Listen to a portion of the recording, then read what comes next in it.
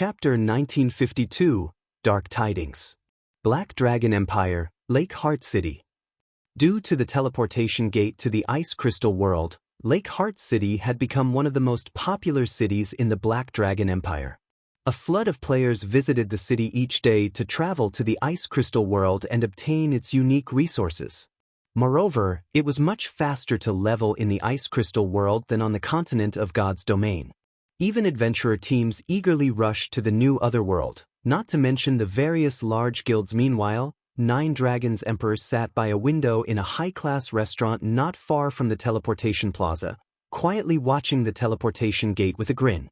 Suddenly, a tall, muscular man approached with hurried steps. He was none other than Blood Dragon, the Dragon Phoenix Pavilion's branch guild leader in the Black Dragon Empire. Pavilion Master, good news. I've discussed the situation with Miracle. As long as we provide information about the Zero Wing members in Lake Heart City, Miracle will take care of everything. Once the matter has been dealt with, we will secure Zero Wing's possessions in the Empire. Blood Dragon respectfully reported. Miracle sure moves quickly. 9 Dragons Emperor smiled upon hearing Blood Dragon's report. I knew Miracle wouldn't let things slide. I had planned to remove Zero Wing from Lake Heart City quietly, but now, I won't have to put in the effort. Based on the information I've received, Miracle has dispatched at least 20,000 expert members and 80,000 elite members, Blood Dragon said.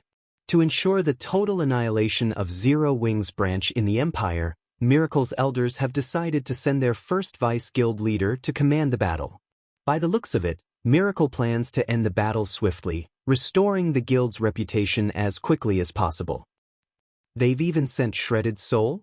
9 Dragons Emperor was slightly surprised by the news. He had only met Shredded Soul a few times, but almost everyone in the virtual gaming world knew about the man. One could say that he was a mythical figure. Since his rise, Shredded Soul had been responsible for numerous, miraculous feats. He was no doubt the most capable subordinate under Miracle's guild leader some time ago. Shredded Soul had led Miracle's forces in a victory over a super guild on the western continent of God's domain, and occupied a neutral city. This incident had caused a huge sensation among the various superpowers and was the reason that Ku Rong, the great pavilion master, wanted to avoid a conflict with Miracle. Miracle was simply too strong. If not for its lacking legacy, it would have already been crowned as a super guild. The fact that Miracle had sent Shredded Soul was utterly unexpected. They didn't only send Shredded Soul. To put a swift end to Zero Wing, Miracle also dispatched 12 of its guild elders. Zero Wing's doom is assured, Blood Dragon said. Those capable of rising to the position of elder in a superpower had a list of impressive achievements in the virtual gaming world. They also had to display certain individual combat standards. Without sufficient strength, after all, no one would listen to their commands.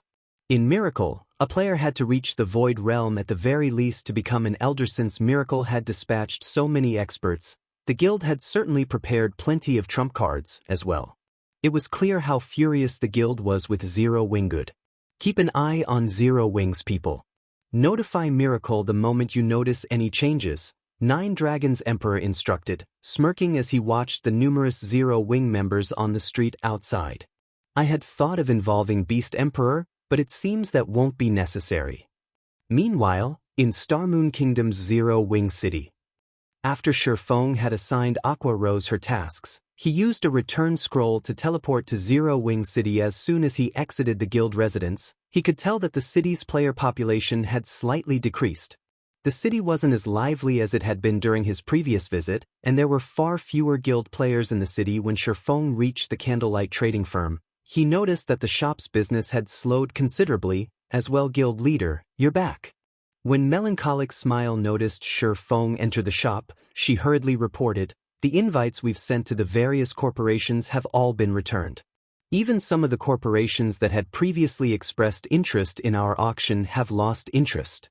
They've declared that they are only willing to purchase Zero Wing City's virtual stores. None of them are willing to rent? Shifeng was surprised by the news. Has something happened in Witch's Hill? Mitchum. 3 hours ago, 2 guilds established towns in the area. Although both are only basic towns, they have received support from the kingdom's various large guilds. All of these guilds intend to share responsibility for the two towns' development.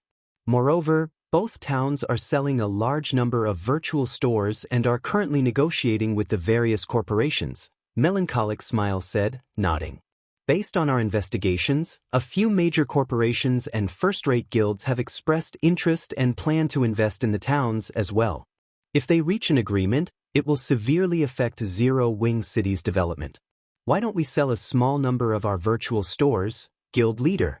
We've recently moved to a new training ground, and we have to spend a lot of money on multiple aspects. With our current daily income, we can't afford to support the training ground. Not bad. They actually set up towns in Witch's Hill so soon. Shifeng chuckled. Don't worry about selling the virtual stores for now. If we really need credits, you can sell some of Candlelight's lower quality weapons and equipment.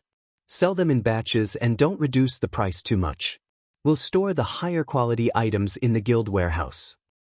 After saying so, Shifeng transferred all the weapons and equipment he had looted from Miracle's members to Melancholic Smile. When Melancholic Smile saw the items, she was dumbfounded.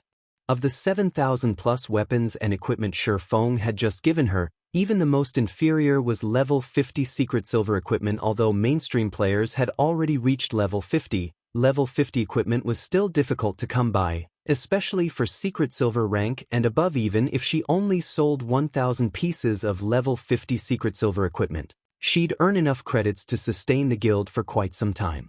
After all, many players and the various large guilds in particular prefer to purchase items with credits, rather than spend their coins. Guild Leader, I can really sell these items? Melancholic Smile asked. Normally, Shifeng objected to selling God's Domain's resources for credits more than anyone. Doing so was putting the cart before the horse, after all, yet Shifeng actually wanted her to convert so many important items into credits. Do it. Just make sure that you don't sell them for too cheap, Shifeng said, chuckling as he shooed Melancholic Smile away. Normally, he wouldn't agree to something like this since Zero Wing needed resources, but since the guild had secured the Manatite vein, things had changed. Moreover, while level 50 secret silver weapons and equipment were precious right now, after a little more time, they wouldn't be. Rather than wait for these items to depreciate, selling them for credits to sustain the new training ground was a wiser option. Once she had Shifeng's confirmation, Melancholic Smile left excitedly with the weapons and equipment. She then sorted the items and selected those with inferior attributes to sell in the Candlelight trading firm's various branches.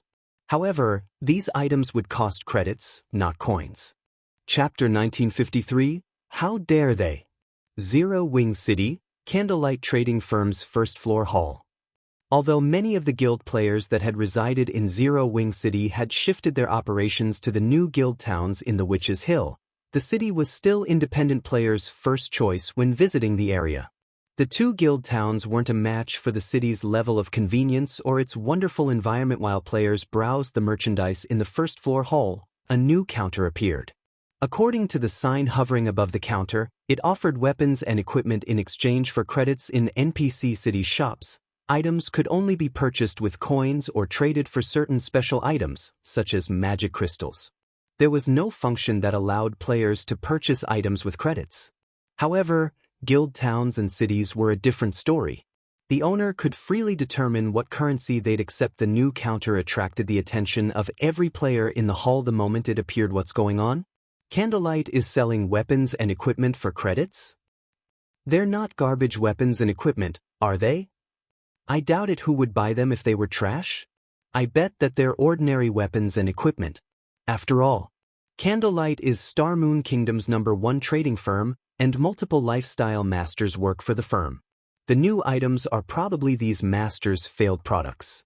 Even so, it's better than nothing. I have wanted to replace my level 45 equipment for a while now. However, I don't even have enough coins to buy a piece of ordinary level 50 equipment. Indeed. If Candlelight's asking price isn't too high, I might buy a few pieces for myself. Everyone quietly discussed the new counter. Many among them had already approached out of curiosity. They wanted to know what kind of weapons and equipment Zero Wing was trying to sell. Several dozen level 50 weapons and equipment had been laid out on the counter, and every one of them gave off the glow unique to secret silver items. The dazzling sight dumbfounded the players that investigated the counter. What's going on? These are level 50 secret silver weapons and equipment. Am I hallucinating? Did Zero Wing make a mistake when it set the currency requirement? Even large guilds' internal members have a hard time obtaining a piece of level 50 secret silver equipment, yet Zero Wing is selling them? And they're only selling the pieces for credits. Amazing! Scram. I was here first. I'm buying 5 pieces. I want 10. The players that had only planned to window shop went into a frenzy. Regardless of whether they could use these weapons and equipment right now, they intended to buy as much as they could. Each piece of equipment only sold for a few thousand credits, while the weapons sold for over 10,000 credits. It was much easier to buy these items with credits than with coins. Relatively well-off players, in particular, immediately purchased an entire set. In the end, it took less than 3 minutes for the 100+ secret silver weapons and equipment to sell out, and Zero Wing instantly earned over 600,000 credits. Crap. They've already sold out? I knew I shouldn't have hesitated and bought more. I could have made a small profit by reselling them. The moment the weapons and equipment sold out, many of the independent players who had hesitated regretted their decision. They hated themselves for acting quicker. However, after another 10 or so minutes, another batch of weapons and equipment appeared on the counter. Like the first batch, every piece was level 50 secret silver rank. Is Zero Wing insane? It's selling more? Out of the way. I'm going to buy as many as I can this time. Upon seeing the new batch of weapons and equipment, the independent players' eyes turned bloodshot as they charged over to the counter. This time, the items sold out in less than a minute. Meanwhile, news of the Candlelight trading firm's level 50 secret silver weapons and equipment quickly spread, shocking many powers. What's going on? Our guild has had a massive headache over acquiring more level 50 secret silver equipment, yet Zero Wing is selling such items in large quantities? Is Zero Wing going to disband soon? Is Zero Wing's warehouse overflowing with these items? Quick, send someone to camp the Candlelight trading firm. As long as Zero Wing sells these weapons and equipment for credits, buy as many as you can. Although the various large guilds had already raided level 50, 100-man team dungeons, they had been limited to normal mode. None of them had any progress in hard or hell mode. Only the various superpowers had the power to challenge these modes. Hence, level 50 top-tier weapons and equipment were still extremely rare. Normally, players could only obtain such items by defeating field bosses or completing high-difficulty quests. At this point, the various superpowers didn't even have enough level 50 secret silver weapons and equipment to gear their expert players fully. Yet, Zero Wing had so many of these items that they were selling them so cheaply to the public. However, while most of the various large guilds assumed that was the case, the various superpowers knew otherwise. Zero Wing was simply offloading the loot it had taken from Miracle. News of the battle between the two guilds had only reached the various superpowers thus far. Most first-rate guilds had no idea of the incident, let alone those weaker than first-rate guilds. Black Dragon Empire, in one of Lake Heart City's high-class restaurants. Uncle Yuan, is this Zero Wing's way of complaining that Miracle isn't killing it fast enough? Purple Jade was astounded when she read the latest report. Even newly formed superpowers would not dare to provoke Miracle to such an extent, yet Zero Wing was so bold as to throw fuel on the fire. I don't know, but based on my understanding of Shredded Soul, he won't let Zero Wing get away with this. He'll employ the most ruthless methods to deal with the guild, Yuan Tiexin said, chuckling. However, this has definitely made our trip here worthwhile. Even if we don't see Miracle's true strength, we should at least witness 3/4 of it. They had come to Lake Heart City to investigate Miracle's power. This was only the 3rd time Miracle had launched such a major assault on another guild, and every major operation was a golden opportunity to investigate a guild's strength. Meanwhile, inside Miracle's temporary residence in Lake Heart City, Miracle's upper echelons and durs currently filled the residence's spacious meeting room. However, the room was deathly silent as everyone focused on an emaciated, middle-aged man. Although he appeared frail, none in the virtual gaming world dared to look down on this man. He was Miracle's first vice guild leader, Shredded Soul. Damn it. Damn Zero Wing. How dare they? I will tear their corpses to shreds. 1,000 Miles' expression had twisted in an ugly mask as he read the latest report on the enemy guild Zero Wing. A cold glint flashed in Shredded Soul's eyes as he read the report. How courageous! They dare to sell our items so openly. It seems it has been so long since Miracle has taken action in the Eastern continent that even an upstart guild dares to look down on us. If any of Miracle's members find Zero Wings outside of an NPC town or city, regardless of their rank in the guild, they are to kill them all on sight. Chapter 1954, Basic Combat Devices Effects, Star Moon Kingdom, Zero Wing City. As the crowd in the Candlelight trading firm cheered the level 50 secret silver equipment sales, a disturbance occurred among Zero Wing's internal members. There hadn't been much level 50 secret silver or fine gold equipment in Zero Wing's guild warehouse, but suddenly a massive stockpile had appeared. There were even plenty of level 50 dark gold weapons and equipment now, tempting many of the guild's internal members. They, too, went into a frenzy to purchase the new items. Level 50 secret silver equipment wasn't very difficult to obtain for Zero Wings members since the guild's various raid teams returned with some of these items from time to time. However, level 50 fine gold and dark gold equipment was a different story. Many of the guild's Tier 2 experts didn't even have full sets of such equipment. Many guild members chose to convert their rare materials into GCPs to purchase the new equipment, which not only increased the guild's material stockpile, but also increased the overall strength of these guild members. At this point, Feng had arrived at the Candlelight trading firm. He immediately headed to his exclusive special forging room and was greeted by the sight of various rare materials, all of which he had instructed Melancholic Smile to prepare. He then dived into crafting the basic combat device. Feng was very familiar with the combat device's power. Although the design he had obtained was only for the basic combat device, the basic version was most suitable for current players.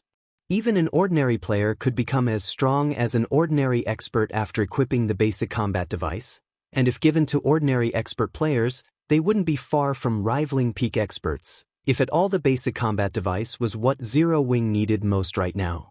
If he could mass-produce the device, he could mostly solve the issue regarding Zero Wing's weak foundation and expand the guild significantly. In a short Tamiya's for the Magicbreaking crossbow, he had left the tools production to Cream Coco and her comrades.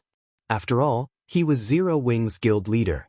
He had a long list of duties each day, and he simply didn't have the time to stay cooped up in his forging room. He only forged the basic combat device personally because the design was bound to him. Dense mana filled the quiet special forging room. Using the Philosopher's Stone, Feng began to synthesize one mana stone after another. He then collected the necessary materials and began his first attempt at crafting the basic combat device: smelting, extracting, engraving. Before 5 minutes had passed, a Rubik's Cube made of pitch-black iron took shape before Feng. Since this was the first time he had crafted a basic combat device, Feng couldn't help his growing nerves as he waited for the system to appraise the iron cube. The basic combat device was a special tool that only basic master forgers or above could produce. Moreover, the tool was quite difficult to craft. Even a basic master forger would not have more than a 50% production success rate. Once the loading bar was full, a melodious sound echoed throughout the forging room system. Basic combat device has been successfully manufactured. Forging proficiency increased by 5 points. Obtained 274,000 XP. So, this is the Divine Library's basic combat device? Feng stared at the basic combat device's attributes in astonishment.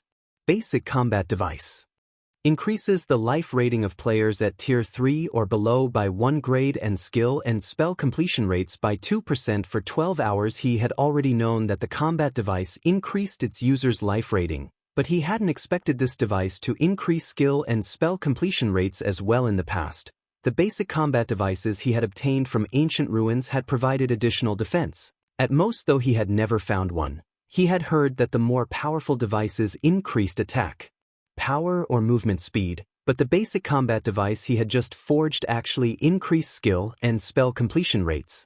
This bonus attribute was far more valuable than any of the bonuses he had heard of in the past. In God's domain, the higher one's skill or spell completion rate was, the more power they'd exhibit with their skills or spells. This was one of the major factors that differentiated players. The difference between a skill with 90% completion rate and 100% was massive. This improvement was particularly useful in PvP, in which players usually fought at top speed, especially experts. Even a split-second difference could decide a battle's outcome. Having a completion rate boost would increase skills and spells tolerance, and players' execution wouldn't have to be as precise to get the same results. Excited, Shifeng immediately began to forge more basic combat devices. After crafting nearly 20 basic combat devices, Shifeng received an unexpected call from Gentle Snow Guild leader. The situation in Lake Heart City has changed. A large number of experts have suddenly arrived and started hunting our guild members in the fields. Over 500 of our players have already died, Gentle Snow reported, her head aching slightly. All of these ambushing players have very high combat standards, and although I've sent teams to deal with them, they've turned the tables on our members. Miracle can't sit still any longer, huh? Giving the matter some thought and considering the previous reports, he assumed these players were from Miracle. Only he hadn't expected the guild to act so soon. Do you know how many people they have? We've confirmed around 50,000 enemies, Gentle Snow replied weakly. Although Zero Wing's development in the Black Dragon Empire had been progressing smoothly, the branch guild did not have many expert and elite members. Overall, there were a little over 2,000 experts and 90,000 elite members. Moreover, the majority of the expert players were her subordinates from Ouroboros. They sure mobilized their forces quickly. The number surprised Shifeng slightly after the battle on Kama Island. He knew that Miracle wouldn't let him or Zero Wing get away unscathed, but he had thought that it would take the guild some time to muster a large force after so many of its expert and elite members had died. He had never thought that Miracle could gather 50,000 players in so little time. He truly hadn't expected this situation. He had thought that Miracle would, at most, transfer a little over 10,000 players to the Black Dragon Empire to harass Zero Wing. Transferring more than that would leave Miracle's other territories undefended. If Miracle weren't careful, it could easily be ambushed by other powers. Guild leader, what should we do? Gentle Snow asked. Do we fight? Fighting Miracle's 50,000-strong army directly would incur serious losses for Zero Wing. Depending on the severity, the guild's development might even grind to a halt. However, if they avoided fights with Miracle's forces, the enemy guild would continue to ambush Zero Wing's teams. The guild couldn't afford that, either. Of course, we're fighting. Moreover, we have a big surprise for Miracle, Shifeng said, smiling faintly as he thought about the basic combat devices he had just completed. Chapter 1955, Foothold. A surprise? Gentle Snow watched Shifeng on the screen in confusion. Naturally, she welcomed the confrontation with Miracle, but it was a very powerful super-first-rate guild. Moreover, based on Miracle's reaction, the guild seemed quite intent on Zero Wing's destruction. Defeating their 50,000-man army wouldn't be easy. There was also a huge difference between the number of experts in Zero Wing and those in Miracle. In a moment, I want you to visit Zero Wing City's Candlelight trading firm. I've got something good for you, Shifeng said, nodding. If this had happened before he had obtained the basic combat device design, he wouldn't have dared to drop all pretenses with Miracle on Kama Island. Any superpower was terrifying once it got serious. After all, he had watched superpowers slaughter many large guilds in the past, including plenty of first-rate guilds. Top-ranked first-rate guilds might put up a fight against super first-rate guilds and super guilds normally, but in a serious confrontation, they had no hope of surviving. All right, I'll head there now. Seeing Shifeng's solemn expression, Gentle Snow understood that the item he spoke of was immensely important. Otherwise, he wouldn't have told her to make the trip personally. After Gentle Snow disconnected the call, she took out a guild transfer scroll and teleported to Zero Wing City's residence. She then donned a black cloak and made her way toward the Candlelight trading firm. Candlelight trading firm, Shifeng's special forging room. As Gentle Snow entered the workshop, she could feel the strange mana in the room. It felt particularly violent. Logically, players should feel clear-headed in places with high mana density, but she felt her blood boil and her heart pound as she entered the room. What are these? Gentle Snow asked as she around the room at the pitch-black Rubik's cubes. She could sense that these cubes were the cause of the strange mana. These are basic combat devices, and the items I wanted to give you, Shifeng, who was in the midst of forging another basic combat device, explained as he stopped his work. The magic arrays engraved on the basic combat devices were extraordinary, capable of changing the nature of mana. If he hadn't been an advanced magician, he wouldn't have been able to complete the devices despite their passive state. The basic combat devices were still effective. Even though the effects were much weaker in this state, they changed the room's mana as the pile of cubes increased basic combat device. This was the first time Gentle Snow had heard of this item. You'll know once you inspect them, Shifeng said as he traded one of the completed devices to Gentle Snow. Outsiders couldn't inspect or take items in a workshop in God's domain to prevent theft.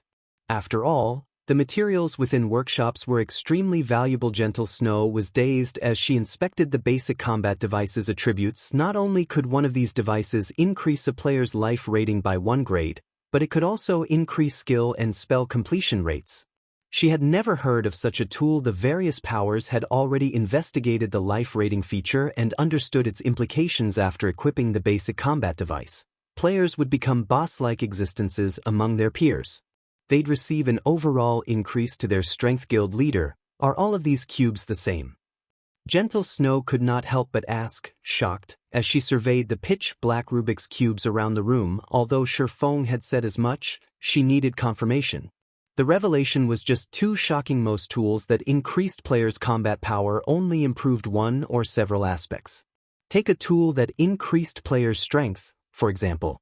The strength boost might increase a player's combat power, but if the player couldn't land an attack, it would be meaningless. Unlike most tools that increased combat power, the basic combat devices increased their user's life rating, which was far more effective than increasing several attributes. A life rating boost wouldn't just improve a player's basic attributes, but it would also sharpen players' 5 senses and qualitatively transform their physique. With such an overall boost, players could better exhibit their combat power. Gentle Snow couldn't believe that so many of these valuable items existed. Not all of them are the same. Pointing at the 2 Rubik's cubes on his work table, Shifeng said, "These 2 are strengthened basic combat devices. Although there's no change to life rating, it provides an additional 10% to physique. It will help players better exhibit their combat power." These 2 strengthened versions were a result of his black steel insignia's effect, which improved an item's attributes by a fixed percentage, 10% to physique. Gentle Snow gaped at the item's basic combat device was already impressively powerful, yet there were strengthened versions of it as well. While a 10% boost to physique might not seem like much, it significantly increased a player's actual combat power. "I have only started production. Take these and use them for now. It's best if you let the guild's Tier 2 experts test them," Shifeng said as he traded the 22 basic combat devices and strengthened basic combat devices to Gentle Snow. "I'll deliver more basic combat devices later. However, do not engage Miracle in any large-scale fights before you get the next delivery." Although he wanted to use the Hell Tanks, they were necessary to fend off Beast Emperor and Blackwater. If they found out that the Hell Tanks had been moved to the Black Dragon Empire, they'd take advantage of the opportunity to strike at Zero Wings territory. The best he could do was rely on the basic combat devices. "I understand." Gentle Snow nodded. Thus far, Zero Wings forces had used guerrilla tactics against Miracle, and the basic combat devices were perfect for that strategy. Zero Wing had the upper hand numerically, only lacking quality experts. Besides, Miracle's ordinary experts weren't the cause of her headaches. Its peak experts were. Peak experts could exhibit far greater combat power in small fights than in large-scale combat. However, if Zero Wing's Tier 2 experts equipped the basic combat device, they might be able to put up a good fight. Following which, Gentle Snow returned to Lake Heart City with the 22 basic combat devices. She then recalled all of the guild's Tier 2 experts in the area, anxious to test the device's effects. Meanwhile, in one of Lake Heart City's high-class restaurants. "Boss Soul, we've just received a report from the Dragon Phoenix Pavilion. Zero Wing has sent a 100-man team to quest in Blue Wave Rock. A level 58, Tier 2 assassin reported after approaching Shredded Soul. Zero Wing still won't give up?" Shredded Soul chuckled.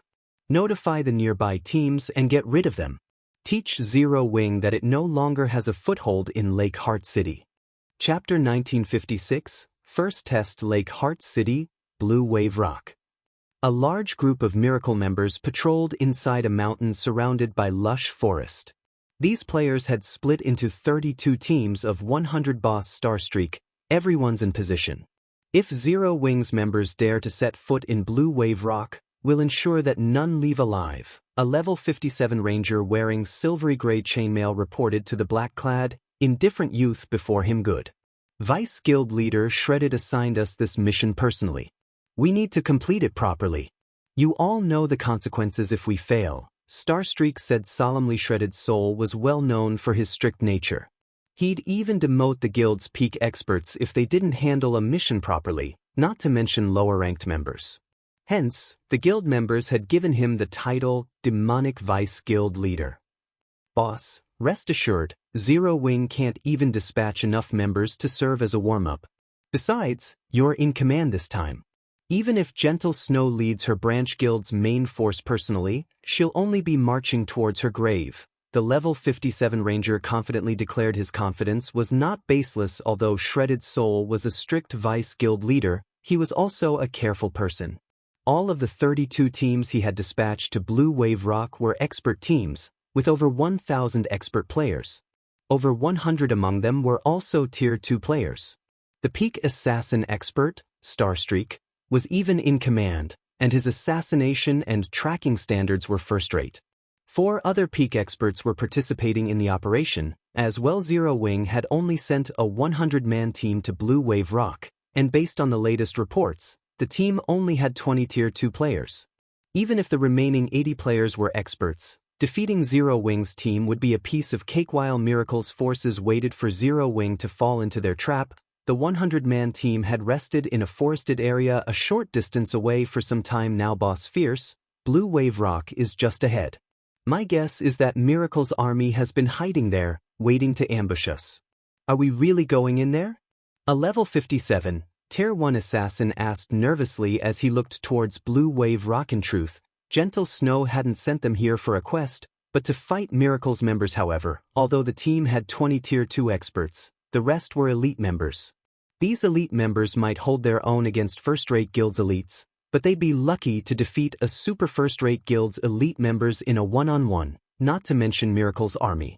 The 80 elite players likely wouldn't even survive against one of Miracle's expert parties. This is the mission we've been assigned, so yes, we're going there. Fortunately, your job doesn't involve fighting. You guys only need to scout the area and figure out Miracle's movement pattern. Leave the fighting to us, Fierce Snake said. All right, we've recovered most of our stamina. It's time to move out. This operation would test the basic combat device's effects, and since that wouldn't be easy to determine in large-scale combat involving thousands of players, Gentle Snow had deliberately chosen Blue Wave Rock as the battlefield. Not only did dense forests surround the area, but its terrain was also quite complex. This was a perfectly suitable area for a small force to employ guerrilla tactics. Moreover, Miracle wouldn't be foolish enough to mobilize tens of thousands of players just to catch a 100-man team. They could fight and retreat freely in Blue Wave Rock, and Miracle's members wouldn't be able to do anything about it. But as a precaution, the entire 100-man team consisted of assassins. These assassins were responsible for scouting Blue Wave Rock and preventing a situation where the Tier 2 players were surrounded and killed. After all, Tier 2 players were important assets to the guild. They must not be lost. When Fierce Snake finished speaking, the 80 Tier 1 assassins went into stealth and dispersed. Fierce Snake and the Tier 2 players then moved as a 20-man team. After wandering Blue Wave Rock for around 20 minutes, the scouting assassins located 4 100-man teams. The closest among them was less than 1,000 yards from Fierce Snake's team, while the farthest was within 4,000 yards. At this distance, the farthest team would need 10 minutes at most to reinforce the closest force. Everyone, equip your combat devices. The 100-man team ahead will be our first test subjects. Fierce Snake commanded after verifying the scouting team's location. Zero Wing's Tier 2 experts then eagerly retrieved the basic combat devices they had been assigned and used them. Although they had a general understanding of the item, they didn't know how effective it would truly be. Moreover, they had signed confidentiality contracts, which would force them to delete their accounts should they leak any information. To take part in this operation, this feels amazing.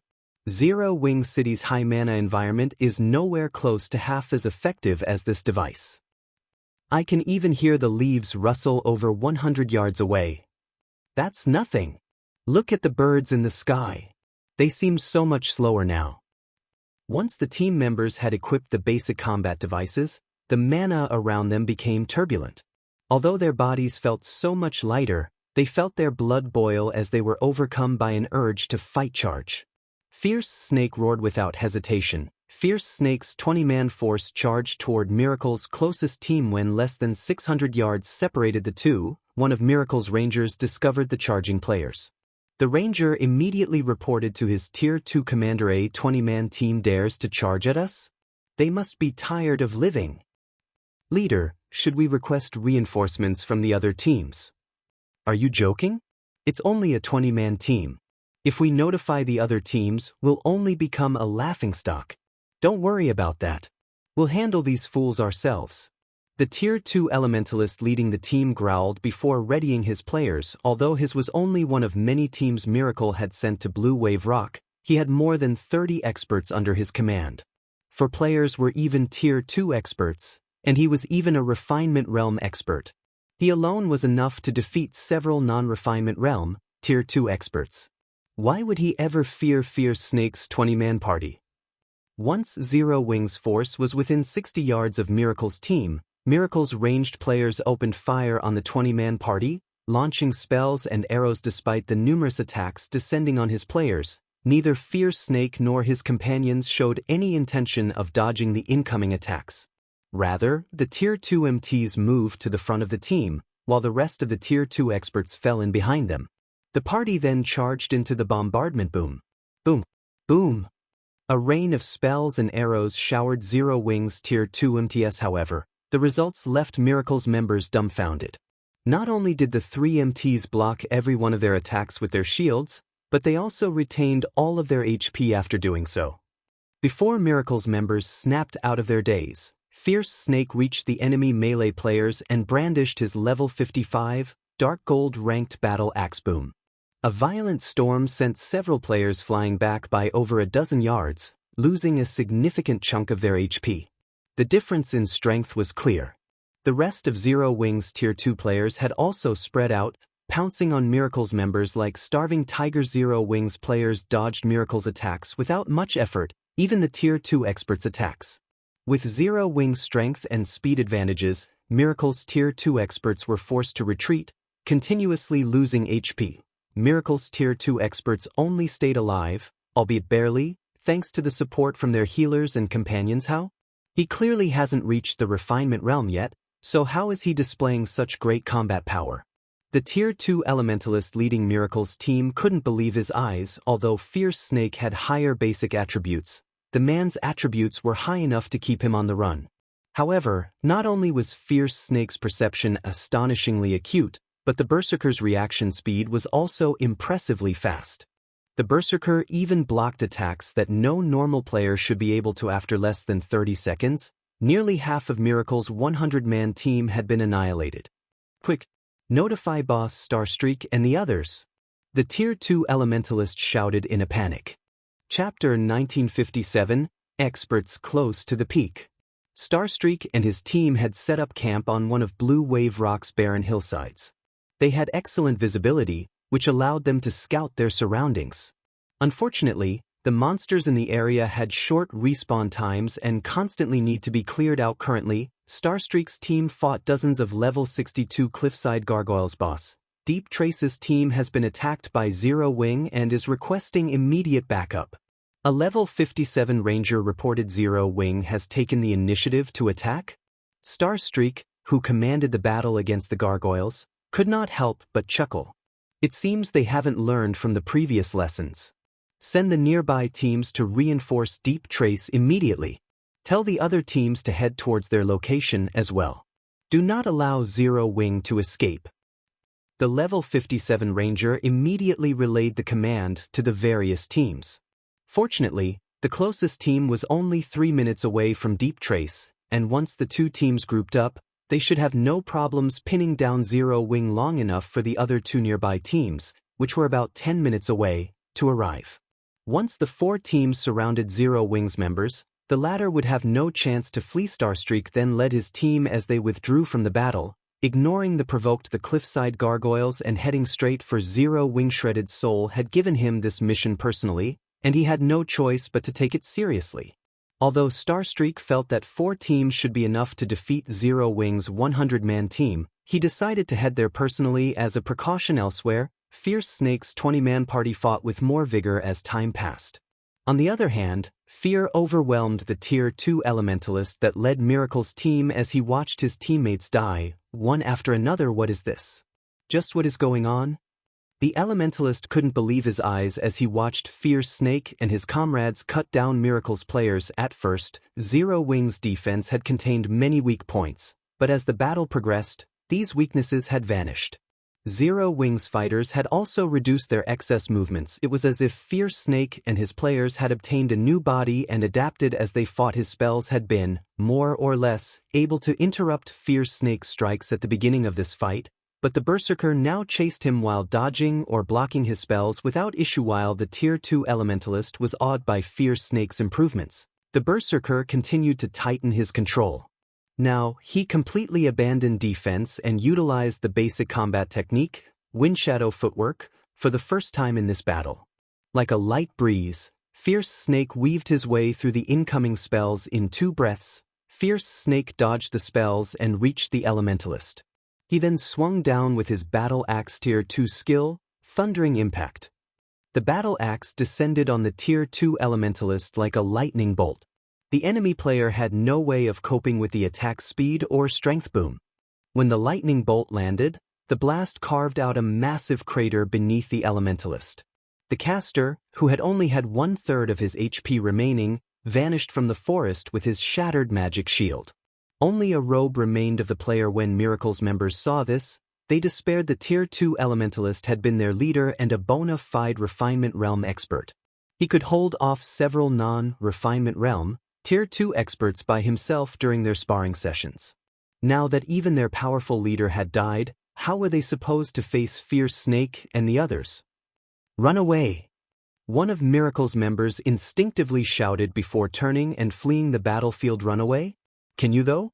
Fierce Snake ran after the fleeing player before snatching up the robe his prior prey had dropped. When the basic combat device increased his and his teammates' life ratings, their basic attributes had received a significant boost. The improvement was akin to activating a miniature berserk skill. Their HP, in particular, had doubled. At the same time, their movement speed had risen considerably. Fierce Snake was even confident of defeating an excellently equipped Tier 2 assassin with his current movement speed. After less than a minute since the battle had begun, all of Miracle's 100 elite and expert players were dead. In contrast, Fierce Snake's team of 20 had suffered 0 casualties. Boss Fierce, Miracle's other teams are heading your way, one of the scouting assassins reported in the team chat. The nearest team should arrive in about 2 minutes. 2 minutes? After giving the matter some thought, Fierce Snake looked at the teammates around him and asked, "We should have enough time. Brothers, what do you think? Will you be ready for round 2 after a short break?" "Don't be insulting, boss. That fight was barely a warm-up." "That's right. Boss, you're so sneaky. You fought the enemy leader by yourself and only left the small fries for us. We barely got a chance to test any new combat techniques." Every player in the 20-man party agreed with Fierce Snake's conclusion. In fact, they brimmed with fighting spirit. They had discovered how powerful the basic combat devices were in their previous battle, and due to their new life ratings, they could finally execute the combat techniques that had given them too much trouble before. This was a great opportunity to grasp these techniques fully. Of course, they still couldn't use these combat techniques casually since it was such a burden on their stamina. By using combat techniques they had yet to master, they lost stamina even faster than usual. Hence, they only used the techniques when they fought powerful enemies. Tier 1 experts simply weren't worth the effort. Good. I'll leave the big ones to you in the next battle," Fierce Snake said, laughing. After resting for a short time, another team from Miracle stumbled on Fierce Snake's party. However, before the new arrivals could get a grasp of the situation, Fierce Snake and his players charged toward them. Fierce Snake's party had already adapted to the basic combat device's effects, so they eliminated the second miracle team with far more efficiency. Once their enemies were dead, they retreated from the battlefield. By the time the third and fourth miracle teams arrived, only an empty battlefield was there to greet them. What did you say? Zero Wing killed 2 teams with just 20 people? Starstreak paled when he heard his subordinates report. After calming his burning rage, he continued coldly, "Send me the battle videos. From now on, I want all teams to move in pairs." Starstreak examined the battle videos he had received after disconnecting the call. How is this possible? Since when has Zero Wing had so many powerful experts? Starstreak's anger vanished when he saw the fight between his guildmates and Fierce Snake's group, his expression hardening. Originally, he had refused to believe that Zero Wing had slaughtered 2 100-man teams with only 20 players, even accomplishing this feat before reinforcements could arrive. They shouldn't be able to wipe out 2 teams so quickly even if Fierce Snake and his party were all Tier 2 players, but after watching the videos, he understood how it had happened. Although Fierce Snake and the others had not reached the refinement realm, their combat power nearly rivaled that of peak experts due to their attributes, extraordinary perception and reaction time, and combat techniques.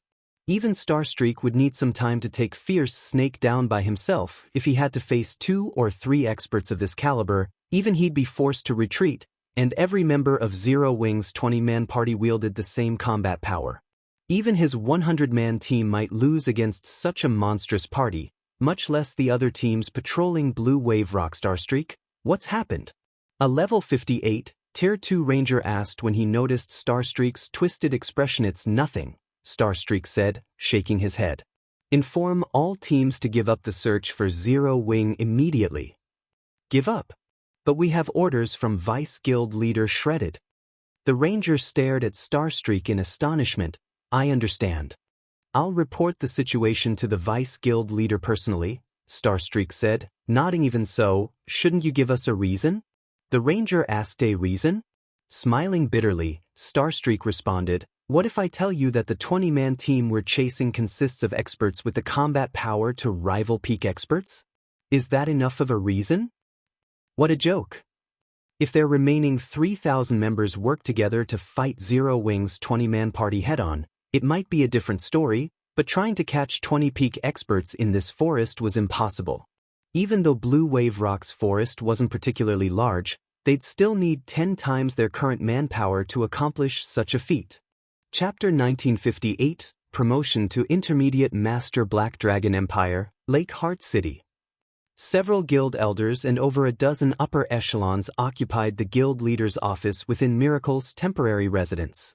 They all quietly and carefully watched the emaciated, middle-aged man before them. This man was none other than Shredded Soul, one of Miracle's mythical existences. Although the people present were all peak experts, they were tense with fear as Shredded Soul's aura washed over them. The tension in the room was all due to the message Starstreak had just sent. Has Starstreak gone mad? He only has to take out 100 Zero Wing members, yet he dares to retreat despite having over 3,000 players under his command? Doesn't he know that the Vice Guild Leader hates retreating more than anything? This is the first time I've seen the Vice Guild Leader so angry. Hopefully, Starstreak's punishment won't be crippling. The upper echelons whispered amongst themselves as they gazed at Shredded Soul's frosty expression. They all agreed that Starstream must be tired of living in God's domain. Shredded Soul's authority in the guild was only second to the guild leaders, and while the other Vice Guild leaders had command of their subordinates, the man before them could mobilize any player in Miracle. Even the guild's trump card legions were forced to follow Shredded Soul's commands. Shredded Soul even had the authority to remove guild elders from their positions as long as he had enough reasoning to do so, let alone regular guild members. Even the other Vice Guild leaders feared this man, but there was no helping it. Shredded Soul was responsible for major contributions to the guild, and all of the guild's founding elders and the guild leader stood behind his authority. A chill ran down the various upper echelon spines as they thought about Starstreak's opposition to Shredded Soul's command. After a long moment of tense silence, Shredded Soul finally seemed to relax. The watching crowd then released a sigh of relief. Good. Very good. Shredded Soul's lips curled as he read the report from Starstreak. I have underestimated Zero Wing. It's no wonder why such a small guild dares to provoke miracle. Vice Guild Leader, what happened? Is there something unique about this 100-man team from Zero Wing? One of the upper echelons asked. Curiously, Shredded Soul had clearly been furious about Starstreak's decision to flee from Blue Wave Rock a moment ago, but after reading the follow-up report, the Vice Guild Leader actually smiled. Those that knew Shredded Soul knew what his smile meant. He had either found something interesting or an opponent that he considered appropriate. Take a look for yourselves, Shredded Soul said as he input the report and displayed the information before the crowd. He then played the battle video involving Fierce Snake and the other Tier 2 Zero Wing experts. As Fierce Snake and his comrades fought the first team, their movements were clumsy but had visibly improved during the fight against the second team. Even when facing Miracle's Tier 2 Refinement Realm experts in a one-on-one, Fierce Snake and the others had gained the upper hand, slowly whittling down their opponents. Every member on Zero Wing's 20-man team wielded combat power that rivaled Miracle's peak experts. How is that possible? How does Zero Wing have so many experts with peak-level combat power? Based on our information, although Zero Wing is stronger than the average first-rate guild, it has less than 10 peak experts. How did it suddenly gain an additional 20?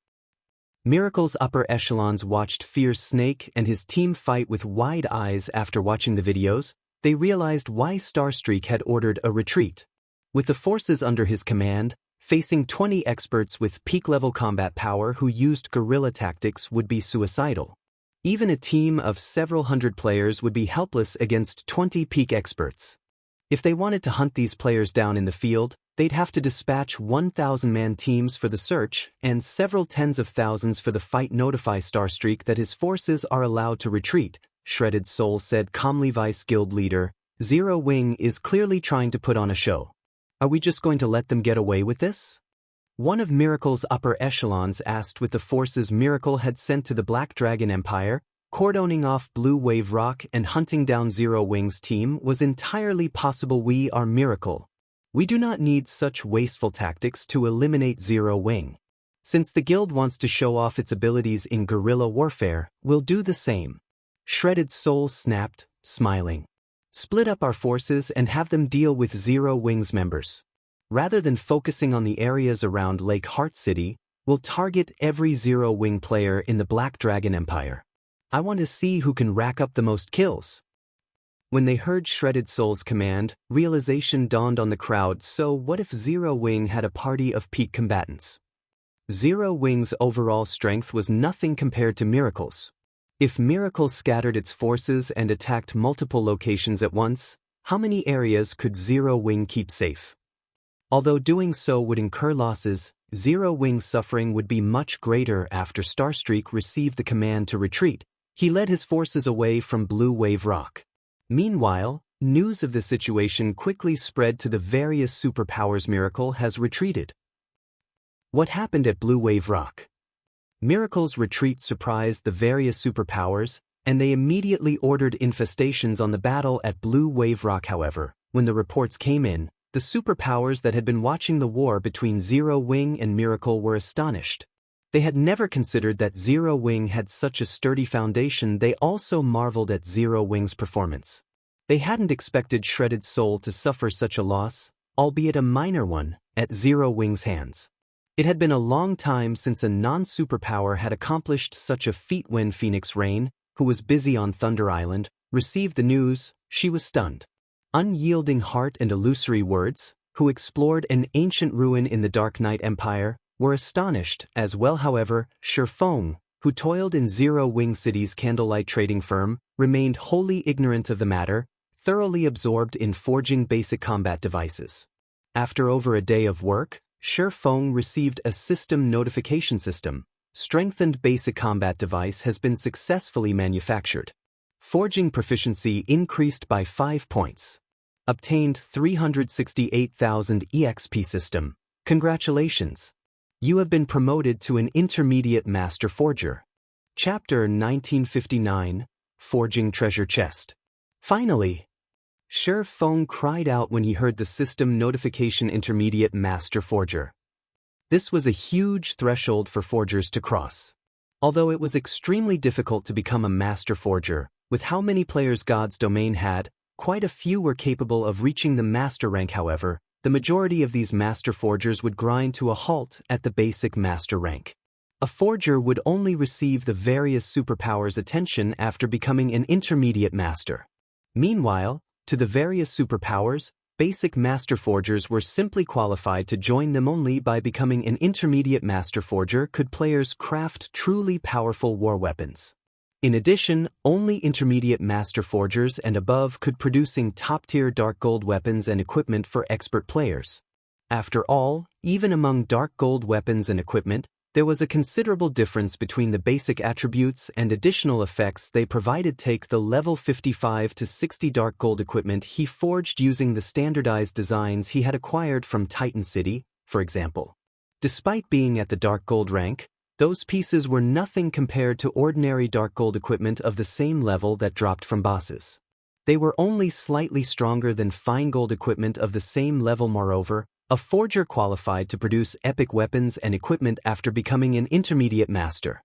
In contrast, basic master forgers could only produce dark gold weapons and equipment, at best. Moreover, they would be limited to forging the most ordinary dark gold ranked items since they'd have such a low success rate when attempting to craft top-tier weapons and equipment of the same rank. While a basic master had a chance of successfully producing epic weapons and equipment, in theory, not even the various superpowers would be willing to front the production costs. They'd only tolerate an intermediate master forger's success rates. Now that Feng was an intermediate master forger, he could finally begin production for the Guardian puppet. Now, all he needed to do was to stockpile the necessary materials to mass-produce it. Once he had amassed enough Guardian puppets, not only would Zero Wing be capable of defending its territories, but it could also afford to relax its guard. The guild would be able to fight the evil god's temple in the fields. Even capturing Ancient Rock City would be possible. Shortly after Feng received the notification informing him of his subclass's new rank, a second notification reached his ear system. Congratulations! You are the first player to become an intermediate master forger in Star Moon Kingdom, rewarding 1 silver forging treasure chest and humanity reputation plus 50 silver forging treasure chest. Surprise flashed in Feng's eyes as a silver chest, studded with a 5-colored gemstone, appearing in his bag space. At this stage of the game, players were ignorant of forging treasure chests. However, all forging players had dreamed of acquiring one during his previous life. As the name suggested, forging treasure chests contained items specifically for forgers, such as secret forging techniques, forging designs, and various forging tools. In the past, there had even been rumors that these chests could drop mysterious flames to forging players. Forging treasure chests were far more valuable than ordinary treasure chests. Normally, players had to complete high-ranked quests for their subclass to obtain such a treasure chest, and even then, the quests normally only awarded bronze forging treasure chests. Feng had only ever heard of the silver version. He had never seen one personally. He had never thought that he would receive such a reward for being the first person to become an intermediate master forger in Star Moon Kingdom. Immediately, Feng removed the silver forging treasure chest from his bag and activated Divine Providence. When Feng opened the treasure chest, the lid slowly lifted. A dazzling, 5-colored light escaped the chest, illuminating the forging room. When the glow eventually faded, 2 items appeared before Feng. One was a hammer engraved with dark purple runes, while the other was an old book. When Feng tried to inspect the items, all they would reveal was the word unknown. These are. After Feng appraised both items with omniscient eyes, he could not help but stare at the items with wide, surprised eyes. Magic refining hammer, dark gold rank, durability 200/200. Equipment requirement, master forger. Increases production speed by 10%, success rate when producing items below epic rank by 5%, and success rate when producing items at epic rank by 2%. 100 refinement gold design. 100 refinement gold has a certain chance of granting weapons and equipment below epic rank the metallic reinforcement buff, strengthening the item by 10%. Each weapon or equipment piece can only be strengthened once. Players are allowed to equip a maximum of 3 weapons and equipment with the metallic reinforcement buff at a time. Amazing. It's no wonder why there had barely been any information about silver forging treasure chests in the past. Shi Feng's eyes glowed as he read the 2 items' attribute panels. Both items were extraordinarily valuable, especially the 100 refinement gold design. This would be an excellent item for strengthening his guild members. He wouldn't even trade it for tens of thousands of gold. Meanwhile, with the magic refining hammer, he would have a slightly higher success rate when forging items, following which, Shi Feng notified Aqua Rose and had her collect large quantities of the necessary materials for the Guardian puppet. Meanwhile, he intended to continue his work with the basic combat devices. Zero Wing urgently needed more of these devices. Miracle had withdrawn from the Zero Wing members who wielded basic combat devices, but it had redirected its focus to whittling down the guild's forces in the Empire. This situation had given Gentle Snow a massive headache. Although he had focused on forging the basic combat devices to produce more temporary peak experts, he could only craft around 200 devices each day. He was also expending a ridiculous number of magic crystals to do so.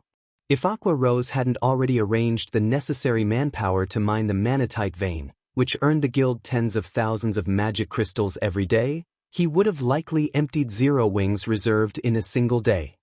Furthermore, he had to take breaks from time to time. He couldn't perform such high-intensity work without rest. Unfortunately, each basic combat device could only last 12 hours. If he wanted to ensure the safety of Zero Wing's members during the day, he'd need to equip each Tier 2 expert with 2 or 3 devices. In other words, Zero Wing could only maintain around 100 peak experts in the fields. With how large the Black Dragon Empire was, it was impossible to safeguard all of Zero Wing's members as they operated in various locations. As a result, they had to prioritize a few important leveling maps. Sadly, it was no longer possible to gather Zero Wing's members in a select few maps. Due to Zero Wing's constant expansion, the branch guild had too many members. Meanwhile, each map could only accommodate a limited number of players. Overly saturating a map would only impede the guild members' development. Hence, Zero Wing sustained significant losses. The guild's foundation wasn't strong enough, and there was no comparison between the number of experts in Zero Wing and those in Miracle. Zero Wing had already suffered over 10,000 casualties. In contrast, Miracle had suffered less than 2,000 casualties. The difference was clear. Although Shi Feng had considered sending Fire Dance and the other main force members as reinforcements, Silverwing Town's defenses also required a large number of experts. This put the guild in an awkward position. Fortunately, things had taken a turn for the better. Even with the various support tools at his disposal, he had only pushed his forging success rate to around 50%. But now that he was an intermediate master forger and had the magic refining hammer, his success rate had risen to 70%. Moreover, his production speed had increased by at least 25%. Overall, he could forge nearly twice as many basic combat devices in the same amount of time. In other words, he could craft around 400 devices each day, which would allow him to double the patrols in the Black Dragon Empire. Time passed quickly. After working for an entire day, Shi Feng had finally produced 400 basic combat devices. Among them, 21 were strengthened basic combat devices.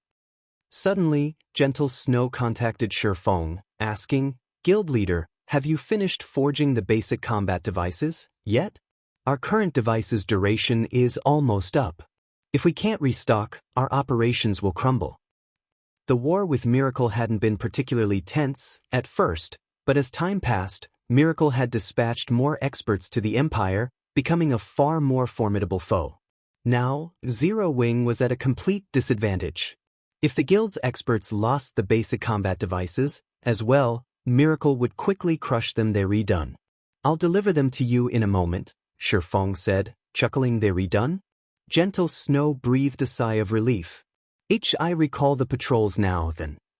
After Gentle Snow disconnected the call, she contacted the Tier 2 players fighting Miracle's forces and ordered their return. As for Shi Feng, he finished organizing the new devices and called Melancholic Smile. "Melancholic, how are things on your side?" Shi Feng asked when he saw Melancholic Smile's tired expression. "Guild leader, this magic-breaking crossbow is too hard to produce. We've only completed 60 crossbows thus far," Melancholic Smile reported, slightly ashamed of her progress. 60? After giving the matter some thought, Shi Feng said, That should be enough. Send them to me. Chapter 1960, Send them on their way. Black Dragon Empire, Lake Heart City, Zero Wings residence. Due to the war against Miracle, an awkward atmosphere had infiltrated the residence. While they rested, Zero Wings members felt an invisible noose slowly tightening around their necks, capable of stealing their lives at any moment's notice. This is bad. We've already suffered over 35,000 casualties. Although the majority of the victims are normal members, everyone is afraid for their lives. Moreover, Miracle has deliberately announced the number of slain Zero Wing members, scaring away potential recruits. Many of our guild members are considering moving to another country to level up. At this rate, the Black Dragon Empire's branch guild will be finished, sooner or later. Zhao Yueru worriedly reported to Gentle Snow the strength Miracle had displayed thus far was utterly beyond what they had imagined. Miracle had already dispatched over 100,000 members to the Black Dragon Empire. Among them, over 20,000 were confirmed expert players. This was simply ridiculous. The average first-rate guild only had several thousand expert players in total, yet Miracle had sent over 20,000 to harass Zero Wing. That was nearly triple the number of experts in Zero Wing. To make matters worse, Miracle had rapidly improved the quality of its forces. In the last 2 days alone, the enemy guild had dispatched more than 1,000 Tier 2 players to the Empire. In contrast, Zero Wing had only slightly increased the number of Tier 2 players under its command. Furthermore, Miracle had bolstered its forces with plenty of Refinement Realm experts, dispatching more of these players than the number of experts Zero Wing had equipped with basic combat devices. In addition, Miracle still had various guild elders, none of which had made a move yet. No matter how she looked at it, this difference between them and their enemy was impossible to overcome. None of those factors are our main problem right now. I've just received a report stating that Miracle's performance has encouraged a number of the Empire's powers, and they've begun to move against us, Gentle Snow said, a cold glint flashing in her eyes. These little powers are normally neutral, but now that they realize that we are slowly losing to Miracle, they are taking advantage of the situation to kick us while we're down. Some have even started to mock us on the forums, demanding a decisive battle in the Ice Jade Forest. They wouldn't have been forced into such a passive state if their only enemy had been Miracle. While it was true that Miracle had sent over 100,000 players to the Black Dragon Empire, Zero Wing's branch guild still had the numerical advantage. However, Miracle wasn't the only power to target Zero Wing. Many of the Empire's large guilds had pegged them as an enemy as well, boosting Miracle's momentum in this war. Upon hearing this, Zhao Yueru's expression darkened. If this were true, Zero Wing's branch guild in the Black Dragon Empire was on the path to destruction. The other guilds are kicking us while we're down?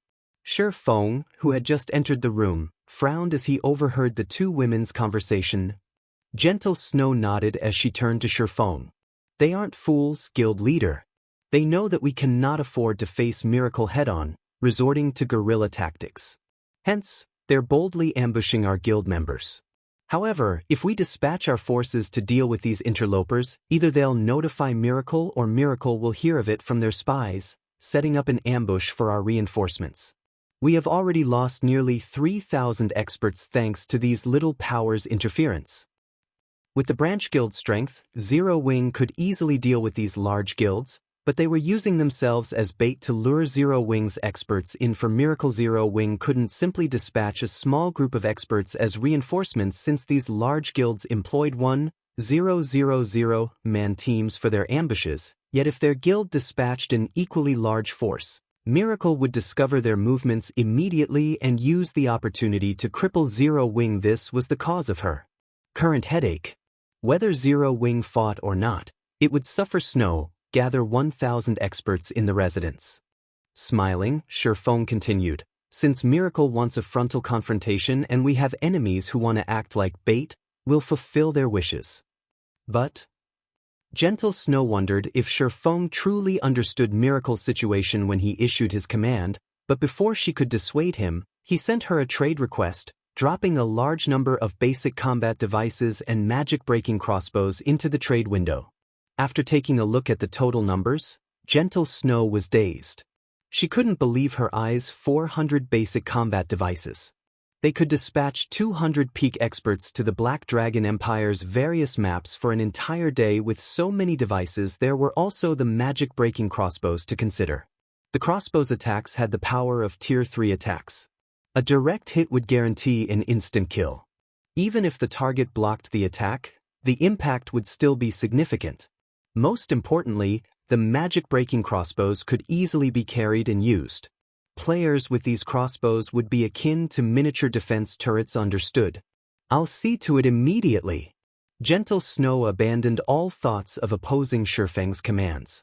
A seed of anticipation even began to sprout in her heart. She immediately recalled the Tier 1 and 2 experts operating near Lake Heart. Over the past 2 days, quite a few Tier 1 experts had completed their Tier 2 promotion quests. Since the branch guild in Lake Heart City urgently needed experts, the new Tier 2 players were sent here.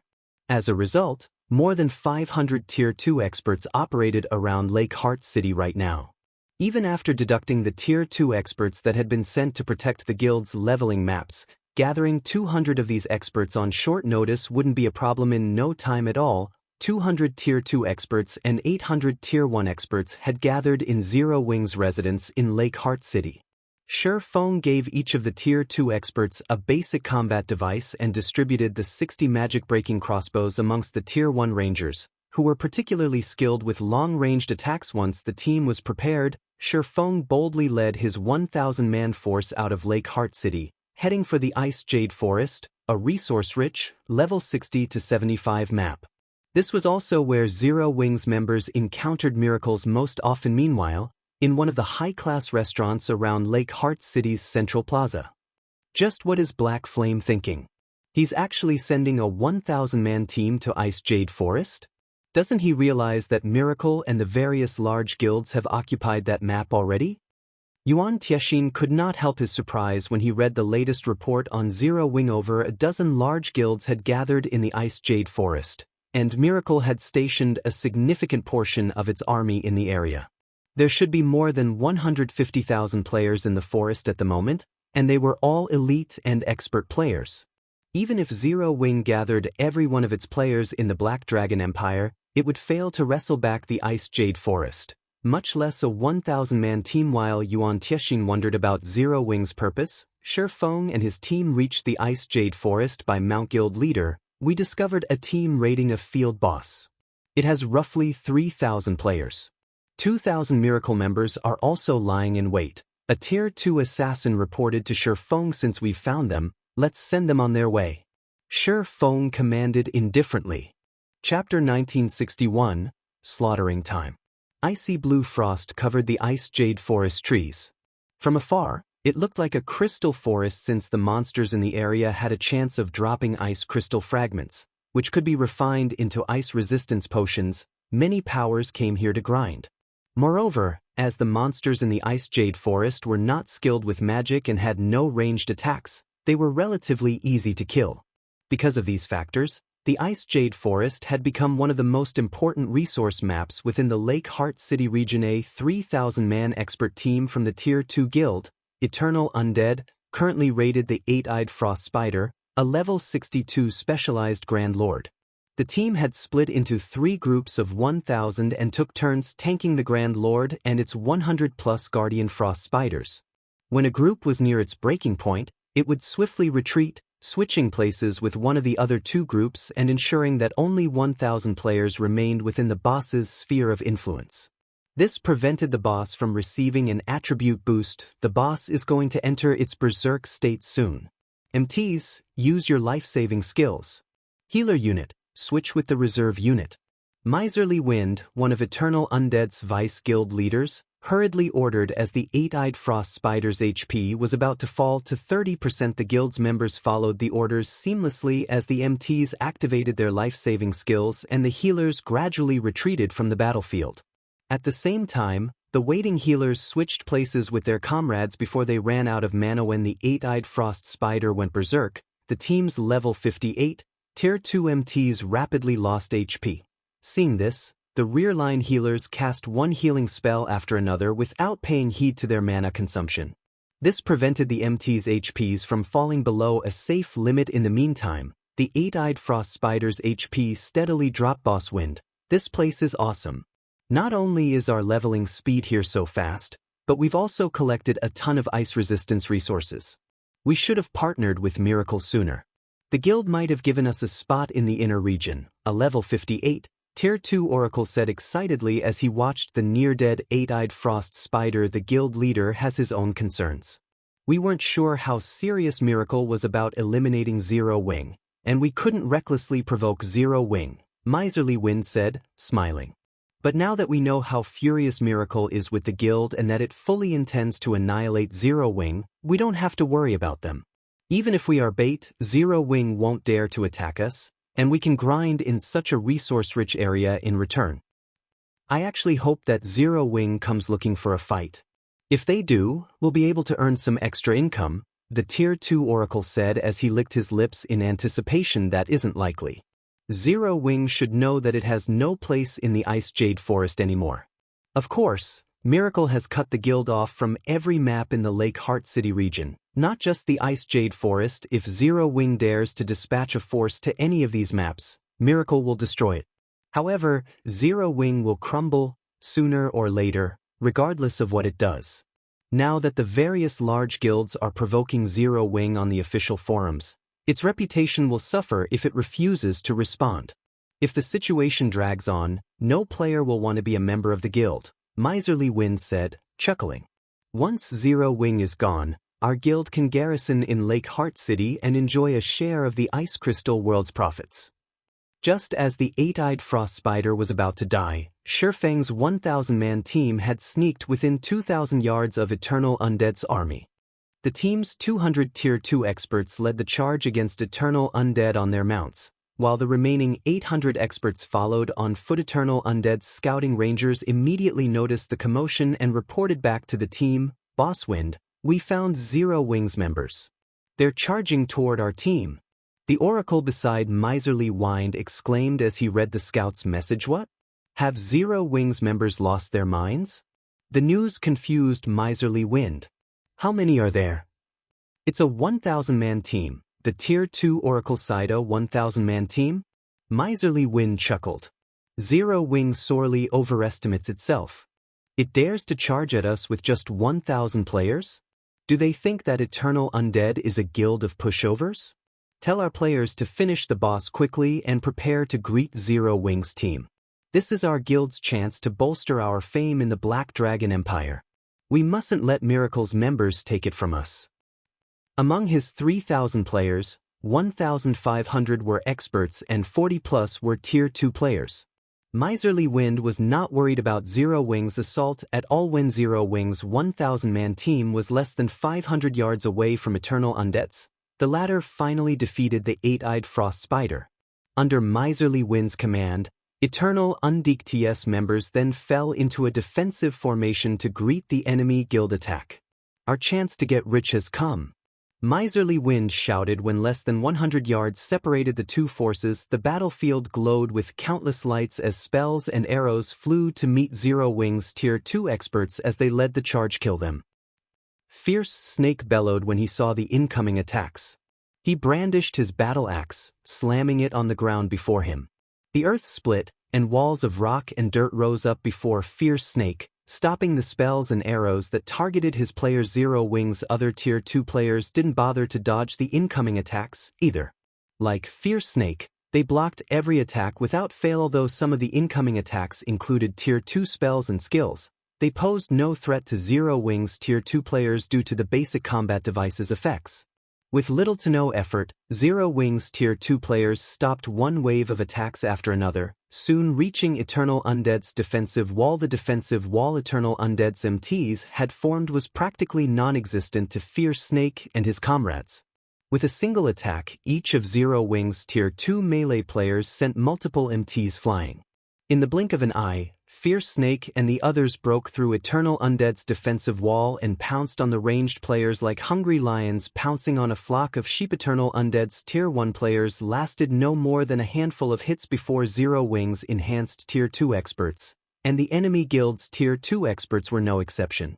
The difference between their basic attributes was already massive, and after including physique, reaction speed, and several other aspects, Eternal Undead's members stood no chance against these zero-wing experts.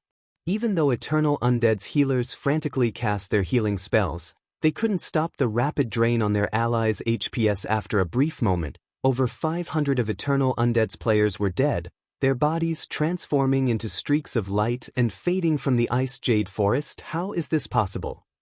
Miserly Wind's eyes widened in shock, paling as he watched his guild's experts die, one after another.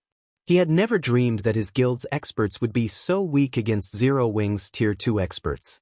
In fact, not even Eternal Undead's Tier 2 players survived more than a few hits from Fierce Snake and his friends. However, Miserly Wind didn't know that Fierce Snake and his team had the combat power to rival peak experts. Naturally, 200 peak experts would have no trouble slaughtering 3,000 ordinary experts, and only half of Eternal Undead's team consisted of expert players. Upon seeing Zero Wing's remaining 800 players draw near, fear overwhelmed Miserly Wind. 200 of these players had already devastated his team. If another 800 players joined the fray. Retreat! Everyone retreat to Miracle's teams. We'll be safe once we meet up with them. Miserly Wind shouted in a panic. Chapter 1962, Bait. As soon as Miserly Wind gave the command to retreat, Eternal Undead's panicking members calmed down and ran towards Miracle's last known grinding spot. Although Zero Wing's members were strong, Miracle was a veteran super first-rate guild that rivaled super guilds. Not only did the guild have its fair share of experts, but those experts were also far superior to those in Eternal Undead in terms of weapons, equipment, and combat standards. Most importantly, Zero Wing would not dare to fight Miracle in a large-scale battle. As long as they met up with one of Miracle's 1,000-man teams, they'd have protection from Zero Wing like madmen. Eternal Undead's remaining 2,000-plus members split up and ran for Miracle's team's Fierce Snake, and his companions were momentarily stunned as they watched their enemies flee. The battle hadn't even started 10 seconds ago, yet their opponents were already running for their lives. Boss Wind, I've contacted Miracle. It's sending its teams to our location now. The Tier 2 Oracle informed Miserly Wind, who wore a twisted expression. He could empathize with his leader. Of the 3,000 players their guild had dispatched, half were expert players, yet the moment they collided with Zero Wing, they had lost more than 300 of those experts. The guild only had a little over 4,000 expert players in total, and nearly 10% had died in the blink of an eye. This was a heavy blow to their guild. Notify everyone and tell them to lure as many Zero Wing members to Miracle's forces as possible. We cannot let Zero Wing off the hook after killing so many of our guild's experts. Miserly Wind growled as he glanced at the enemy players chasing him and his teammates. We'll meet up with Miracle and surround Zero Wing's team, slaughtering every one of its players. Their guild had lost too much in this battle, but the lost levels were only secondary. The lost weapons and equipment was far more important. The guild had used a lot of resources to acquire these items for their experts. Meanwhile, before they had collected a notable harvest from the Ice Jade Forest, they had lost so many assets. They had to get payback. Understood. I'll have the others maintain their distance from Zero Wing's members, the Tier 2 Oracle said, nodding. When he glanced back at Fierce Snake and the others, who still pursued Eternal Undead's players, he thought this was a good opportunity to recoup their losses. Let's see if Zero Wing can deal with a stronger force. Zero Wing was famed for its wealth. Its members were all very equipped. Since Zero Wing's members here had such high attributes, they definitely wore top-tier weapons and equipment. Although Miserly Wind's plan would increase the team's casualty count, it would be worth it if they could claim some of Zero Wing's weapons and equipment, bolstering their guild's main force. After saying so, the Tier 2 Oracle informed his teammates to slow down deliberately. By doing so, they would ensure that Zero Wing's members, who were forced to stop whenever they killed someone, could catch up. This would create the illusion that Zero Wing's members would eventually catch and kill every Eternal Undead member, encouraging Fierce Snake and his team to continue the chase. After another 1,000 yards or so, Eternal Undead had a little more than 1,600 surviving members. Miserly Wind's face contorted. He hadn't expected Zero Wing's members to be so ferocious. Boss Wind, look. The Tier 2 Oracle shouted excitedly as he pointed toward the large group of players in the forest ahead. Good. Have everyone get ready. When Miserly Wind saw the Miracle's mounted members, the sight rekindled his hope. This moment will determine whether or not our guild can progress in the Black Dragon Empire. When Eternal Undead's members saw Miracle's players, they stopped holding back and ran toward Miracle's forces at full power. As if they had prepared for this moment, Miracle's 2,000-man team split into two groups, one moving towards Fierce Snake and his companions, while the other moved to intercept Shurfang's 800 players. Guild leader, Miracle's members have arrived. Fierce Snake, who led the charge, informed Shurfang when he saw Miracle's members emerge from the forest ahead. They're finally here? Calmly, Shurfang ordered. In that case, let's get started. We can finally get to work? Fierce Snake's eyes glowed with excitement. He then shouted through the team chat, "Brothers, it's time to earn our keep." Wonderful. I can finally get serious. This game of cat and mouse is over. Hey, leave some for me. I want to experiment with some basic combat techniques. Excitement shot through Zero Wings members as they watched the fleeing Eternal Undead team. Suddenly, their movement speed skyrocketed, and they instantly closed the distance between them and their prey. They then used one skill after another for a time. Bright lights and explosions filled the forest. Zero Wings Tier 2 experts instantly slew the enemy Tier 1 experts that had lasted a few moves against them previously. 200 of the 1,600-plus fleeing players fell in the blink of an eye. Despite fleeing with all of their power, Fierce Snake's team caught up with Eternal Undead's players in seconds. Following which, Eternal Undead's team member count decreased with lightning speed. After a short moment, less than 100 players remained alive from Eternal Undead due to this abrupt change. Miserly Wind, who had prepared to celebrate his plan's success, was dazed. However, Miserly Wind didn't know that Fierce Snake and his men had nearly as much combat power as peak experts because of their extraordinary basic attributes and physiques. Killing inferior players was a piece of cake. Fierce Snake and his team were even more efficient at hunting down and killing ordinary experts than true peak experts. How is this possible? How are they suddenly so strong? Miserly Wind was bewildered as he watched his guildmates fall, one after another, behind him. He didn't understand what was happening. Fierce Snake's team was superior to his in terms of combat methods, attack power, and movement speed. They fought like completely different people than they had in the earlier battle. As Miracle's members drew nearer, Miserly Wind thought of a possibility. Could it be? Have they been using us as bait to lure Miracle's members all this time? Chapter 1963, The Might of the Magicbreaking Crossbows. Miserly Wind shuddered as he considered the possibility. He had never thought that Zero Wing was crazy enough to face Miracle head-on, but with another glance at the enemy players, he couldn't care less whether or not he and his team had been bait. All Miserly Wind could think of was escaping. At his level, he'd need several days of hard work to recover from a single death. Moreover, he wore higher quality weapons and equipment than the guild's other experts. If he lost one of his items, who knew how long it would take to find a replacement? Miracle's team was only 100 yards away now. As long as he met up with the approaching force, the fight would go on for some time, giving him the opportunity to get away, even if Miracle's army was no match for Fierce Snake and his monstrous players. As Miracle's forces drew closer, they spotted Eternal Undead's surviving members. Damn it. Zero Wing's team actually has the guts to kill our allies right before our eyes. Miracle's members wore sour expressions as they watched Eternal Undead's players die. They immediately increased their speed. Finally, once Miracle's members were within his attack range, Fierce Snake used Charge, reaching the enemy MTs instantly. He tightened his grip on his battle axe and swept the weapon in a horizontal arc. Tier 2 skill, Blade Storm.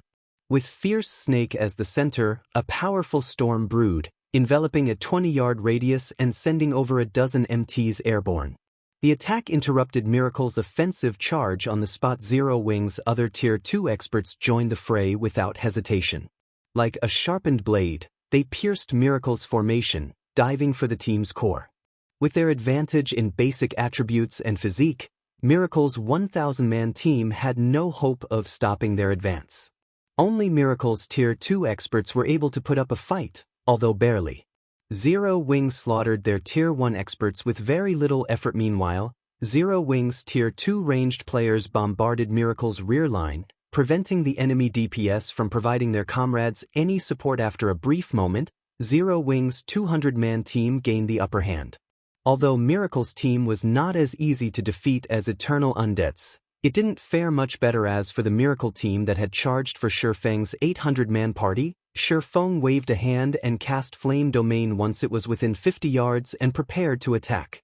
At the same time, Zhao Yueru cast Frost Flame, held two towering pillars of fire enveloped Miracle's members.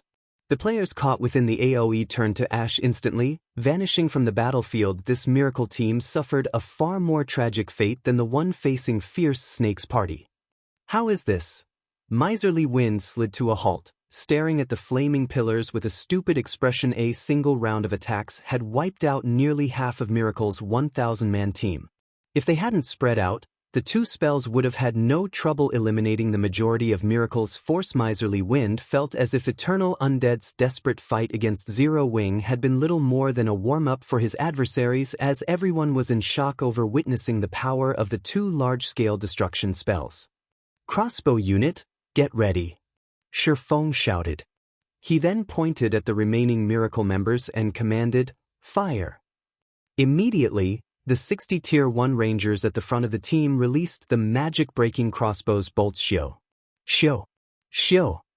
The Magic-Breaking Crossbows had an attack range of 70 yards, even longer than that of Tier 2 Rangers. At this point, the entirety of Miracle's force was within range when the 60 Magic-Breaking bolts were released. They flew through the air so fast that even Tier 2 assassins would have trouble dodging them. Furthermore, Miracle's members were still in shock. The Magic-Breaking Crossbows instantly claimed 60 Miracle lives. The rest of the force only returned to their senses after watching their allies die beside them.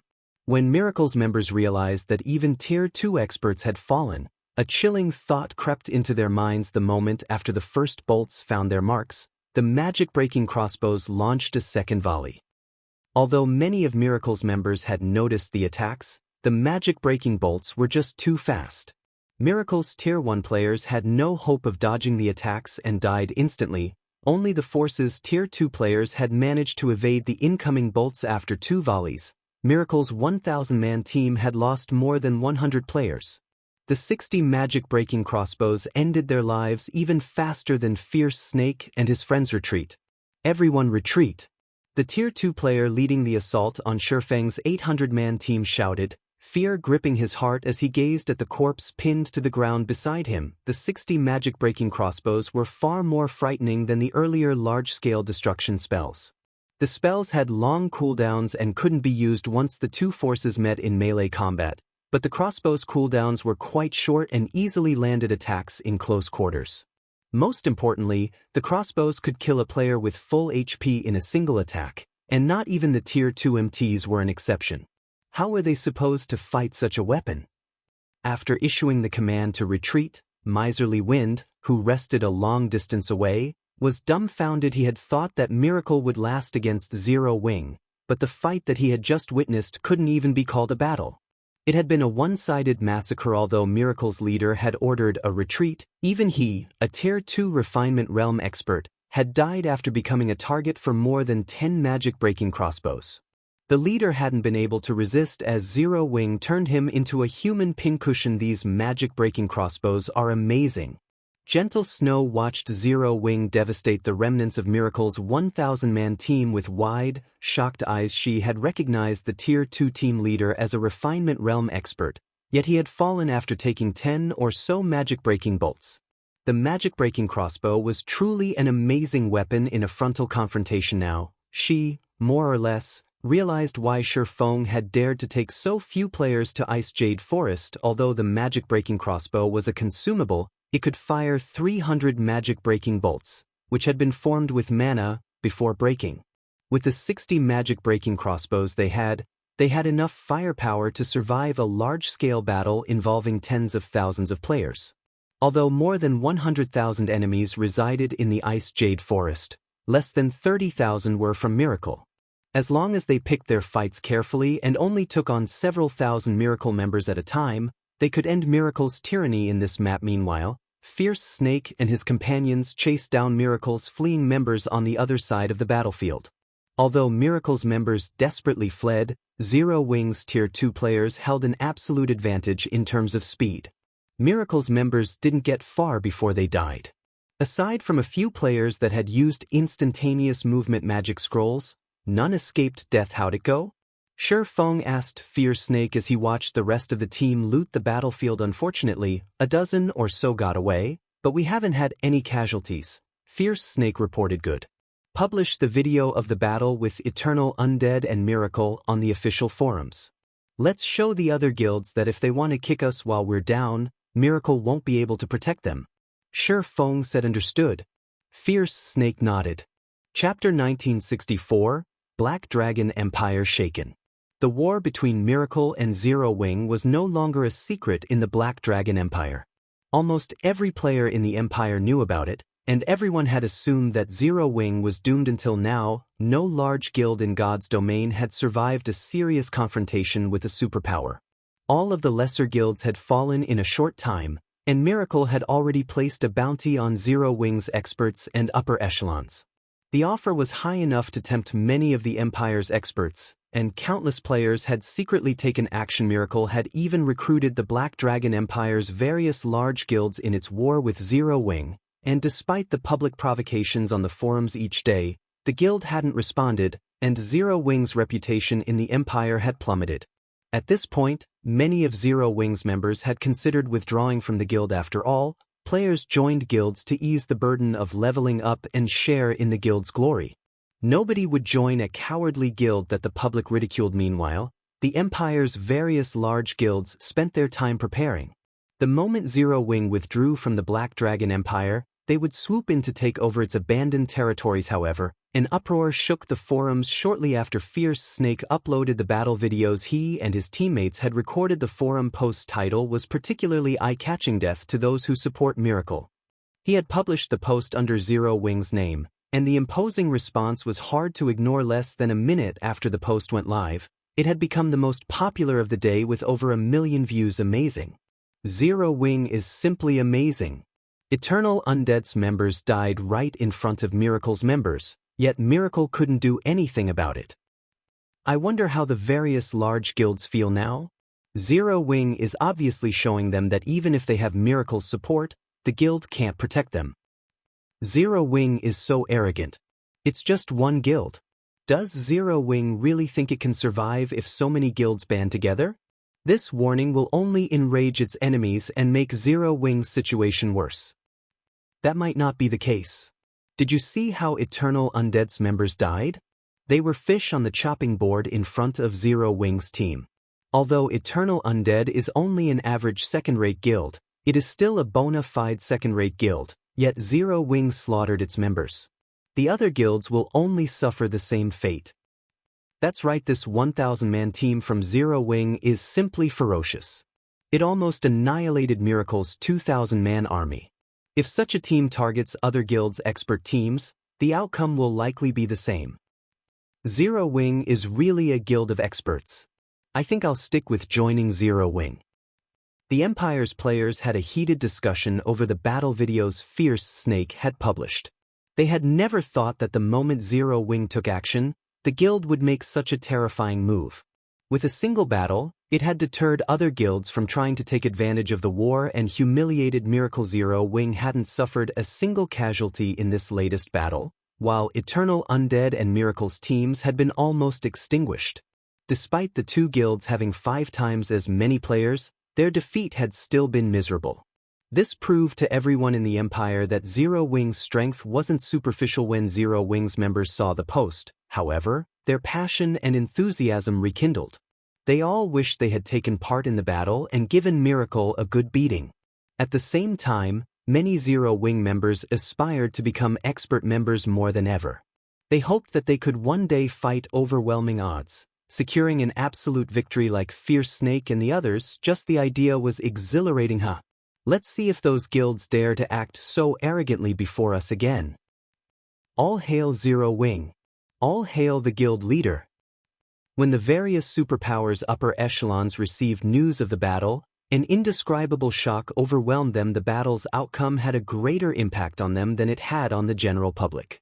Ordinary players might not be able to determine Fierce Snake and his team's exact strength, but they could. How has Zero Wing secured so many experts with the combat power to rival peak experts? Yuan Tiexin read the latest report with furrowed brows. Peak experts were a guild's core combatants. Not even the various superpowers had many peak experts, yet Zero Wing had just revealed a force of 200 seemingly out of nowhere. A team of 200 peak experts would be an absolute nightmare out in the fields. Destroying such a force would require an army of tens of thousands of elite and expert players, as well. The use of magic arrays. Miracle likely has quite the headache over this situation right now.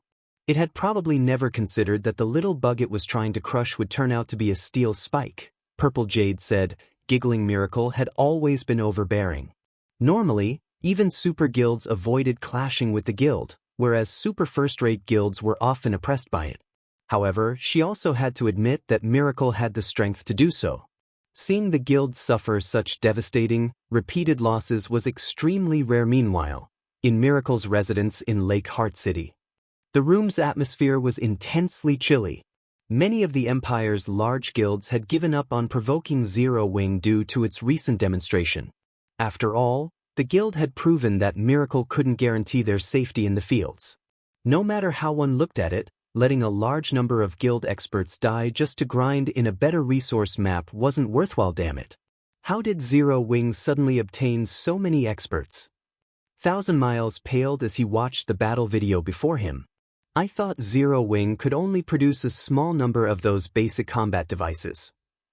After Fierce Snake's team had displayed their strength at Blue Wave Rock, Miracle had sent spies to investigate the source of their power. With Zero Wing's current standards, gaining so many peak experts so quickly was impossible. The only explanation was that the guild had acquired a special tool based on those investigations. They had learned that Fierce Snake and his companions had become so powerful through a tool known as the basic combat device. However, while this tool was very powerful, it had a limited duration, and only a small number could be crafted each day.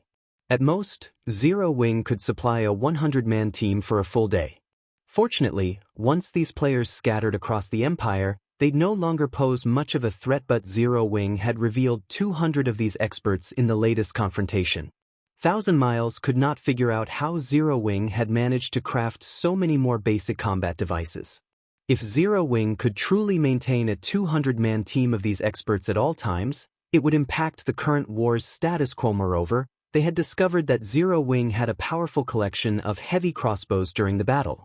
Not only did the crossbows' attacks contain immense strength, but they were also impressively fast. If 10 or so magic-breaking crossbows attacked together, even a Tier 2 Refinement Realm expert would fall without the use of an invulnerability skill. Vice Guild Leader Shredded, should we dispatch our peak experts to reinforce the Ice Jade Forest? Miracle Dragon asked as he turned to Shredded Soul. Forget it. Order a retreat, Shredded Soul said, shaking his head. Retreat? Confused, Thousand Miles asked, are we just letting Zero Wing off the hook? Do you plan to order our forces to continue the fight? Shredded Soul glared at Thousand Miles. Coldly, he continued, Zero Wing has proven that it has the strength to fight us toe-to-toe in the Black Dragon Empire. We might win if we continue fighting, but we'll pay a heavy price and fulfill the other superpowers' long-held wish. If we have to pay such a price for defeating Zero Wing in the Empire, what will we gain? How would we have lost so many elite and expert players if not for your stupidity?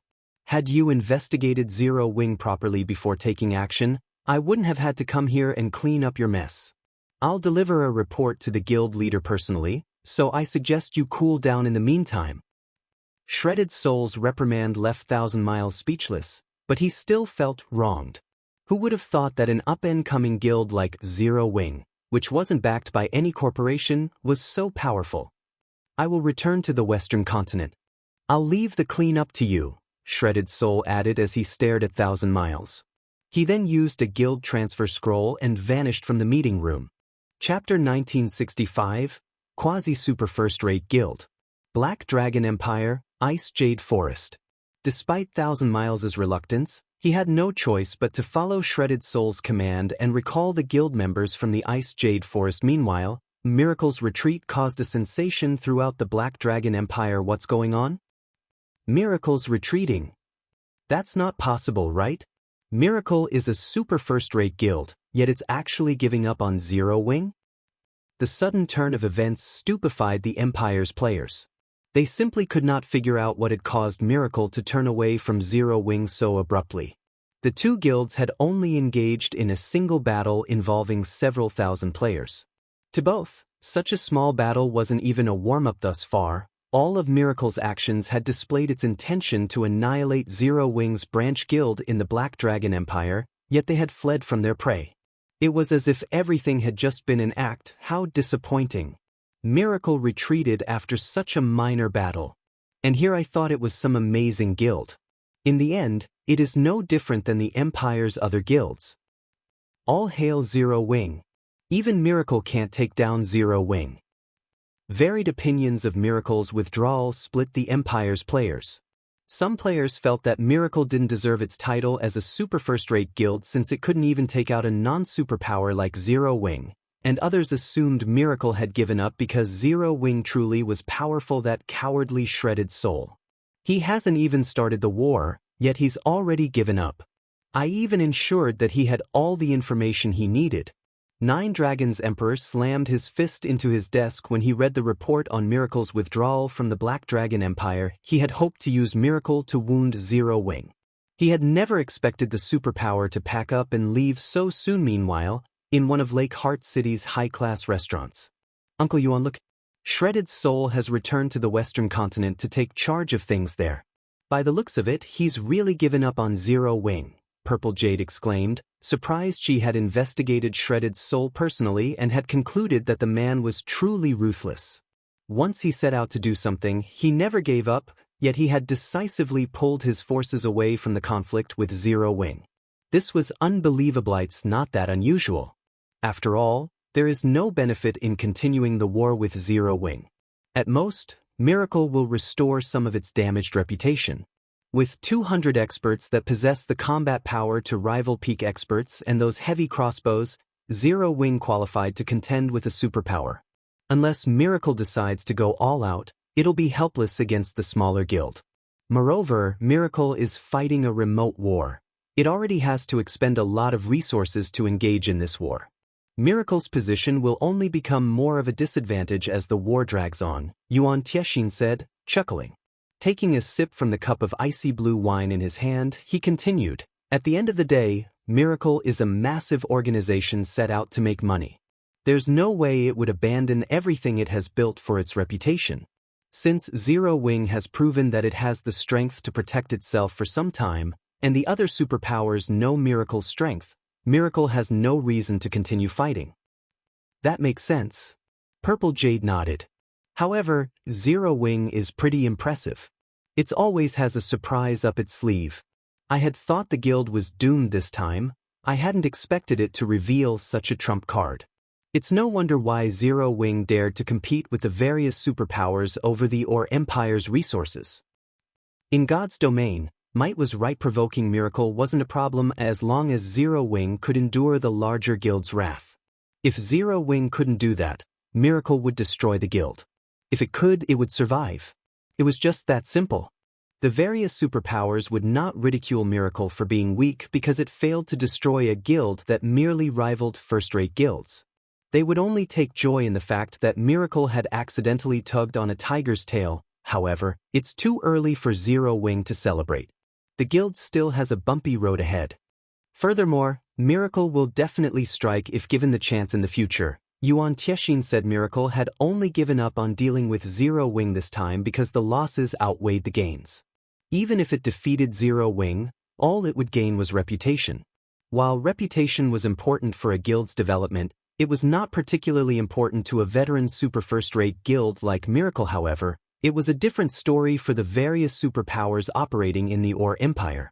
These superpowers were there to obtain resources for their development. It was entirely possible for these organizations to use everything they had to remove Zero Wing. They wouldn't give up as easily as Miracle. Now that Zero Wing had exposed two more trump cards, Its development in the Ore Empire would be at risk while Yuan Tiexin and Purple Jade conversed. The various superpowers expressed their astonishment over Zero Wing's performance. They had never dreamed that a guild with no background was capable of forging such a sturdy foundation. They all ordered further investigations on Zero Wing, desperate to know more about the basic combat devices and magic-breaking crossbows. Due to this latest battle, the various superpowers realized that while guild experts were important, God's Domain's tools were just as crucial. Zero Wing's success in fending off Miracle was the best proof of this. The Black Dragon Empire's large guilds, in particular, feared for their survival after watching Zero Wing slaughter Eternal Undead's 3,000-man force. When they heard that Miracle had withdrawn its players from the war, they immediately recalled their forces from the Ice Jade Forest and reached out to butter up to Zero Wing. If even a super-first-rate guild like Miracle was powerless against Zero Wing, what hope did their guilds have? Zero Wing had proven its strength to everyone in the Black Dragon Empire with the battle in the Ice Jade Forest. Although it was not a super first-rate guild, it had the power to stand against one. Zero Wing was now only second to the Dragon Phoenix Pavilion in the hearts of the Empire's players. To be precise, the Black Dragon Empire's general populace recognized Zero Wing as a Quasi-super-first-rate guild and that it was only a matter of time before it became a true super first-rate guild. Meanwhile, the various large guilds that had previously provoked Zero Wing or taken delight in the guild's misfortune were now quite nervous, especially the guilds that had openly antagonized Zero Wing. These guilds were terrified that Zero Wing would seek retribution. With Zero Wing's strength, it would have no trouble removing their guilds from the Black Dragon Empire. All it would need was time and resources. Guild leader, more than a dozen guilds are trying to cozy up to us. Each guild is offering magic crystals and rare materials as compensation. Should we meet with their representatives? Gentle Snow asked Shifeng before she had time to recover from her shock over Miracle's abrupt retreat. A large number of guilds had contacted her, wanting to repair their relationship with Zero Wing. They were even willing to make reparations. She hadn't expected this development. Chapter 1966, Overnight Fortune. Compensation. Shifeng chuckled at Gentle Snow's report. These guilds sure reacted quickly. Now that Zero Wing's strength had been recognized, it was the perfect time to develop its influence in the Black Dragon Empire. However, since Zero Wing's development was currently limited by its resources, it had to claim other guilds' resources. Fortunately, quite a few of the Empire's guilds had openly provoked Zero Wing, so it was well within its rights to eliminate these guilds and take over their resources. No one would reprimand Zero Wing for doing so. Naturally, these offending guilds had considered the possibility of such an outcome. Although Zero Wing could only take on a few guilds at a time, on the off chance that they were one of the unlucky few, they'd be doomed. Hence, the various guilds that had provoked Zero Wing tried desperately to repair their relationships with Zero Wing. Should I call in their representatives, then? Gentle Snow understood the meaning behind Shifeng's comment. While Zero Wing's reputation had improved, it would take some time to develop the guild's strength. Moreover, doing so would require a lot of funds. Rather than waste resources on annihilating one or two large guilds, they needed to use this opportunity to claim compensation from the dozen or so guilds, making a fortune. This way, Zero Wing would gain both the money and the resources it needed for its development without lifting a finger. There's no need. Just tell them this. Second-rate guilds will compensate Zero Wing with 30,000 magic crystals and 50,000 gold in rare materials or lands in major NPC cities. Zero Wing requires 15,000 magic crystals and 30,000 gold in rare materials or lands from third-rate guilds. Shifeng said. If they don't pay up, they'll have to bear the consequences. While it seemed as though Zero Wing had easily defeated Miracle, Shifeng knew how close his guild had been to defeat in God's Domain. A war between guilds was a competition of capital and expert players. When a guild went to war, it had to spend money like there was no tomorrow. Meanwhile, Zero Wing's victory had been achieved through spending a massive number of magic crystals and resources. The magic-breaking crossbows were worth the price since they could be reused. They would only disappear after their uses had been depleted. However, the basic combat devices were different. Once they had been activated, they'd vanish after 12 hours. They could not be deactivated to save their remaining duration. Meanwhile, Shifeng had invested more than 80,000 magic crystals into crafting the two tools. The rest of the materials had also cost a ton of money. In addition, the guild had to compensate its members that had died in the fights after fighting Miracle for just a few short days. Zero Wing's pockets were almost empty. Fortunately, Zero Wing had secured a manatite vein. Otherwise, the Black Dragon Empire's branch guild would have been finished. He was also fortunate that Miracle didn't know the tool's production costs. Had Miracle known about the expenditures, it would have continued this war. Hearing Shifeng's demands, Gentle Snow asked worriedly, "Aren't these prices a little too high?" Currently, the average second-rate guild only occupied a few NPC cities, while the more powerful second-rate guilds occupied a dozen or so. These guilds' range of influence wasn't particularly vast. While 50,000 gold in resources or land was bearable for a second-rate guild, 30,000 magic crystals definitely weren't.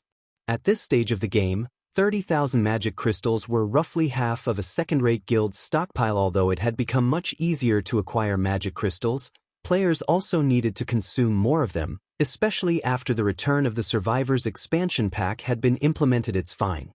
Just inform them," Shifeng said, chuckling. While losing half of the guild's magic crystal stockpile was a significant cost, it would not impede the guild's normal operations.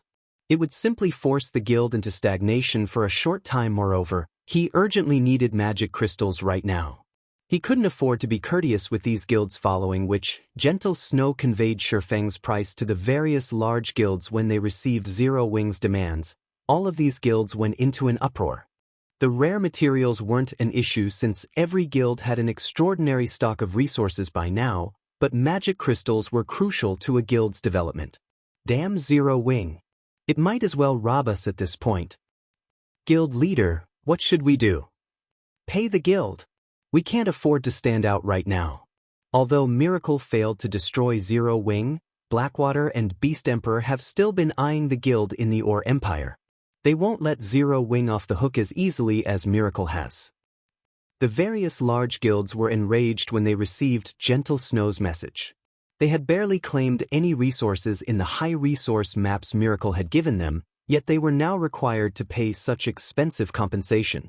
Their partnership with Miracle had been an utter mistake. However, due to the threat Zero Wing posed, they had no choice but to grit their teeth and swallow the loss. Within 3 hours after receiving Gentle Snow's message, the various large guilds sent their representatives to deliver the requested resources to Zero Wing's residence in Lake Heart City.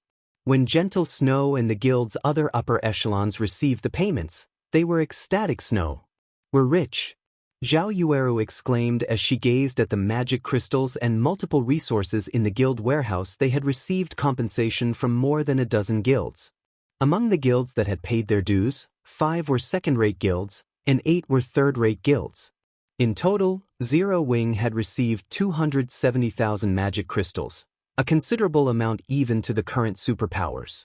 Furthermore, Zero Wing had gained 490,000 gold in rare materials and lands. Not only had Zero Wing earned back the resources it had spent in the war, but it had also made a huge profit. With this many resources, Zero Wing could afford to recruit tens of thousands of members in the Black Dragon Empire.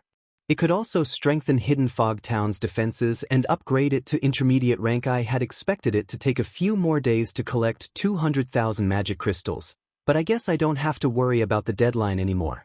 Shifeng was just as excited to see the miniature mountain of magic crystals. He didn't dare to take risks with the inferior legendary quest from the Jealous Witch. The penalty for failing the quest was no laughing matter. Moreover, he absolutely needed to the field magic array. Void field magic arrays were extremely rare in God's domain, and the only one he knew how to obtain was the one in the Witch's Hill.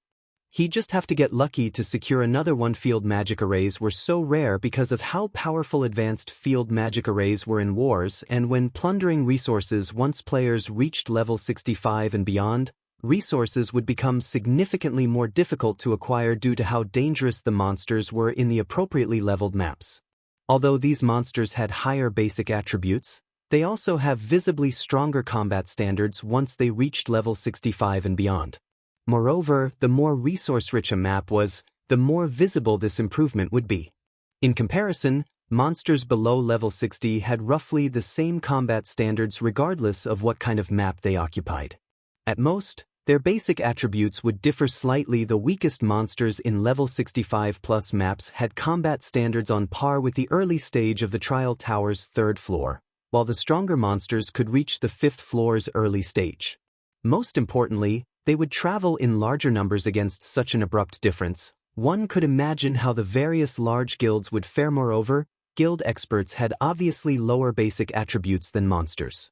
If these guild experts lost their combat standard advantage as well, they'd have a difficult time grinding. Because of this, few large guilds had taken advantage of level 65 plus maps in his previous life since they weren't strong enough to grind the map's monsters. Hence, field magic arrays had become extremely important. A field magic array would provide a significant advantage over other guilds when guild members left to level up or grind for resources. Void Field was an advanced field magic array. Now that I've settled matters in the Black Dragon Empire, it's time to revisit the Witch's Hill. When Shifeng saw that the branch guild's development was back on track, he took 200,000 magic crystals with him and teleported back to Zero Wing City. Chapter 1967, Candlelight expands. Starmoon Kingdom, Zero Wing City. In a 7-story, high-class restaurant a short distance away from Zero Wing's residence, 3 cloaked players observed the residence from a private room. Commander Cloud, the result of Miracle and Zero Wing's war is out. Here is all of the information we purchased from the secret pavilion regarding Zero Wing, a male half-elf said as he handed the male tigerkin before him a file. The war in the Black Dragon Empire ended when Miracle retreated from the Empire and announced its withdrawal from the war. What? Miracle was defeated? Chopped Axe, the female tigerkin beside the male tigerkin, was slightly stunned. How is that possible? That's Miracle we're talking about. The guild is even stronger than it had been at its peak. How could it possibly lose? As a member of the famous Death God Workshop, she was quite familiar with the various superpowers, especially their territories and overall strength. Miracle, in particular, was one of the superpowers the Death God Workshop watched closely. Not only had Miracle recently expanded its influence in God's domain, but it had also recruited plenty of well-known experts in the virtual gaming world. The Witch of the West, Alice, was one of the best examples. Recruiting Alice had significantly boosted the guild's overall strength, and not long ago, Miracle had secured a key resource point on the Western continent. It only lacked a suitable opportunity to earn the public's recognition as a super guild. If Miracle were granted the title of super guild, it would rank in the top half in terms of power. Miracle had a boundless future ahead of itself. Hence, Chopped Axe couldn't believe that Zero Wing had actually defeated Miracle. Miracle has indeed lost. Everyone in the Black Dragon Empire is talking about it. The male half-elf, Frost Rain, confirmed. Miracle retreated because Zero Wing had dispatched 200 experts with combat power on par with peak experts, which caught Miracle completely off guard. Once Miracle realized that a protracted war would be a waste of time and resources, it decided to give up and return home. 200 experts with combat power that rivals peak experts. This can't be true, can it? Chopped Axe instinctively refused to believe Frost Rain's claim. Even an ordinary super first-rate guild only had that many experts, including domain realm experts and true peak experts. It's true, Light Cloud, the male tigerkin, said suddenly. According to the secret pavilion's report, Zero Wing has only accomplished this feat because it has used a tool called the Basic Combat Device. However, the Basic Combat Device has a relatively short duration. In addition, Zero Wing has the frightening Magicbreaking crossbow. When a dozen or so of these crossbows are fired together, they can even instant-kill a Tier 2 Refinement Realm expert. If Zero Wing amasses a sufficient stock of these crossbows, its members will even be able to instant-kill peak experts. So, that's the case. I knew a new guild like Zero Wing couldn't be that strong. Chopped Axe could not help but wipe the sweat from her forehead. If Zero Wing truly had so many powerful expert players, it could easily deal with the Death God Workshop. All it would need was some time and resources. The various superpowers were inclined to overlook the workshop's activities for this very reason. Even if these tools have a time limit, they still pose a great threat, Light Cloud said as he rolled his eyes at Chopped Axe. Alright, We can return and report to the Chief Commander now. We'll let the Chief Commander decide how to deal with Zero Wing in the fairy country. After saying so, Light Cloud took a return scroll from his bag. He had no intention of wasting any more time in Zero Wing City. Frost Rain and Chopped Axe nodded in agreement. They had never expected Ninth Heaven to secure such a powerful backer. Meanwhile, the first thing Feng did after returning to Zero Wing City was store the rare materials he had obtained in the Black Dragon Empire in Candlelight's warehouse. He then had Melancholic Smile ramp up Candlelight's recruitment for lifestyle players and expand the firm's operations. Although the Candlelight trading firm was developing nicely, it could only afford to nurture a limited number of lifestyle players due to the lack of materials. As a result, Candlelight was restricted when recruiting lifestyle players. Fortunately, Zero Wing had secured 490,000 gold in rare materials through the war in the Black Dragon Empire. With so many materials, Candlelight could easily afford to recruit several thousand more members. Moreover, if Candlelight wished to develop in the Black Dragon Empire and Fairy Country, it would need a lot of additional manpower. As long as Candlelight established a foothold in these two countries, the trading firm's income would double at the very minimum. After all, both the Black Dragon Empire and the Fairy Country had far higher player populations than Star Moon Kingdom. Naturally, the demand for items in these countries would also be higher. Even if Candlelight did not become the #1 trading firm in those countries, it would still earn a sizable income. As for Candlelight's competitive edge, Feng wasn't worried about that. Due to the Philosopher's Hand, Candlelight had gained an additional 5 master lifestyle players despite the fact that Melancholic Smile had kept the item's usage to a minimum to keep it a secret. Among the 5 master lifestyle players nurtured, 2 were master alchemists, 2 were master forgers, and 1 was a master engineer. To Feng's surprise, Silent Wonder had successfully created an advanced alchemy recipe as well, thanks to the assistance of Titan City and the Philosopher's Hand. Now, Silent Wonder only needed to create 1 more advanced alchemy recipe to become an intermediate master alchemist. An intermediate master alchemist was no less important than an intermediate master forger. In fact, an intermediate master alchemist played an even greater role in raiding team dungeons. Unlike basic master alchemists, intermediate master alchemists could craft master potions with a feasible success rate. If a team had a full stock of master-ranked defensive or resistance potions, the raid would become much easier. Guild leader, the auction for the virtual stores has concluded. Not a single corporation is willing to rent our stores. In contrast, the virtual stores in the 2 guild toes are selling like hotcakes. Melancholic Smile said, visibly worried. Although we've earned some credits through selling the weapons and equipment you gave me earlier, it's only enough to maintain the training ground for a short time. Nobody is willing to rent?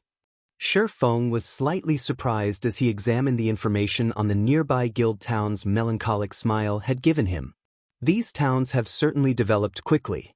They've already ensnared over 40 corporations?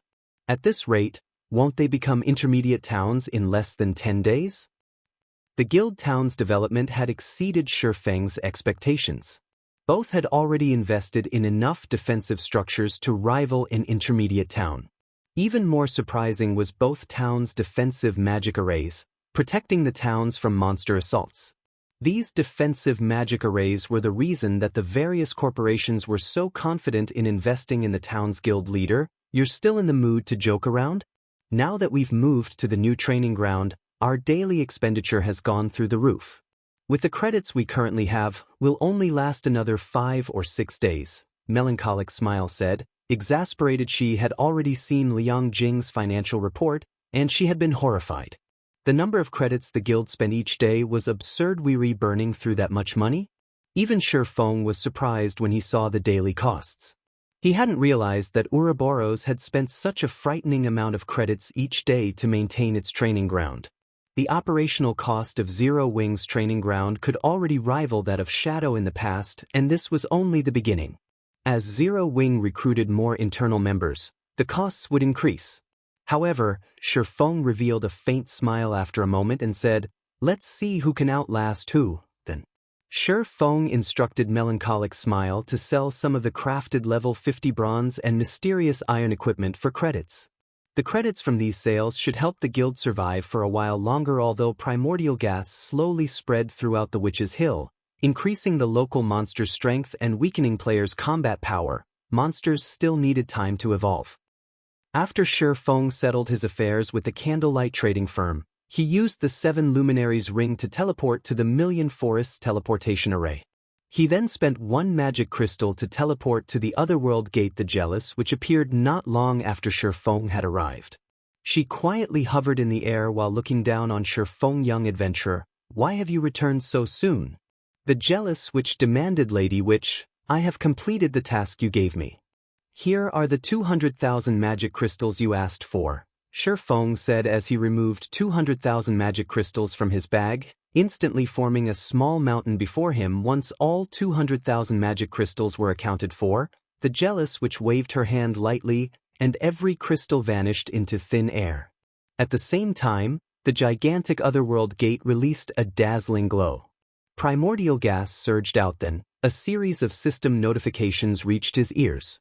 Chapter 1968, Divine Runic Armor. System, you have triggered the new expansion pack, Primordial Heart. Star Moon Kingdom Region System Announcement. Players have triggered the new expansion, Primordial Heart. The Primordial Heart will descend in the Witch's Hill in 3 hours.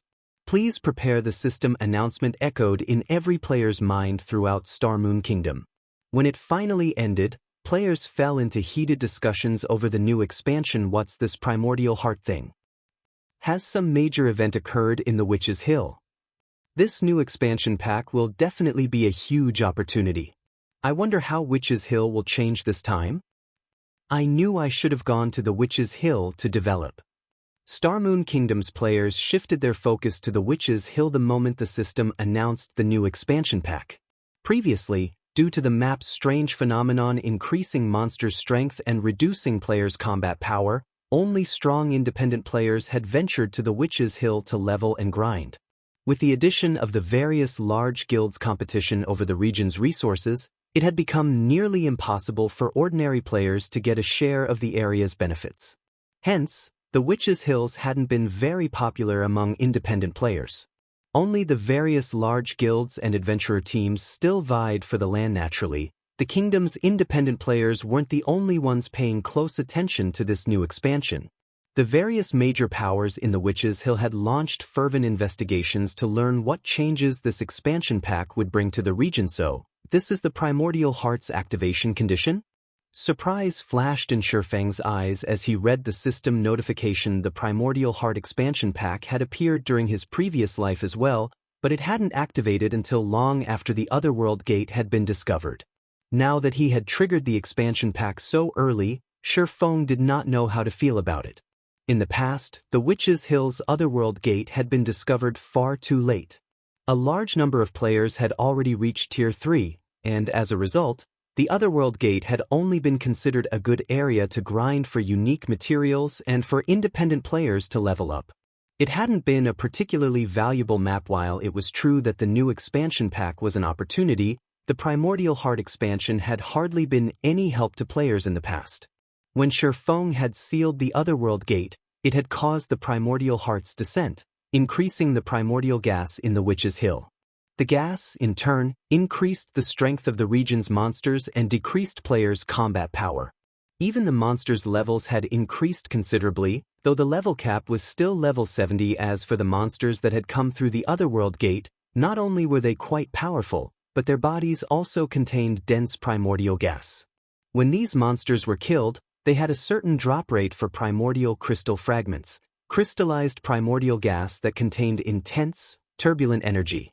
One could synthesize these fragments into primordial crystals, which contained even denser energy. The primordial crystal was one of the best materials for nurturing living mounts, even more effective than energy essence that dropped from the Eclipse Gate's monsters. After all sorts of monsters had ruled over God's domain during the ancient era, and they had become so powerful due to primordial gas. However, the primordial crystals had a drawback. Although they were far more efficient than energy essence when nurturing mounts, they could only increase a mount's rank to bronze rank. Hence, players in Shi Feng's previous life had considered the Primordial Heart expansion pack useless. The majority of large guild members had already nurtured their guild mounts to bronze rank by the time the expansion had taken effect, and ordinary players hadn't usually had mounts that were capable of growth. Only guild players that intended to replace their guild mounts had any use for the primordial crystals. However, the primordial crystals were far more valuable to current large guilds. God's Domains guilds had only started to acquire stables and grow their guild mounts. If they could upgrade their members' mounts to bronze rank with the primordial crystals, they could significantly help their guild's development. Mounts could provide some assistance in battle once they reached bronze rank, and they were considerably faster than common mounts. However, while the Primordial Heart expansion pack would benefit the various large guilds, it also came with plenty of trouble. Activating the Primordial Heart expansion pack would double the number of monsters in the Witches' Hill and increase the number of field bosses in the area by several-fold. Moreover, the field bosses' raid difficulty would increase, making survival far more difficult in the Witches' Hill for current players. In addition, the monster sieges would occur far more frequently. Originally, guild towns and cities' chances of being besieged by monsters had only been 10% to 20%. However, once the Primordial Heart expansion took effect, those chances would increase to 20% to 35% as Sher Feng pondered about how to deal with the Primordial Heart's descent. The jealous witch, who still hovered in the air, began to reclaim her youth in a matter of seconds. The old, hunchbacked lady transformed into a charming, middle-aged woman with fair, supple skin. Her black robe also transformed into a pitch-black, sleeveless dress. She now wore a black mage hat as well, and her wooden staff had become one made of black jade. As she hovered, she radiated an indescribable charm that drew others' gaze. Excellent. Young adventurer, you have helped me seal the Otherworld Gate in time and avoided catastrophe for Starmoon Kingdom. You have also helped lighten the curse I bear. Take this magic array design as a token of my gratitude. The jealous witch addressed Sher Feng. This should have been the end of your job here, but sealing the Otherworld Gate had made the Witches' Hill unstable. I now need your help to collect 100,000 primordial crystals. If you collect the necessary primordial crystals successfully, I will give you this forging design I acquired from an ancient ruin after much difficulty. Saying so, the jealous witch waved a hand, and a tome of dragonskin parchment appeared in her grip. The dragon might the tome radiated was so powerful that Sher Feng even struggled to move. When he saw the large words on the cover, his eyes widened in shock. The divine runic armor design. That was an epic forging design. However, unlike ordinary epic equipment, the divine runic armor was standard equipment, created during ancient times.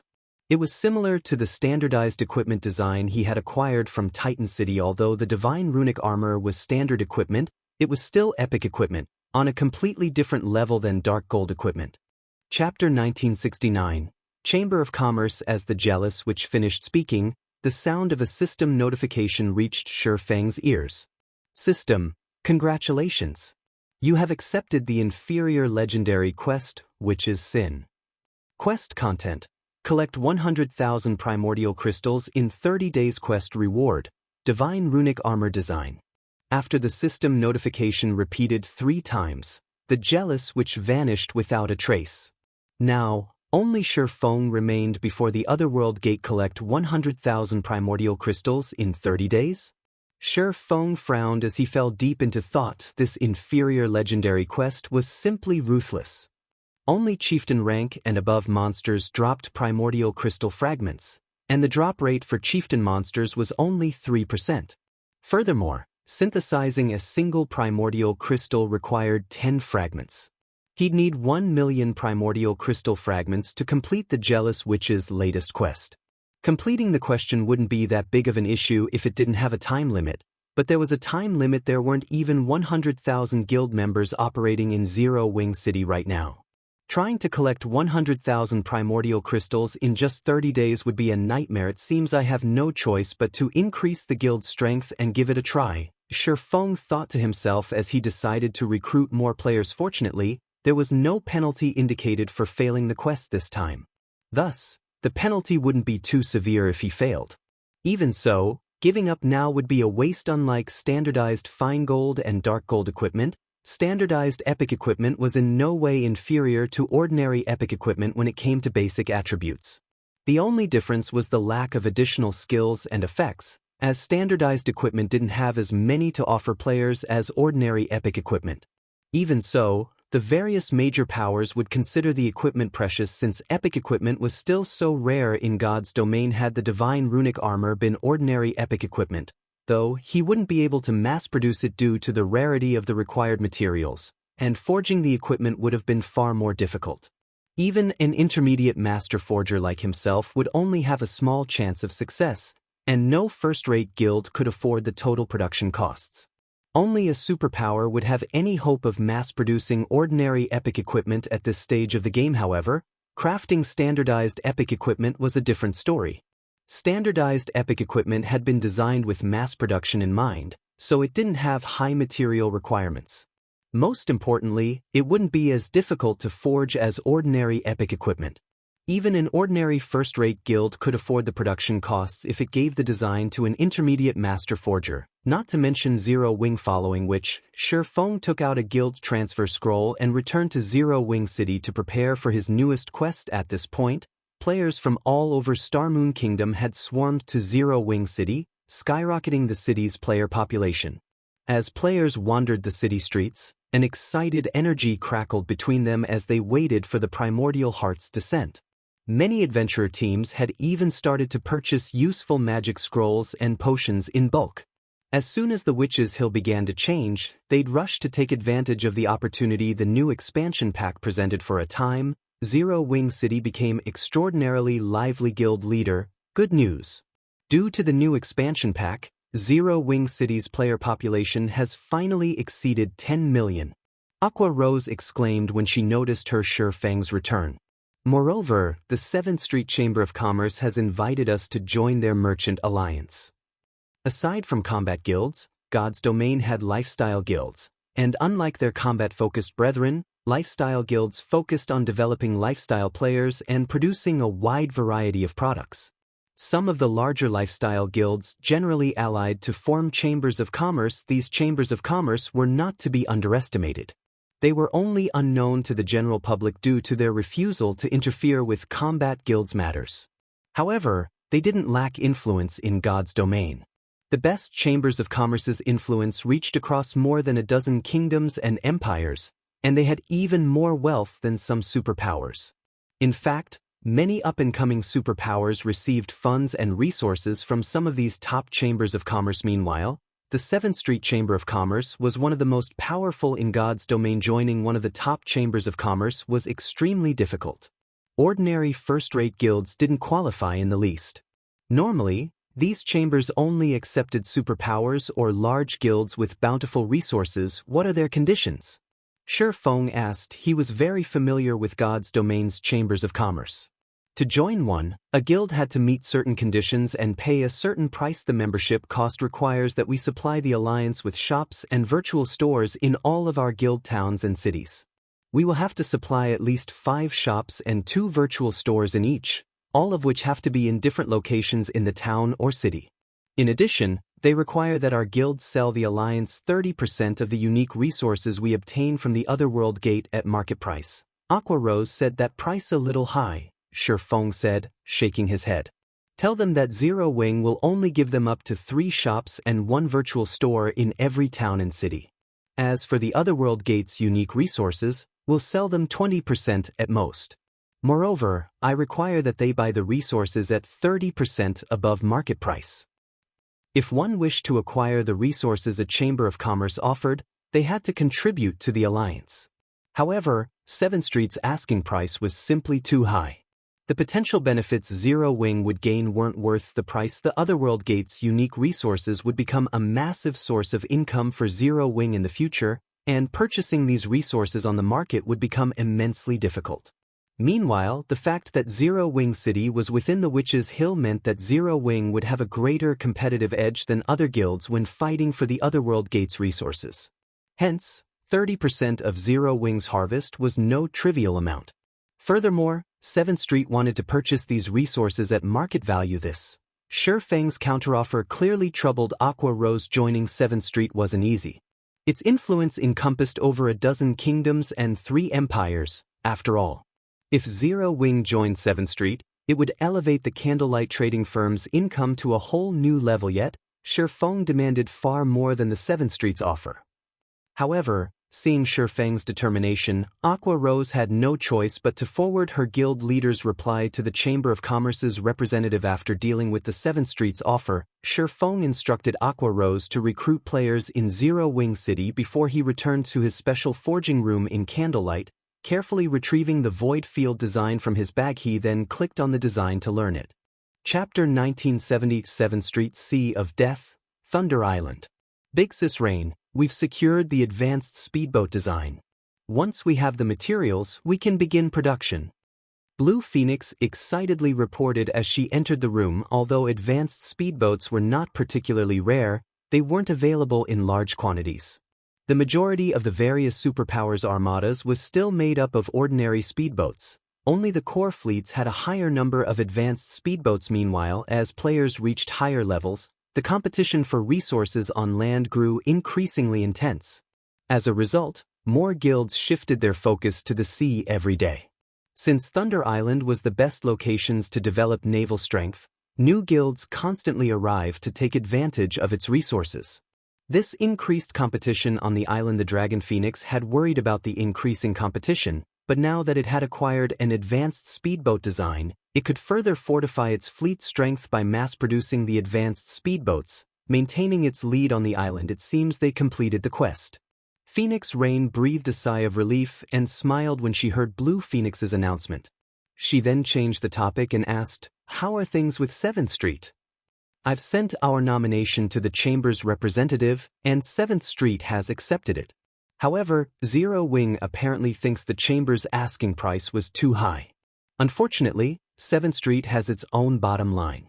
Zero Wing doesn't have claim to a lot of resources, and its territory isn't that large. The only thing Zero Wing has going for it is its temporary victory over Miracle. Zero Wing still doesn't qualify to join the alliance, and 7th Street's representative has stated that the Chamber only agrees with our nomination since you were the one who made it." Now that Zero Wing has rejected the offer, his hands are tied. Blue Phoenix said Zero Wing rejected 7th Street? Phoenix Rain blinked in surprise. 7th Street was one of the top chambers of commerce in God's domain, with as many as 3 super-first-rate guilds in its alliance. The alliance's other guilds also had the backing of powerful corporations. The chamber had access to bountiful resources as well. By joining the Chamber of Commerce, one would have access to a variety of conveniences, and as long as they had enough money, they could purchase rare materials in bulk. The alliance also sold valuable items that were almost never available to the public, but 7th Street's connections were far more important. By joining 7th Street, one could sell their products in the Chamber's territories, and the 7th Street only demanded a 15% service charge. If Zero Wing joined 7th Street, it wouldn't lack a market to sell its products. Joining 7th Street would be a golden opportunity for Zero Wing, yet Zero Wing had rejected the offer. Mitchum. Apparently, while he's still willing to return the favor he owes us by helping in another way, he can't do anything more about the situation. Blue Phoenix nodded. She was just as frustrated about Zero Wing's response. "All right, then. Since Zero Wing has its own plans, we'll let the matter rest," Phoenix Rain said, smiling bitterly. "It seems we'll have to find some other way to pay Zero Wing back." She had nominating Zero Wing as a candidate for the 7th Street's alliance as a way of thanking the guild for its help on Savage God Island, but the Chamber of Commerce had its own rules. She couldn't possibly 7th Street to accept Zero Wing. Meanwhile, in Zero Wing City's Candlelight trading firm, Shifeng focused on learning the void field magic arrays drawing process. Drawing field magic arrays was incredibly difficult as, unlike other magic arrays, field magic arrays consisted of multiple arrays. Even a basic field magic array involved 2 to 5 different magic arrays. The void field, a large-scale advanced field magic array, consisted of 12 advanced magic arrays, and all 12 had to be closely interlinked. The slightest mistake would render the link useless. The void field was several times more complex than ordinary advanced magic arrays, as well, and even an advanced magician like Shifeng was under immense pressure when attempting to draw the arrays. Just learning how to draw the 12 magic arrays individually had taken him nearly 2 hours. Sure enough, this thing is amazing. It's no wonder why it can rival master magic arrays. Feng took a deep breath as he examined the design in his hands in the past. The void field had even been effective against mythic monsters. Field magic arrays weren't like arrays that summoned magic barriers. Magic barriers were mainly used to suppress boss monsters, so they were even effective against high-ranked monsters. As long as one used an advanced barrier, a team could suppress a mythic monster. However, field magic arrays had to cover a larger area, thinning its energy distribution. Even suppressing Grand Lord-ranked archaic species would be difficult, not to mention mythic monsters. Fortunately, the void field could manage it. Although it wasn't as effective as an advanced magic array, it could suppress an ordinary mythic monster's attributes by 15% and Grand Lord-ranked archaic species by 25%. Lower-ranked monsters would be suppressed by at least 30% with a maximum of 40%, and the void field could cover a 3,000-yard radius. Moreover, the void field could be useful in large-scale combat. Although the void field would be half as effective against players, a 15% to 20% attribute reduction would be fatal, especially to expert players now that he had an inferior legendary quest and had to take down countless monsters that were strengthened by primordial gas. Void Field would be the best tool in his arsenal if he activated Void Field. Even Tier 1 players could easily defeat Witch's Hill's strengthened monsters.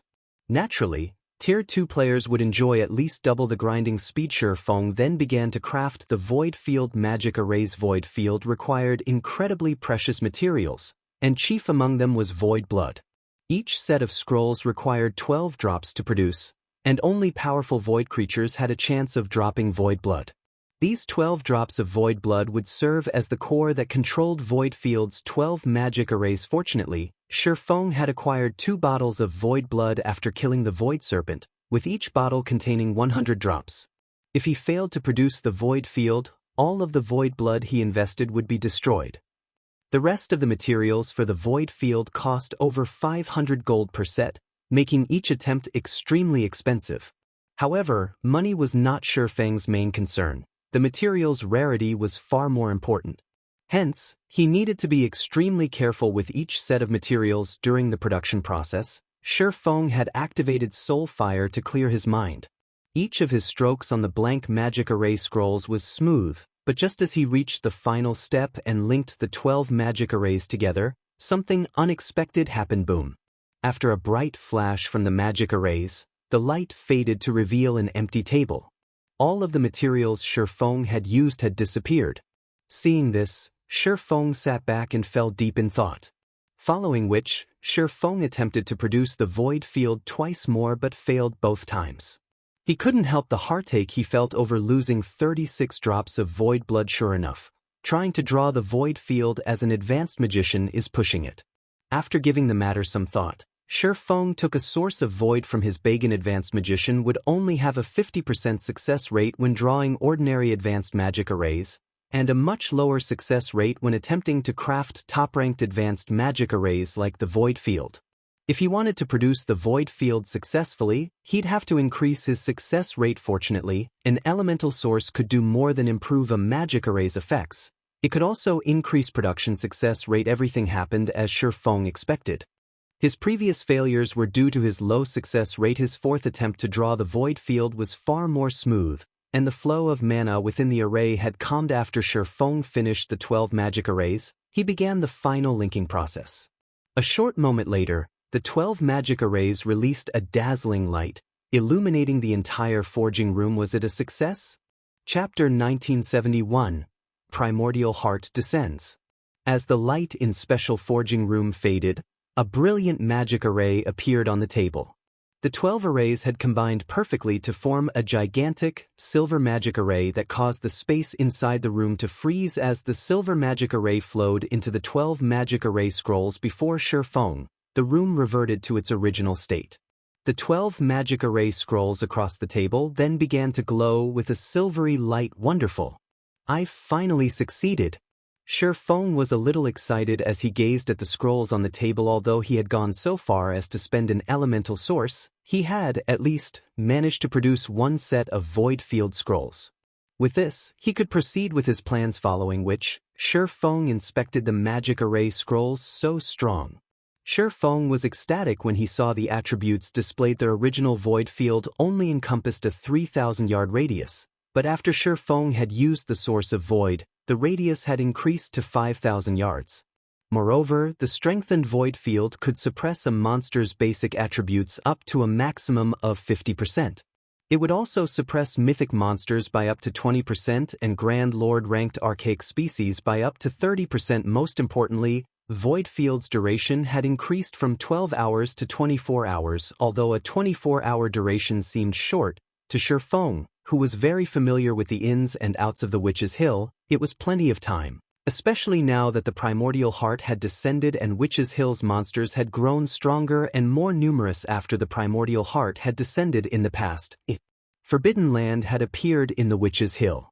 To be precise, a crack in space-time had manifested, serving as the entrance to the Forbidden Land. The place beyond the space-time crack was partly considered a Forbidden Land due to the space-time seal that had been placed on the map, preventing players from teleporting there. Moreover, all of the monsters beyond the crack originated from other worlds. Not only were they incomparably powerful, but their combat standards were also higher than monsters in the outside world. Including the randomly appearing boss monsters, players of the same level would struggle to survive in the Forbidden Land. Fortunately, since mainstream players had already reached level 100 by the time the Forbidden Land had manifested, its level 70 monsters had been no threat. On the contrary, the Forbidden Land had become an excellent location to grind for equipment and materials. As monsters originating from other worlds, they had a much higher drop rate for weapons and equipment compared to monsters that were born on the continent of God's domain. Many of the materials they dropped were also unique to other worlds, and they had a chance of dropping the resuscitation potion recipe, which even level 100-plus players coveted. The resuscitation potion only had one function: resurrecting players. However, unlike the healer class's resurrection spells, a player wouldn't lose any EXP when resurrected with the resuscitation potion, although they would have to endure a weakened state for 12 hours. During that time, the resurrected player wouldn't be able to fight.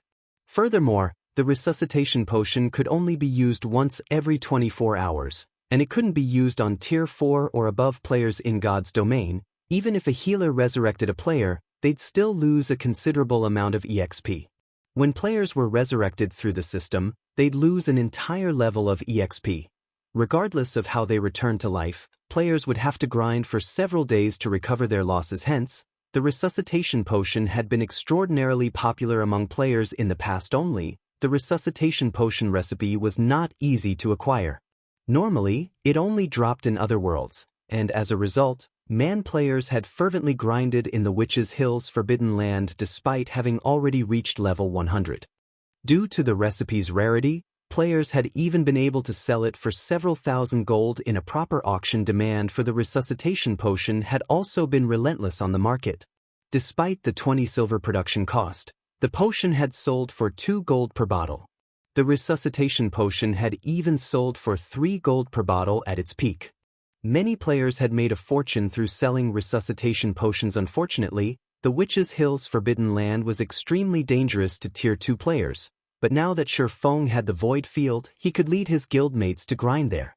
Not only would they level up quite fast, but they could also grind for the resuscitation potion recipe and primordial crystal fragments, killing 3 birds with 1 stone. Now that Shi Feng had experienced successfully producing a void field, he continued to craft more. He knew that he had made a mistake when combining the 12 magic arrays during his first 3 attempts, but after his success, he had a more accurate grasp of the array's flow of mana, following which, Shi Feng attempted to produce the void field magic array 4 more times, resulting in 2 success.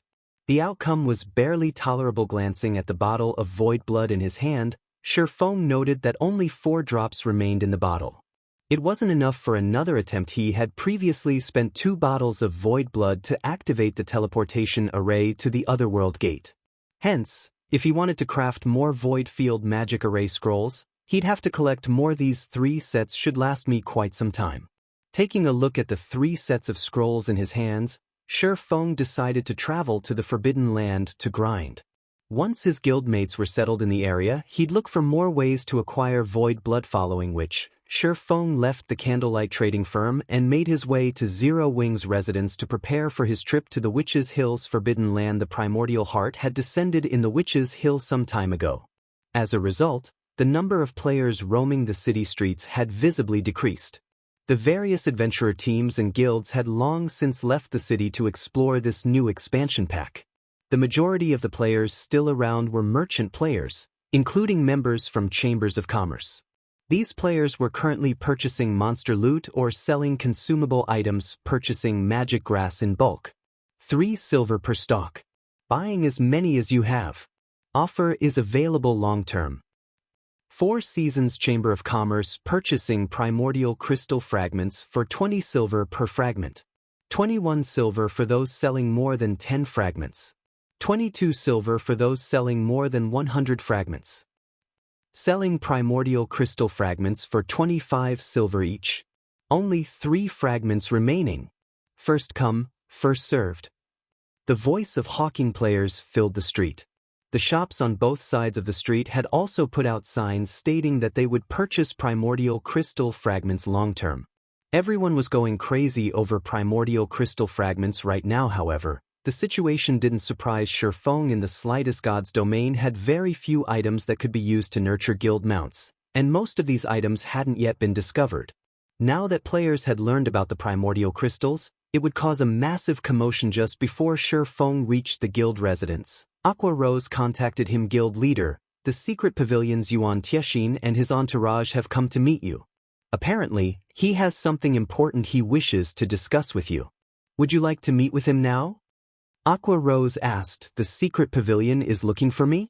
Shi Feng could not help but smile upon hearing this. Alright, have them wait for me in the second floor's reception room. I'll head there immediately. Although he knew that the primordial heart's appearance would cause quite a commotion, he hadn't expected it to move the secret pavilion. Shi Feng disconnected the call and made his way to the residence's second-floor reception room. Chapter 1972, Joining the Chamber of Commerce. Zero Wing's residence, second-floor reception room. As Shi Feng entered the room, Yuan Tiexin and Purple Jade, who softly chatted on the sofa, stood to greet him. Both of them had already reached level 59, and although they had hidden their weapons and equipment's glow effects, Shi Feng could tell that they carried extraordinary items based on the faint pressure he felt from the 2 players. Purple Jade, in particular, felt like a sharp, unsheathed blade. She also felt quite dynamic. So, this is a true genius? Shi Feng was inwardly shocked when he saw Purple Jade. While he could not tell how much her basic attributes had improved, he could sense that Purple Jade had set foot in the realms of truth. As someone who had done the same, the realms of truth were different from the realms of refinement. The realms of refinement only focused on improving one's physical control, whereas the realms of truth focused on the application of strength. While better control could reduce players' shortcomings and increase their latent potential, better application allowed players to utilize more of their potential. However, God's domain's various large guilds didn't have a method of nurturing players in the realms of truth yet. Normally, players needed a wealth of combat experience and self-exploration to reach these realms. Even Shi Feng had only accomplished the feat after many fortuitous encounters. Yet despite receiving no guidance and having far less combat experience, Purple Jade had entered the realms of truth. Even the word genius was not sufficient to describe the young woman. Shi Feng had spent plenty of time trying to guide Zero Wing's core upper echelons to these realms, but even now, not one of them had succeeded. Meanwhile, when Purple Jade saw Shi Feng entering the room, her eyes glowed with fighting spirit.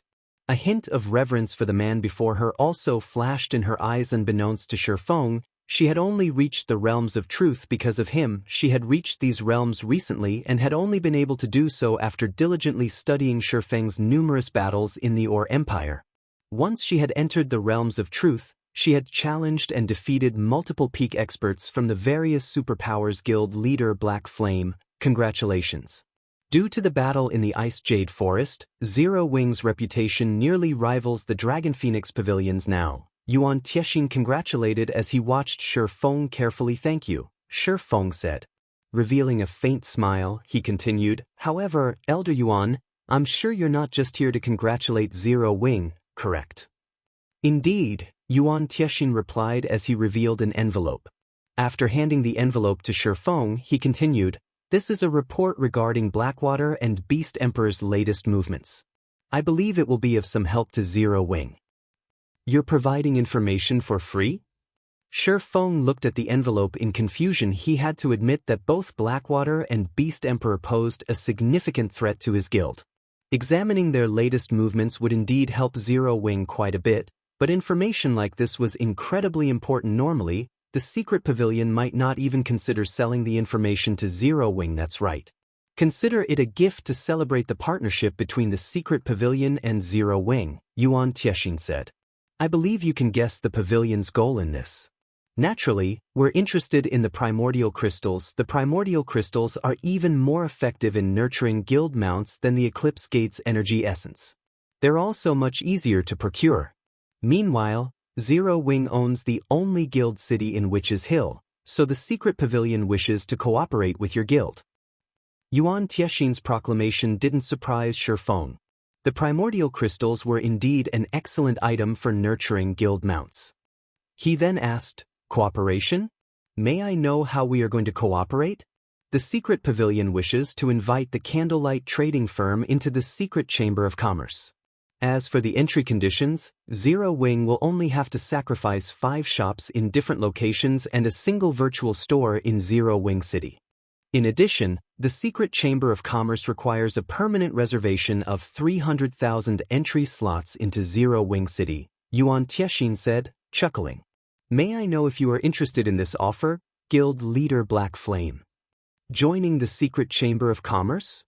When Yuan Tiexin finished speaking, Aqua Rose, who had accompanied Shifeng, was stunned, flashing the pavilion's representative an incredulous look. The secret pavilion was a transcendental power in the virtual gaming world.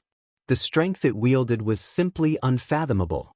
The secret chamber of commerce the pavilion had developed was similarly unfathomable, as very few chambers of commerce could rival Secret's range of influence. Needless to say, Secret was far more powerful than 7th Street without a doubt. Secret was one of the best chambers of commerce in God's domain right now. Many superpowers were desperate to join, but very few were actually invited into the alliance yet. The secret pavilion had visited Zero Wing City to invite the guild personally. Frankly, Aqua Rose didn't know what to say. If Zero Wing joined the secret chamber of commerce, the Candlelight trading firm's income could increase severalfold as long as the firm offered sufficiently attractive products. "I'm curious. Why Zero Wing?" Shifeng asked the man before him. "There are 2 other guild towns in the Witch's Hill, and both will soon be promoted to intermediate rank. If the secret pavilion gives the word, both ruling guilds will likely hand their towns over on a silver platter. Naturally, we have considered that option, but the Primordial Heart's descent has increased monsters' strength in the Witch's Hill. Monster raids also occur frequently at night. With the town's defenses, they'll have a hard time coping with the map's current monsters. Who knows how long they will last? However, Zero Wing City is different. Even if the Witch's Hill's monsters continue to grow stronger, Zero Wing City will likely remain unaffected. Moreover, Zero Wing City has an excellent environment, which will be of great help to the guild members we send here," Yuan Tiexin said. He withheld no information regarding the secret pavilion's reasons for selecting Zero Wing for a partnership. "I see." Shifeng could not help but admire the secret pavilion's information network and decisiveness. The Primordial Heart had only recently descended, so the monster's changes weren't yet obvious. Yet the secret pavilion had already considered various possibilities. Shifeng hadn't expected the pavilion to place so much importance in the primordial crystals that it would offer Zero Wing a seat in the secret chamber of commerce. Either to protect both parties' interests, a guild would offer 1% of its shares when attempting to join a chamber of commerce. Hence, the various chambers of commerce took member recruitment very seriously. Guild leader Black Flame, if you are fine with these conditions, why don't we sign the contract now? Yuan Tiexin asked Shifeng, who had maintained a calm composure throughout the conversation. Once we sign, Zero Wing's Candlelight trading firm will become a member of the secret chamber of commerce and enjoy all of the connections the alliance possesses. You will find it far easier to sell and buy items. All right, I have no issues with the offer. Shifeng had no problems with accepting the mentioned conditions, and joining the secret Chamber of Commerce would provide Zero Wing quite a bit of help, especially now that the guild lacked materials. The Magicbreaking crossbows, hell tanks, and basic combat devices all required a large number of rare materials to produce. If Zero Wing relied on its own strength, it would only be able to collect a limited supply of each material, but with the secret Chamber of Commerce's connections, it could easily build its stockpile. In a short time after Shi Feng signed a contract with Yuan Tiexin, he handed over 5 shops and 1 virtual store in Zero Wing City. In addition, he reserved 300,000 entry slots in Zero Wing City for the secret pavilion's use. After all, a flood of players visited the city each day, and there was a limit to how many the city could accommodate at one time. If the secret pavilion did not have any reserve slots, its members would be forced to stand in line to enter Zero Wing City. Once the transaction was complete, the Candlelight trading firm joined the secret Chamber of Commerce's member list, and the two organizations exchanged 1% of their shares shortly after Candlelight joined the Chamber of Commerce. News of it quickly spread to the various superpowers. Chapter 1973, Guild Potential. As news about Zero Wing's Candlelight trading firm joining the secret Chamber of Commerce spread, a commotion erupted among the various superpowers in God's domain. What's going on? How did the secret Chamber of Commerce accept a guild like Zero Wing? Zero Wing really is impressive. It has already proven its strength to contend with a superpower, and now, it has even joined the secret Chamber of Commerce. The guild's financial strength will grow considerably now. As long as Zero Wing solidifies its foundations, it definitely has the potential to become a super first-rate guild. It seems that God's domain will soon have a new superpower. Send someone to investigate Zero Wing immediately. From today on, I want a team stationed in Zero Wing City. I want to know the guild's every move. Many superpowers had no power to join the secret pavilion's Chamber of Commerce regardless of how much they wanted to, yet a non-superpower like Zero Wing had done just that. This situation earned Zero Wing many superpowers envy. In addition, this turn of events had forced the various superpowers to pay closer attention to Zero Wing. They no longer considered the smaller guild insignificant, but one with the potential to become a competitor. Sufficient financial strength was crucial to developing a guild in God's domain. Zero Wing might have repelled Miracle, but it had relied on various tools to do so. Meanwhile, as the various superpowers continued developing in God's domain, it was only a matter of time before they obtained such tools of their own. At that time, Zero Wing would lose its advantage. Hence, the various superpowers hadn't truly considered the guild a threat, but the situation had changed. The secret Chamber of Commerce was a goldmine. If a guild joined the trade alliance and utilized its connections appropriately, it would generate a massive income and secure a large number of resources. Even if the guild failed to take advantage of Secret's connections, it could still increase its trading firm's income by a large margin through service charges from helping the alliance's other members sell their products. This increased income would greatly help the guild's development, and these benefits would be available until the trade alliance crumbled. Meanwhile, on one of the islands in the Sea of Death. Big Sis Rain. Big news? Zero Wing's Candlelight trading firm has joined the secret Chamber of Commerce. Blue Phoenix reported as she ran up to Phoenix Rain, who currently commanded a battle. Joined the secret Chamber of Commerce. Phoenix Rain blinked in surprise. How is that possible? So many superpowers have tried to join Secret only to be rejected. Even Starlink only managed to join after purchasing the magic crystal vein at the secret pavilion's internal auction. It's true. News of this has already spread to the various superpowers. Everyone's saying that the secret pavilion has lost its mind to invite Zero Wing, Blue Phoenix said, grinning. Big Sis Rain, now that Zero Wing has joined Secret, 9 Dragons Emperor won't be able to attack the guild's financials even if we don't help out. That's right. Even if 9 Dragons Emperor uses everything he has to stop Zero Wing's sales, he can't cut off Secret's channels. Now, we can focus on that large-scale team quest, Phoenix Rain said, nodding. She had nominated Zero Wing to 7th Street because she had been worried that she couldn't stop 9 Dragons Emperor from moving against her ally once she left the continent of God's domain.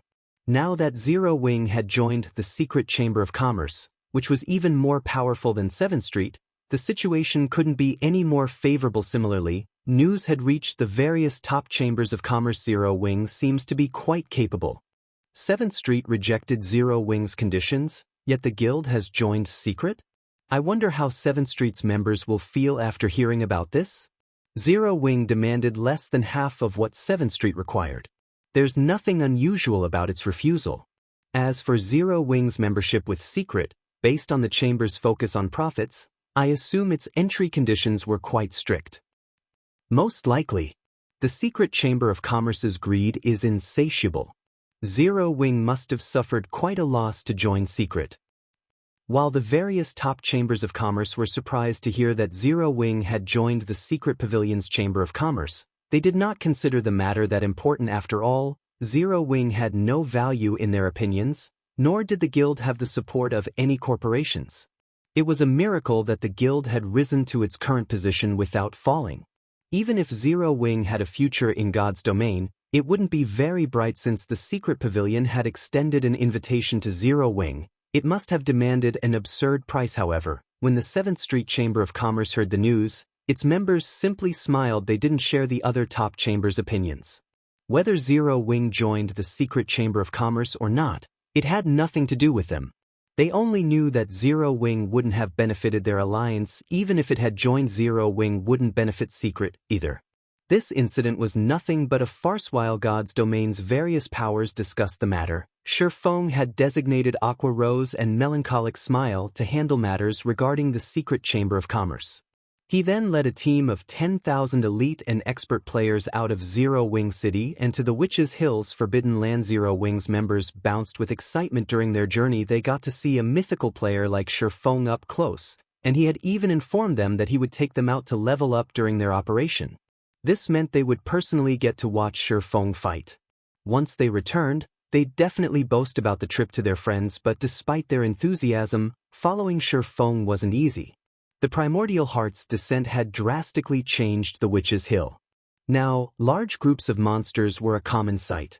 Moreover, not only did these monsters possess powerful basic attributes, but they also used strangely impressive combat standards. They encountered a few powerful, 100-man adventurer teams that these monsters had nearly wiped out along their journey. As for the 20-man teams they stumbled upon, they had tread very carefully through the area unless they had a tier 2 metric tons with them. The Witch's Hill was far more dangerous than anyone had expected. Only the various large guilds' 1,000-man teams barely succeeded near the border of the Witch's Hill's inner region. These guild teams did not dare to venture any farther. As for the teams that operated in the Witch's Hill's inner area, they were either expert teams from the various large guilds or 1,000-man teams from well-known adventurer teams. Only the teams of Tier 2 experts had any hope of surviving with 100 members. The monsters in the inner area were simply too powerful. Even the weakest monster was a level 61 chieftain, and the chieftains employed combat power that was on par with the late stage of the Trial Tower's 2nd floor. Even an ordinary Tier 1 expert would die against such a monster in a one-on-one, not to mention ordinary players. However, despite entering the Witch's Hill's inner region, Shifeng showed no intention of letting his team fight here. Rather, he continued to lead his team deeper into the Witch's Hill. Zero Wing's members followed their guild leader. They couldn't help their growing nerves. Although they had 10,000 elite and expert players, the majority of them had only reached Tier 1 and were level 55 or 56. The team's ordinary experts were only level 57, and the Tier 2 experts that accompanied them had only reached level 58. After following Shifeng's lead for more than 2 hours, these players arrived before a gravel-filled gorge. Not only did this area drown in a deathly aura, but it was also within the Witch's Hill's core area. The weakest monster here was a level 65 chieftain, while most of these monsters were level 66 and 67 lords. There were also quite a few level 69 grand lords around the gorge. At first glance, the gorge contained tens of thousands of monsters, and all of them were far closer to each other than the inner region's monsters. Most importantly, a gigantic, level 70 mythic monster lay in the center of the gorge. Chapter 1974, Sacred Leveling Ground. A mountainous, scaled lizard lay in the center of the gorge, and a layer of poisonous, green fog covered a 50-yard radius around it. No life survived within this fog, and even the earth seemed dry beneath it as if the fog had devoured the ground's very life force. Despite gazing at this lizard from afar, Zero Wings members couldn't help but shudder. A level 70 mythic monster. Aside from the fact that it was more than 10 levels higher than they were, the potent, poisonous fog around it made the monster impossible to approach. In addition, its gigantic body, over 100 meters in length, could easily change the terrain with a casual move. A single claw swipe could likely eliminate dozens of them. They hadn't even reached level 60, but even if they were the same level as this monster, they'd likely be able to do little more than watch the giant lizard from afar. After all, the mythic lizard wasn't alone. Tens of thousands of Lord and Great Lord monsters lingered around the boss. To make matters worse, primordial gas filled the gorge. It would likely take a Tier 2 party of the same level to defeat any of these lords, while defeating each Great Lord would require a full, Tier 2 20-man team. Even the guild's Tier 2 MTs, Cola, Turtledove, and Yi Wumian, felt uneasy as they watched the Forbidden Lands monsters, much less the team's elite members with their current attributes and combat standards. They shouldn't have any issue tanking 1 or 2 level 67 or 68 Great Lords by themselves without activating a Berserk skill. They could even tank 1 level 69 Grand Lord, although they'd have to push their limits to do so. But more than 20 Grand Lords wandered the Forbidden Land, as well as plenty of Great Lords. If all these monsters charged at them together, only death would await these players' guild leader. Even Tier 2 players like us will have trouble grinding here. With the Tier 1 player's strength, I'm afraid that, Shadow Sword said worriedly as he eyed the gorge below him. Ignoring the mythic monster in the center, he could feel the threat of death from several other areas. If he felt like this while subjected to such pressure, the Tier 1 team members would fare far worse. It was safe to say that their team didn't have the power to grind in this Forbidden Land right now. If we try to grind these monsters as they currently are, it is impossible. But if we have their basic attributes and remove the primordial gas's negative effects? Shi Feng asked, smiling. The Witch's Hill's new Forbidden Land wouldn't pose any threat to level 100+ players, but it was an immensely hazardous area to players who hadn't yet reached level 70. Of course, it was also a sacred area for leveling and grinding equipment. Since no one had explored the Forbidden Land yet, it contained the maximum number of monsters it could hold. However, that also meant that the area's drop rate and monster respawn rate were much higher than normal. Even if 10,000 players grinded in this Forbidden Land, there would be plenty of resources to go around. Unfortunately, transforming this hazardous area into a treasured land required players to fulfill one condition. They had to be strong enough to grind these monsters. A bunch of Tier 1 players that hadn't even reached level 70 would be seeking their own death by coming here, but they could change that with the Void Field. If they could decrease the monster's basic attributes by nearly half and remove the primordial gas's negative effects on players, even level 60, Tier 1 players could slay these creatures. Only, their grinding efficiency would be quite poor. However, the bonus EXP from killing monsters of a higher level would even the playing field. Shi Feng had led so many Zero Wing members to such a dangerous area specifically to help them level up quickly, as well as collect primordial crystal fragments. He might be a particularly powerful player in God's domain and capable of nurturing a significant number of experts in a short time, but at the end of the day, there was a limit to what a small number of powerful players could achieve.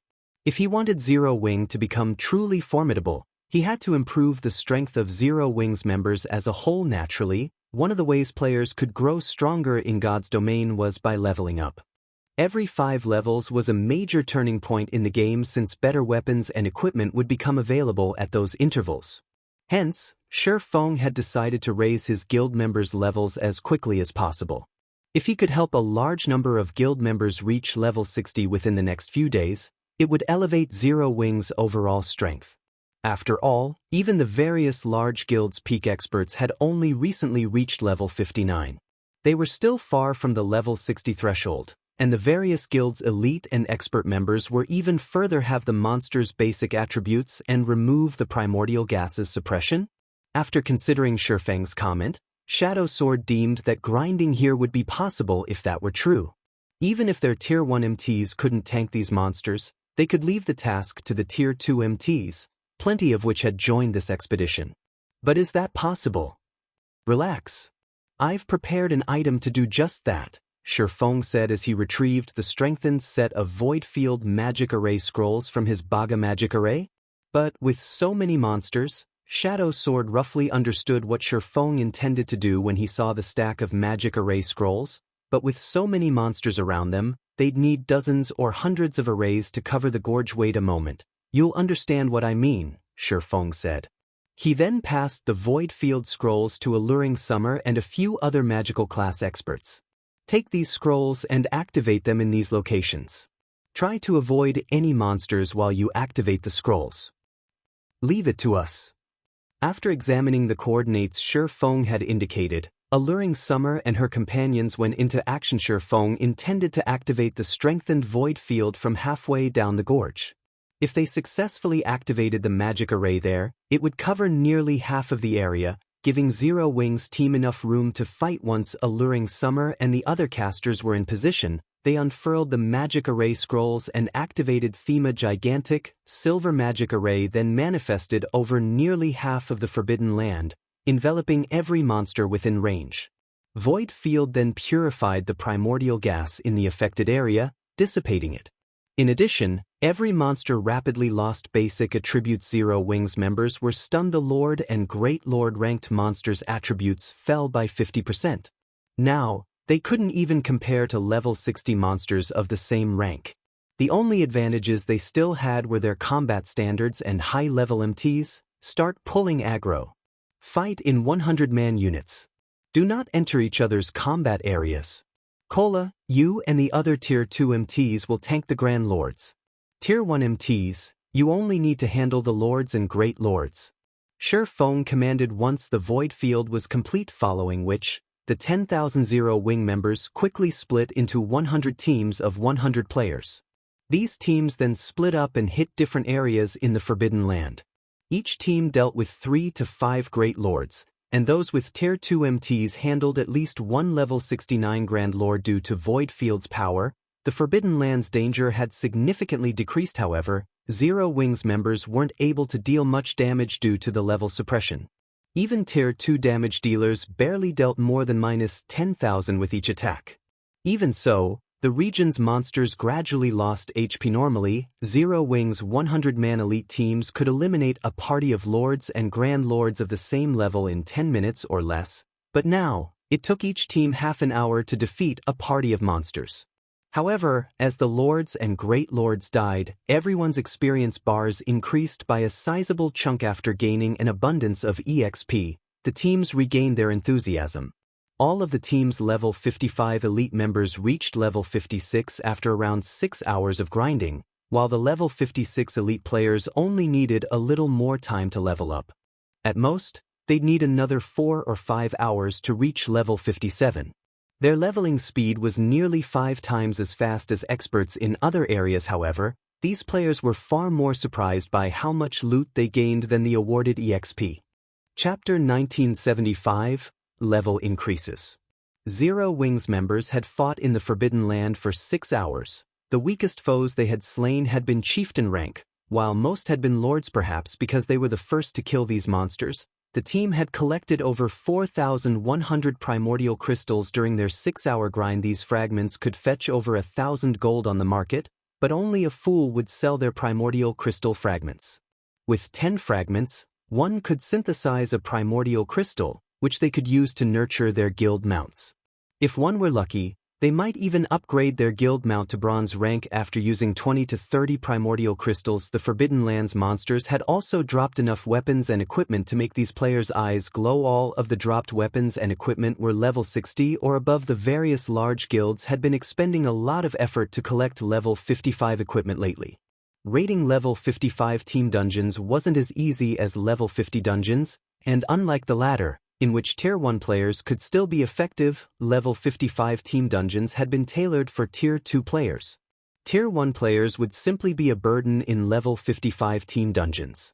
They'd only be useful if they wore extremely high-quality equipment. Hence, the various large guilds struggled desperately for level 55 weapons and equipment. Meanwhile, most of the equipment the Lords in the Witches' Hills Forbidden Land dropped was bronze rank. Although they had a small chance of dropping mysterious iron equipment naturally, the Great Lords dropped mysterious iron and secret silver equipment. with the latter having a severely lower drop rate. While Grand Lords were guaranteed to drop secret silver equipment, they did have a higher drop rate than Great Lords. They also had a slight chance of dropping fine gold equipment since Zero Wings members were the first to pioneer the Forbidden Land. There was an extremely high number of monsters in the area. Even the rarely seen Great Lords and Grand Lords were available in abundance right now. After just 6 hours of hard work, Zero Wings' 10,000-man team had obtained over a dozen pieces of level 60 fine gold equipment, over 100 pieces of level 60 secret silver equipment, and more than 1,000 mysterious iron and bronze equipment pieces. Their operation had been quite lucrative. The team's latest harvest was already worth more than the strengthened Void Field magic array's production costs. Leveling up here is so fast.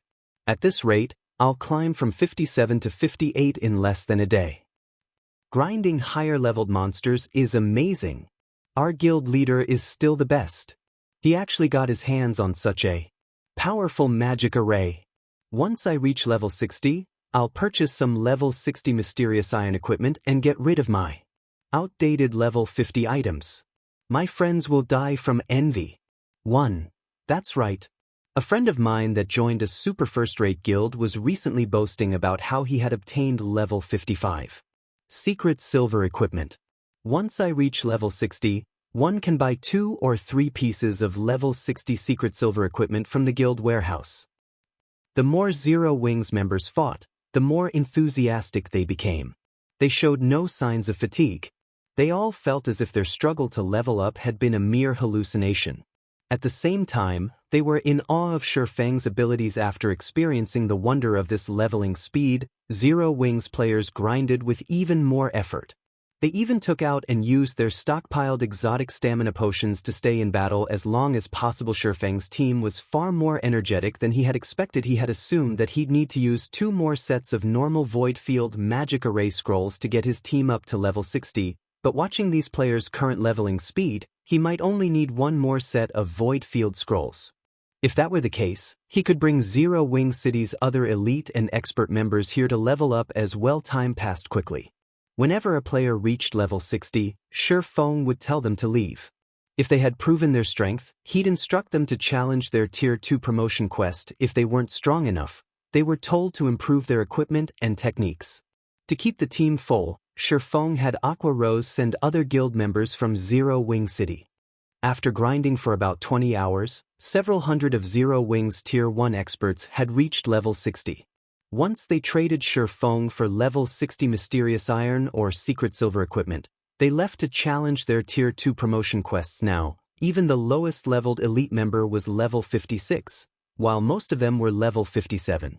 The majority of Zero Wing's Tier 1 experts were now level 59, with only a few stuck at level 58. The team's overall leveling speed was explosive. Grinding here proved far more effective than in 10 resource zones. Aqua Rose was immensely excited to see this. With the resources this Forbidden Land had to offer, Zero Wing could solidify its foundation and strength in God's domain. Every location had limited resources and areas that could accommodate thousands of players, allowing them to level up rapidly, were incredibly rare. Generally, the various superpowers dominated these areas. After all, ordinary resource zones could only accommodate several hundred players at a time.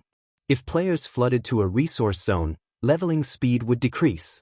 It was easy to imagine how precious zones that could accommodate several thousand players were, yet this Forbidden Land easily served more than 10,000 players, and they all leveled at a phenomenal pace. If the various superpowers found out about this, their envy would know no bounds. Guild leader, we found 3 unknown alchemy recipes and an unknown stone tablet among the loot. Even an advanced appraisal can't identify them. Alluring Summer, who was busy collecting the various teams' loot, suddenly reported unknown alchemy recipes and an unknown stone tablet. Shifeng's lips curled into a smile as he considered a possibility. He then said, "Bring them to me." "Understood. I'll be right there." Alluring Summer said as she gave Shifeng's excited expression an odd look.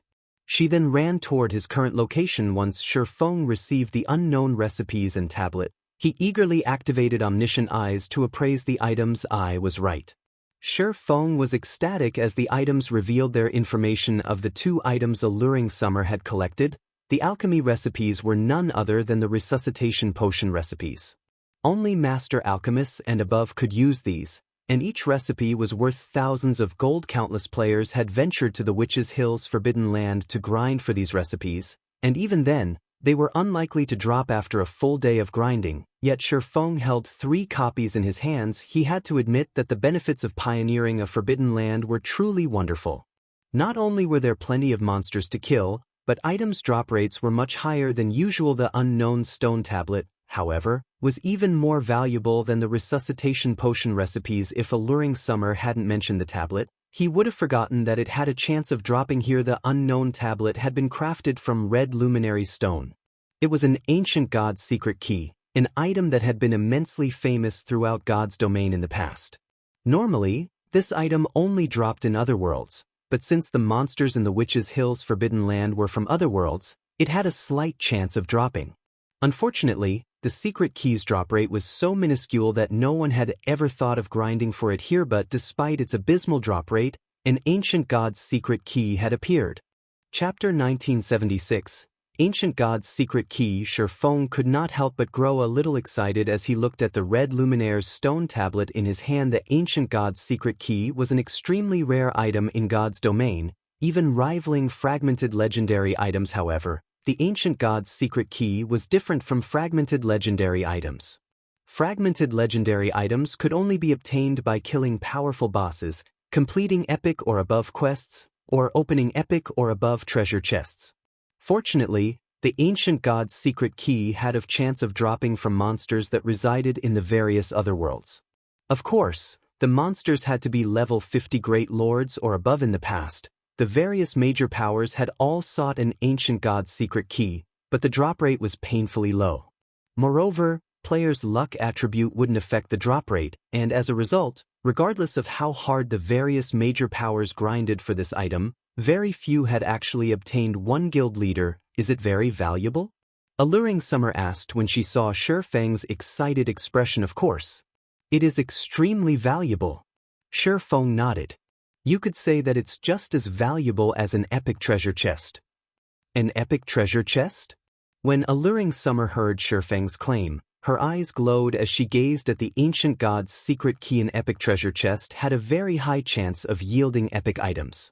Thus, they were undoubtedly precious to the various large guilds. Most guilds only had a small number of epic items at this stage of the game, and only the guild's upper echelons or peak experts qualified to use them. Even in Zero Wing, epic items were extremely rare. In total, Zero Wing had less than 100 epic items, and that was already enough to attract the various first-rate guilds' jealousy. However, we can't use this key yet. We need to be strong enough to obtain an epic item. Otherwise, we will simply waste the Ancient God's Secret Key, Shi Feng said as he stored the key away. He had no intention of using the key right now. Instead, he commanded Zero Wing's members to move deeper into the Forbidden Land and grind its numerous field bosses. The Ancient God's Secret Key was akin to an epic treasure chest, but unlike a treasure chest, players had to rely on their strength to obtain the key's harvest, not luck.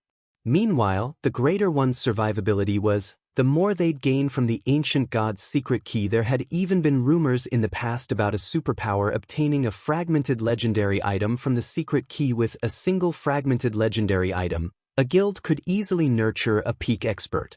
It would even have even greater help when players challenged their Tier 4 and 5 promotion quests. That was why all of the various major powers had coveted the Ancient God's Secret Key. Fragmented legendary items were extraordinarily valuable, and even after a decade in God's domain, first-rate guilds had only collected a small number of them.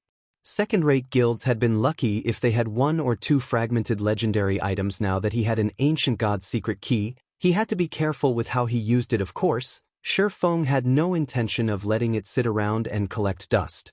Each secret key had a 1-week expiration. Whether players used it or not, it would disappear after 7 days, so it wasn't possible to save the key until it was most valuable. Shi Feng then handed the 3 resuscitation potion recipes to Aqua Rose, instructing her to bring them to Melancholic Smile and start the potion's production as soon as possible. The potion's necessary materials weren't particularly valuable, There had only been such a small supply of these potions in the past. Despite the high demand, due to the recipe's rarity, God's domain's superpowers had yet to obtain a resuscitation potion recipe, making this the perfect opportunity for Zero Wing to make a fortune. Once the various superpowers secured the recipes, though, Zero Wing's profits through the potion would plummet. It was the same case with the strengthening devices. Initially, Zero Wing had earned quite a bit from selling the devices, but as more superpowers and first-rate guilds had obtained the strengthening device design, the competition had increased. As a result, Zero Wing's profits from the device had steadily decreased since the resuscitation potion didn't exist on the market yet. Zero Wing could monopolize the potion's sales. Zero Wing wasn't like the various superpowers. Not only did the various superpowers have a lot of territory in the game, but they also had support from major corporations. Superpowers didn't have to worry about resources or funds since the corporations backing them provided a constant supply. However, Zero Wing didn't have that kind of support, relying on its own power to acquire funds and resources. Unfortunately, developing a guild's territory and increasing member count required a lot of both. This was especially true for the situation in the Orc Empire. While Zero Wing had been preoccupied with Miracle, according to the Secret Pavilion's report, Blackwater had made significant progress in raiding the Orc capital city's armory, obtaining quite a few war weapons. In addition, the guild had recently occupied another fortress in the Orc Empire. Due to this success, Blackwater had transferred even more members from its main headquarters to the Orc Empire. Moreover, Beast Emperor, Blackwater, and Dark Soul had secretly formed an alliance and intended to take over the Orc Empire.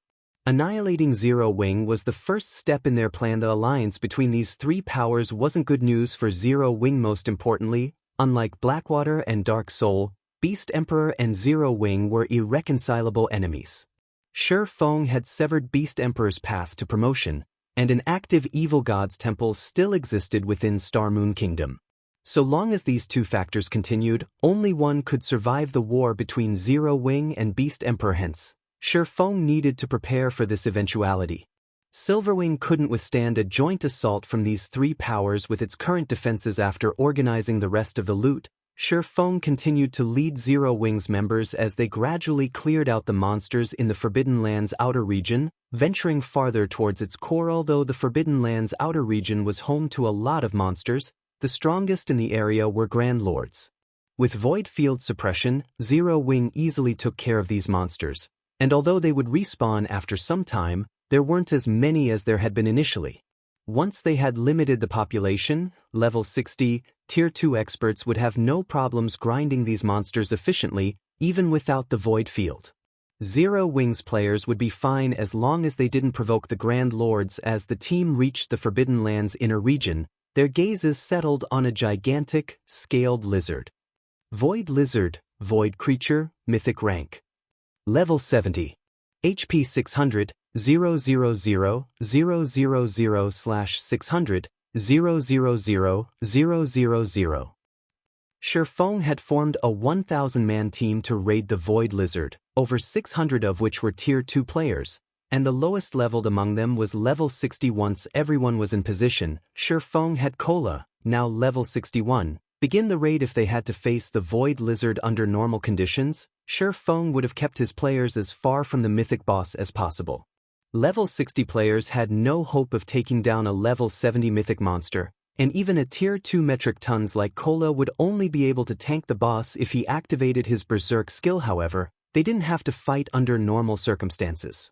The strengthened Void Field was still in effect, and the Void Lizard's basic attributes had decreased by 20%. In addition, Shi Feng had 9 members of the team utilize the 9 stars Polar Domain Magic Array to suppress the Void Lizard further, ensuring that the boss only retained 70% of its basic attributes. With it this week, even Cola could tank the Void Lizard without a Berserk skill, albeit barely. Unfortunately, the team wasn't able to deal much damage to the boss due to the level suppression. Even among the Tier 2 damage dealers, very few dealt more than -10,000 damage. However, with players like Shi Feng and Zero Wing's core upper echelons, all of whom had monstrous attributes, the team's total DPS exceeded the Void Lizard's battle recovery, steadily whittling away the mythic monster's HP 90%, 60%, 30%. When the Void Lizard had 30% of its HP remaining, the boss went berserk. In response, Feng ordered his team to activate their berserk skills to endure the Void Lizard's berserk period. After more than an hour, the team eventually defeated the mythic bosses. The Void Lizard died. Everyone on the 1,000-man team received an abundance of EXP. Cola and a few other level 61 players instantly rose to level 62, and the other tier 2 players watched their experience bars increase by a sizable chunk. As for Feng, a golden glow enveloped his body as he climbed from 69 to 70. Chapter 1977, Tier 2 Training. Seeing the collapsed Void Lizard, Zero Wing's 1,000-man raid team breathed a sigh of relief, joy surfacing on their expressions. The bountiful EXP the mythic monster had granted wasn't the only reason for their joy, they also celebrated the loot the boss had dropped. The dazzling mountain that had appeared beside the monster's colossal body made every member of the raid team drool at first glance. There were easily more than 50 items in the pile. Over a dozen among them were weapons and equipment that had the glow of fine gold and dark gold items. However, the only item in the small mountain of loot that caught Feng's eye was the bottle of void blood. With this, he could craft a few more sets of void field scrolls. As for the remaining items, the most valuable was the resuscitation potion recipe. In Feng's opinion, the level 60 fine gold and dark gold weapons and equipment were average at best. The best piece of equipment that had dropped was the Void Shoes, a set of epic ranked cloth armor boots. Feng instantly handed the Void Shoes to Violet Cloud, increasing her epic item count to 5. With Death's Eye, Violet Cloud could now easily contend with peak experts and beat. Cola complained as he let his body fall to the ground. I never thought that fighting a higher-leveled mythic monster would cost so much stamina. Had the boss lasted any longer, I would have died from exhaustion.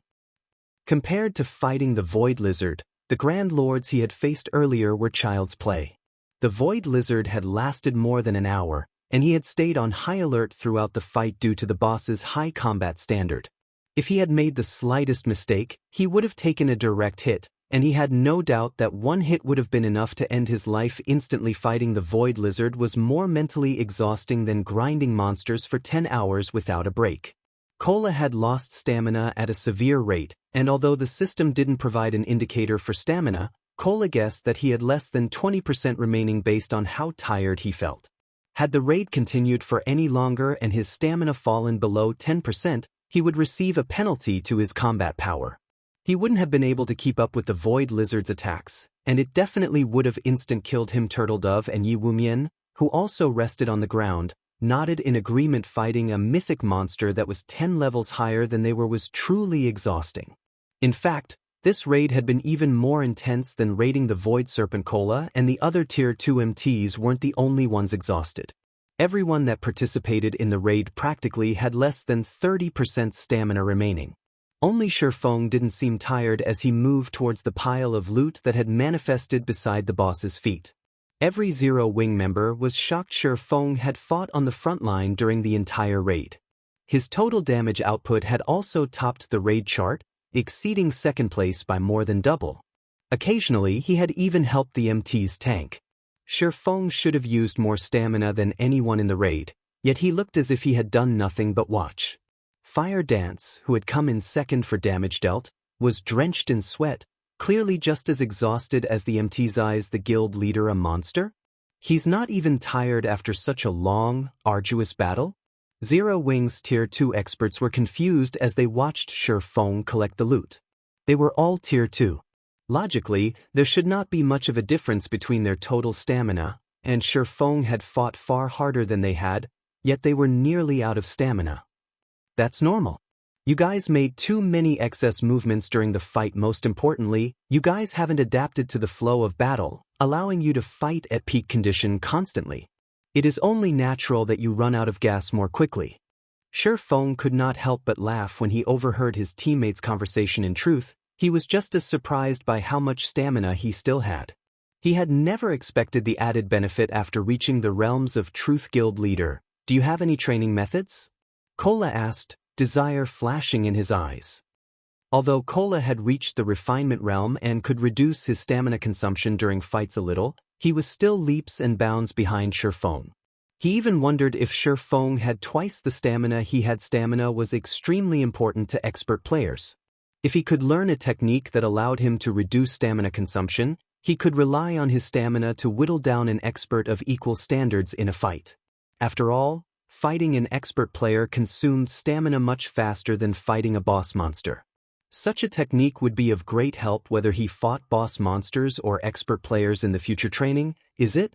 Upon hearing Cola's question, Feng realized how important it was to train his team in stamina control. Although controlling one's stamina wouldn't improve their combat power, it would have a massive impact on the player's performance when grinding in the fields. Players' grinding efficiency was largely dependent on their stamina.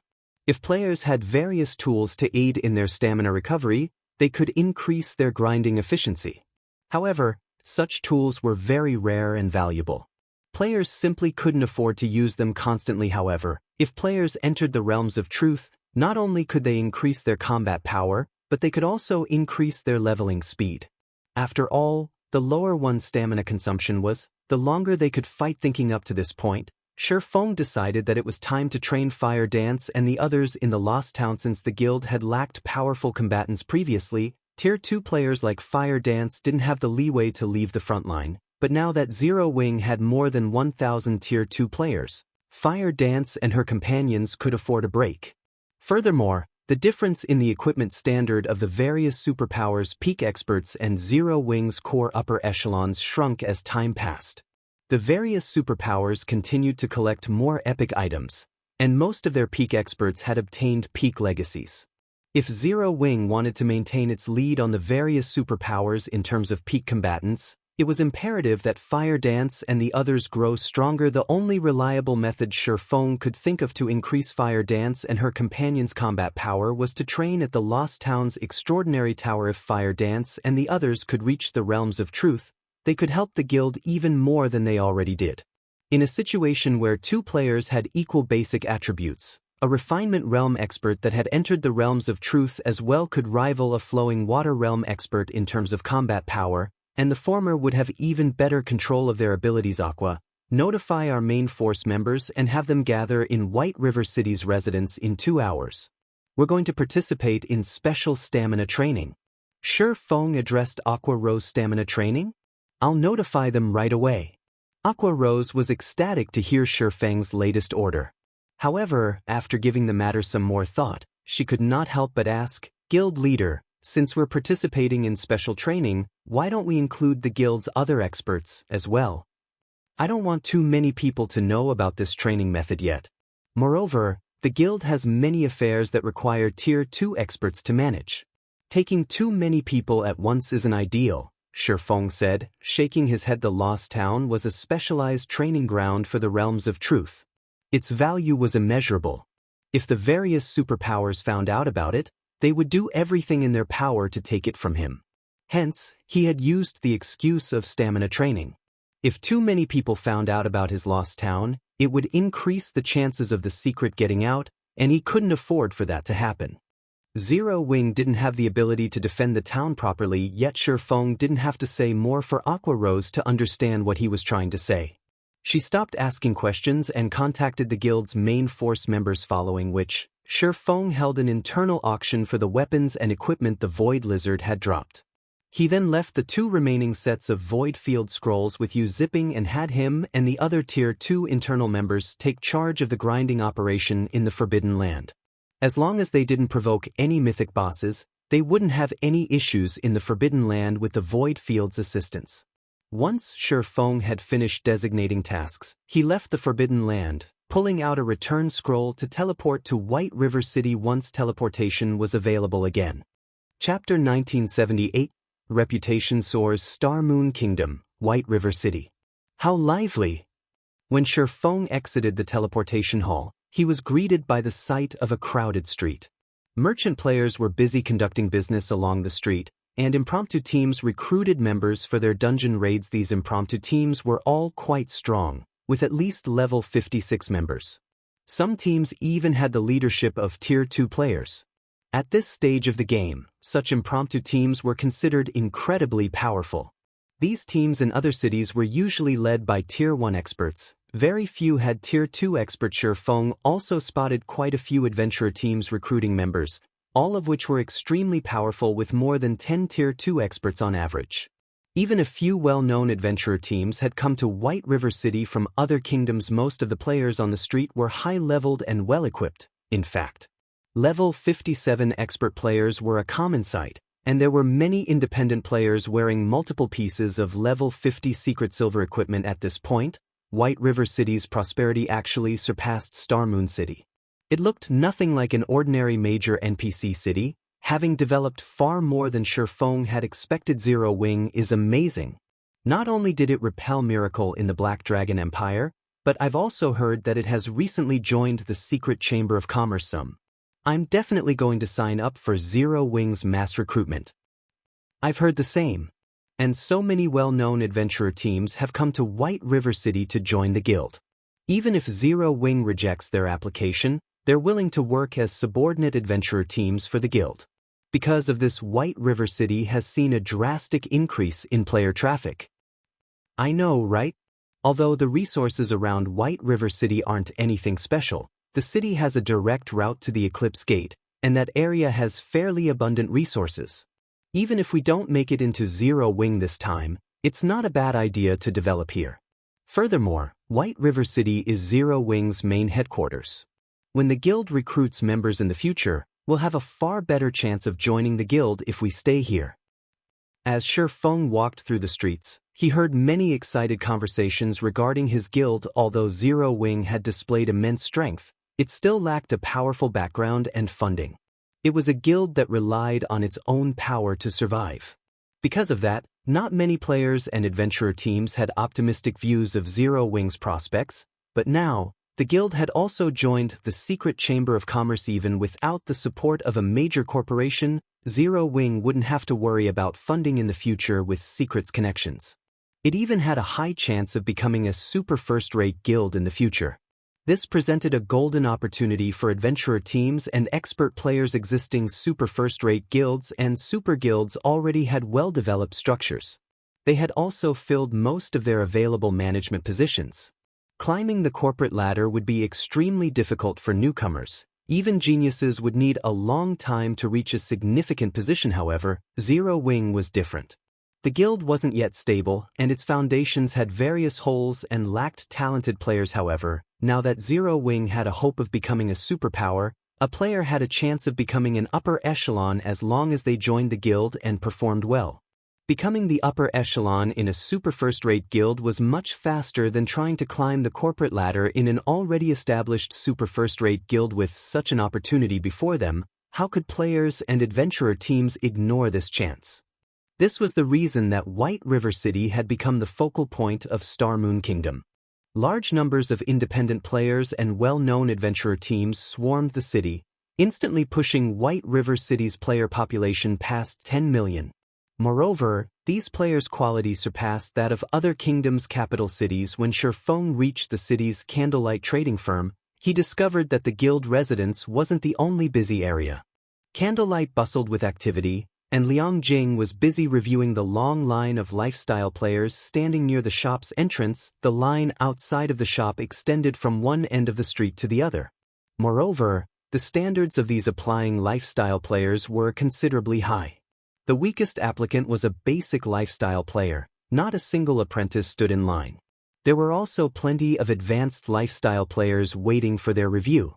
The scene stupefied the independent players that had just arrived in the city, and when other guilds members saw this, their eyes nearly fell from their sockets. All of the various large guilds offered incentives to recruit advanced lifestyle players, but very few usually took the bait. Yet more than 100 of these players had eagerly applied to the Candlelight trading firm, obediently waiting in line. The news certainly spread quickly.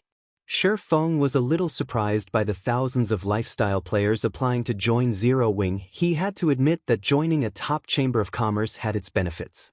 He hadn't expected Secret's reputation to be so useful. Candlelight hadn't officially started working with Secret, yet so many lifestyle players had rushed to join Zero Wing. By the time Candlelight collaborated with Secret and started to sell products through the chamber's channels, he'd likely see several times more players trying to join his trading firm. Sherfong could relate to a certain degree. Although the former Candlelight trading firm had solid foundations and superb talent nurturing capabilities, it hadn't had enough channels to sell its products. Now that Candlelight had both, lifestyle players considered it the best place to develop, following which, Sherfong headed to one of Candlelight's special workshops and handed a resuscitation potion recipe to Silent Wonder, leaving it to the chief alchemist to decide who should learn the recipe. He then visited his own special forging room and started to craft more void field magic arrays. After a little over an hour, Sherfong had completed 5 sets of void field scrolls out of 8 attempts. These 5 sets would enable many of Zero Wing's elite and expert players to grind in the Witch's Hill's Forbidden Land. Then, even without the void field, they could simply return to grinding in the Forbidden Land's outer region. Now that the area's monsters had died more than a few times, the respawn rate had decreased. Even the ordinary Tier 2 experts should have no problem helping the Tier 1 players grind there. Once Sherfong had settled his affairs in Candlelight, he made his way to Zero Wing's residence. Currently, Blackie and the other main force members sat in the residence's second-floor hall. They had been waiting for quite some time, and they all looked forward to the special stamina training. One's combat standard was the basis for their combat power, and the more they fought expert players, the more this idea proved to be true. They used to overwhelm their opponents with their basic attributes. But as players progressed in the game, their advantage continued to lessen. Commander, we really lucked out this time. We've just joined the guild's main force, yet we get to partake in special internal training. I wonder what the guild leader has to teach us? Seven Light, a young Tier 2 swordsman, spoke excitedly to the middle-aged man beside him. Already told you that I'm no longer Unbounded's commander. In the future, refer to me as Brother Bone. Stubborn Bone told the youth beside him, exasperated. But you're right, we've really gotten lucky this time. We actually get to train under Black Flame personally. I assume he'll teach us some kind of footwork or body technique. Every large guild had its own internal training programs. Some programs taught combat techniques that were exclusive to the guild, and others provided lectures. Stubborn Bone, though, was confident that this training session would involve learning a combat technique through practice. After all, Zero Wing was famous for its many techniques. Quite a few other players in the group were former adventurer team members as well. For example, Remnant Cloud and Graceful Moon, the prior commander and vice-commander of the Fire Cloud Fox adventurer team, were also present. These former adventurers were all curious about what Sherfong had in store for them. Everyone has gathered, guild leader, Aqua Rose reported when she noticed Sherfong enter the hall. Good. Let's set off then.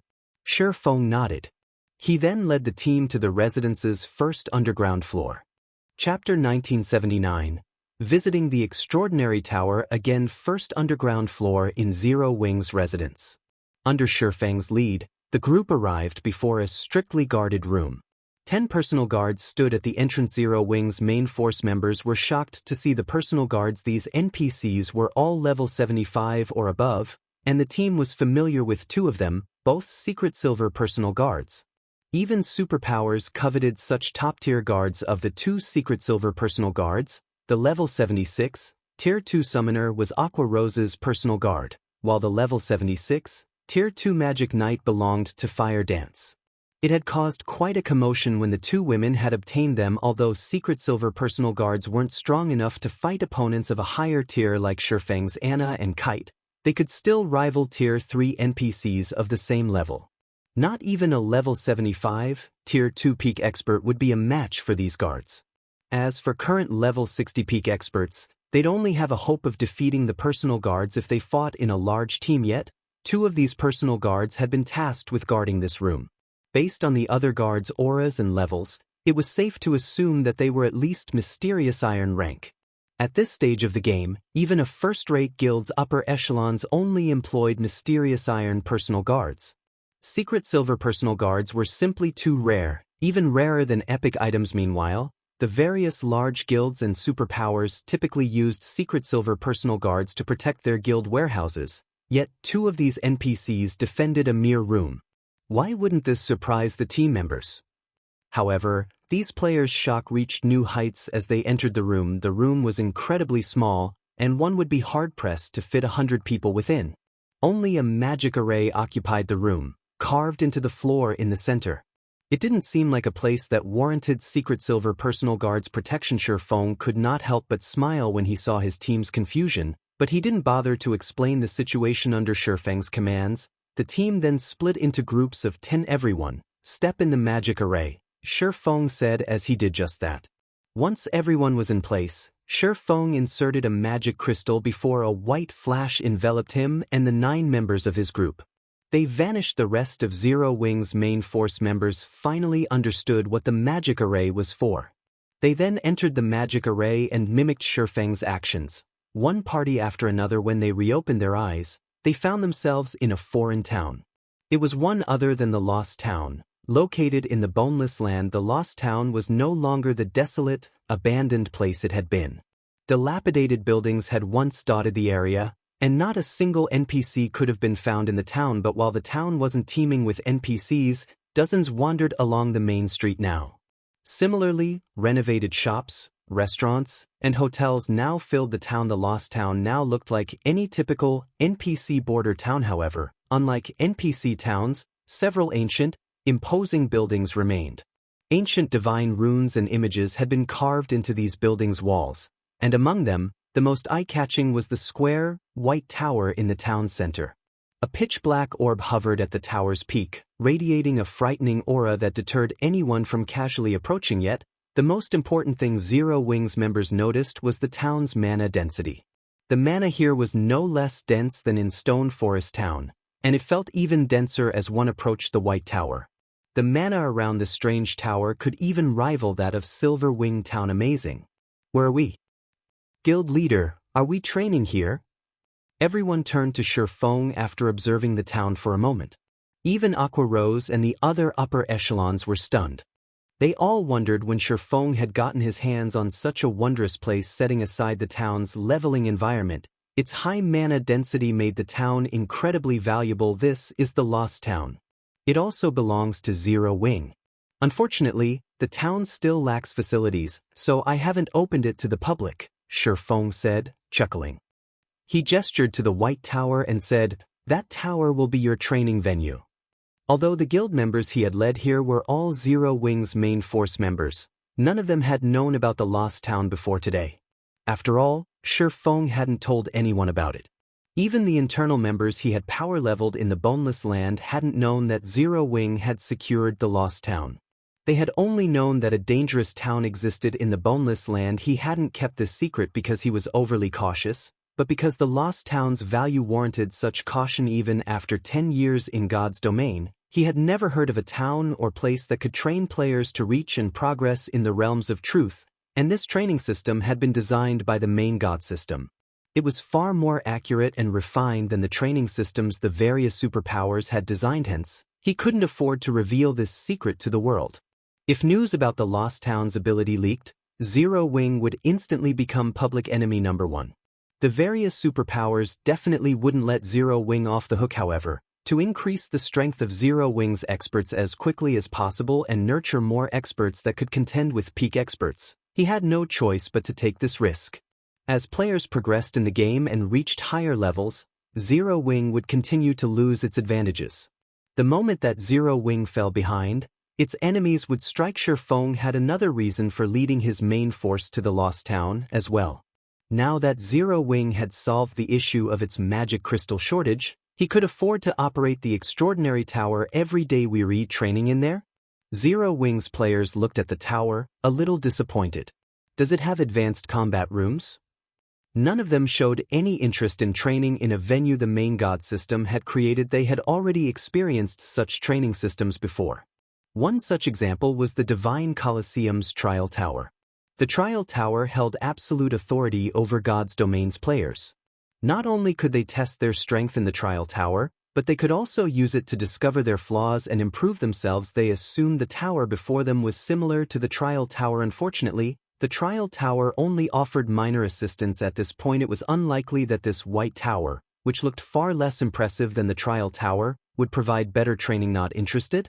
Shifeng could not help the smile pulling at his lips when he noticed the team's lack of enthusiasm. How about this? If any of you manage to get past the first floor within 1 week, I'll reward you with a bloodline that will improve your life rating. A bloodline? Guild leader, are you for real? Shadow Sword and the others' excitement returned. They had all heard of bloodlines, and many of them had taken part in the Demonkin King raid on Kama Island. They had seen the space-time bloodline that the Demonkin King had dropped. There was no doubt that the bloodline was a super powerful item, and it wouldn't be an exaggeration to call it a free pass to Tier 3. It could even help players when they challenged their Tier 4 promotion quests, of course. Sure Feng nodded. However, you have to clear the first floor within a week. The tower's first floor? Shouldn't that be a piece of cake? Zero Wings players then dashed towards the extraordinary tower, more than eager to get to work. Sure Feng, however, casually entered the tower and headed for the top floor. He then called up the extraordinary tower's system interface and released the second floor seal. This was the reason he had come to the Lost Town today. Chapter 1980, Second Floor Unsealed. The moment Sure Feng chose to remove the seal on the extraordinary tower's second floor, he instantly lost 100,000 of the 110,000 magic crystals he had recently collected. The divine runes on the extraordinary tower's exterior then lit up with a steady, colorful brilliance. Mana flooded toward the tower from far beyond the Lost Town's boundaries, rapidly increasing the town's mana density. After several seconds of this, the Lost Town's mana density was even higher than in Silverwing Town, and after a few more seconds, it could rival the density in Zero Wing GD. Everyone within the extraordinary tower felt the change due to the increased mana density. The players within the tower received a well-rested buff, indicating that they could accumulate 15% of the double EXP buff after resting in the Lost Town for 48 hours. Sure enough, this extraordinary tower is really amazing. Sure Feng was slightly surprised at how dense the mana had become. The mana density within the tower was at least 20% higher than in Zero Wing City.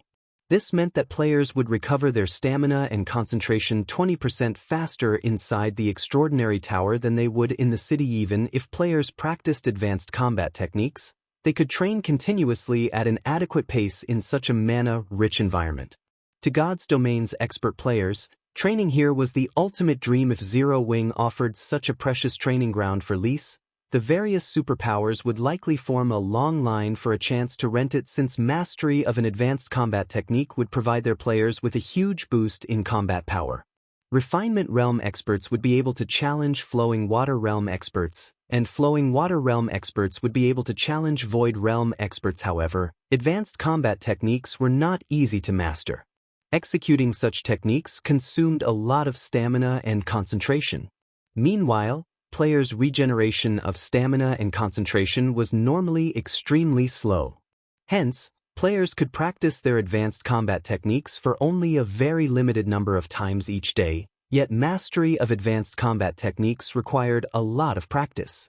Thus, the higher mana density inside the tower was a great boon. Shortly after Sure Feng released the seal on the extraordinary tower's second floor, the divine runes and magic arrays carved on the inner walls lit up as well. Unfortunately, if he wanted to use the second floor's training system, he'd have to pay 5,000 magic crystals per day. Even a first-rate guild could afford such an expense for only a few days. The manatite vein Zero Wing had recently acquired was the only reason Sure Feng dared to activate the second floor now. Despite the guild's recent expansions, Zero Wing would still have nearly 20,000 extra magic crystals after daily expenses. Hence, the guild could afford to maintain the second floor's operation. Sure Feng then left the top floor and prepared to face the second floor challenge. Although he had comprehended the realms of truth's principles and had mastered the truth realm to reach the ascension realm, he had relied on his personal understanding to accomplish these feats. He hadn't received any official training or guidance, but now that the system's specialized training for the realms of truth was before him, he had to put it to good use. Furthermore, he had to prepare for using the Ancient God's secret key he had obtained. Obtaining an Ancient God's secret key was incredibly difficult. Who knew when he would find another one? If he wished to maximize the secret key's value, he'd have to grow as strong as possible. He'd be able to secure better items from the secret key only with better survivability. As Sure Feng descended the staircase to the extraordinary tower's first-floor training ground, he noticed that it had implemented a similar system to that which had stopped players from entering the tower before he had taken ownership of the town. Players on the first floor were required to approach a magic array in the center. On their way there, the tower bombarded the players with various attacks, although the attacks didn't cause any damage. They only repelled the players. The only difference between the first floor training ground and the initial defense mechanism was the attack pattern they used. When Shifeng had found the extraordinary tower and tried to enter, he had faced only head-on attacks. However, in this training ground, players were attacked from every direction. Of course, players couldn't use any skills or spells. They had to rely on their own abilities to reach the center of the room. Fire Dance and her companions were moving towards the central magic array, but no matter how they tried to contend with the incoming attacks, the result was the same. None of them could get within 100 yards of the array. The training ground's radius was only 200 yards, yet no one could cross half this distance. Even Violet Cloud and Fire Dance, who were both close to reaching the flowing water realm, barely crossed the 60-yard mark. The best among the other refinement realm experts could reach only the 50-yard mark. As for non-refinement realm experts like Remnant Cloud and Stubborn Bone, they couldn't even make it to 30 yards. The first floor training ground was far more difficult than the Extraordinary Tower's defense mechanism. Guild leader, this place is amazing. We already have to face more than a dozen head-on attacks before we reach the 10-yard mark. The attacks are so fast too. Unlike players' and monsters' attacks, these attacks seem to appear and disappear abruptly. It's impossible to predict the attack trajectories and dodge. And that's not even the best part. Once we cross the 10-yard mark, we're attacked from all directions. No human can stop these attacks. That's right. Not only do the attacks come from every direction, but you have to deal with more attacks as you move forward. When you reach the 50-yard mark, the attacks even change their trajectories without warning. And the further you progress, the more the attacks change. These transformations are so frustrating. Even Big Sis Fire got defeated shortly after crossing the 60-yard mark. When Zero Wings players noticed Shifeng's approach, they burst into a round of enthusiastic comments.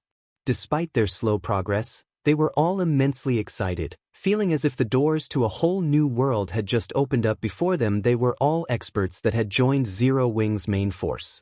Even the weakest among them was close to the half-step refinement realm standard, and many of them had mastered multiple combat techniques.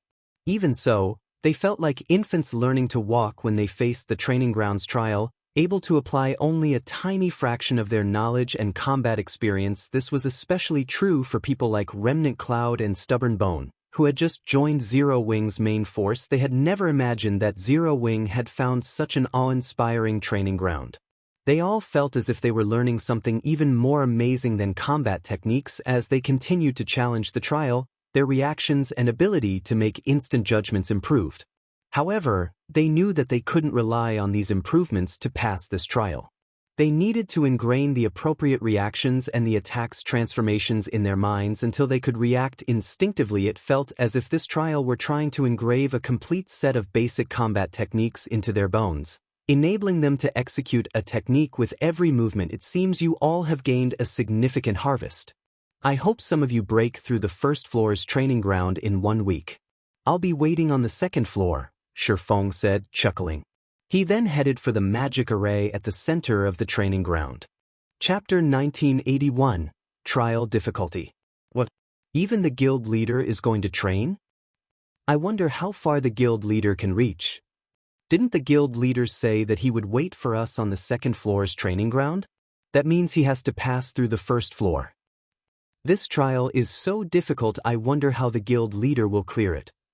As Shifeng approached the first floor training ground, Zero Wings members stopped their respective training and turned to look at Shifeng, curious to see his performance. By this time, they had all attempted the training grounds trial already, so they knew that its difficulty was frustratingly high.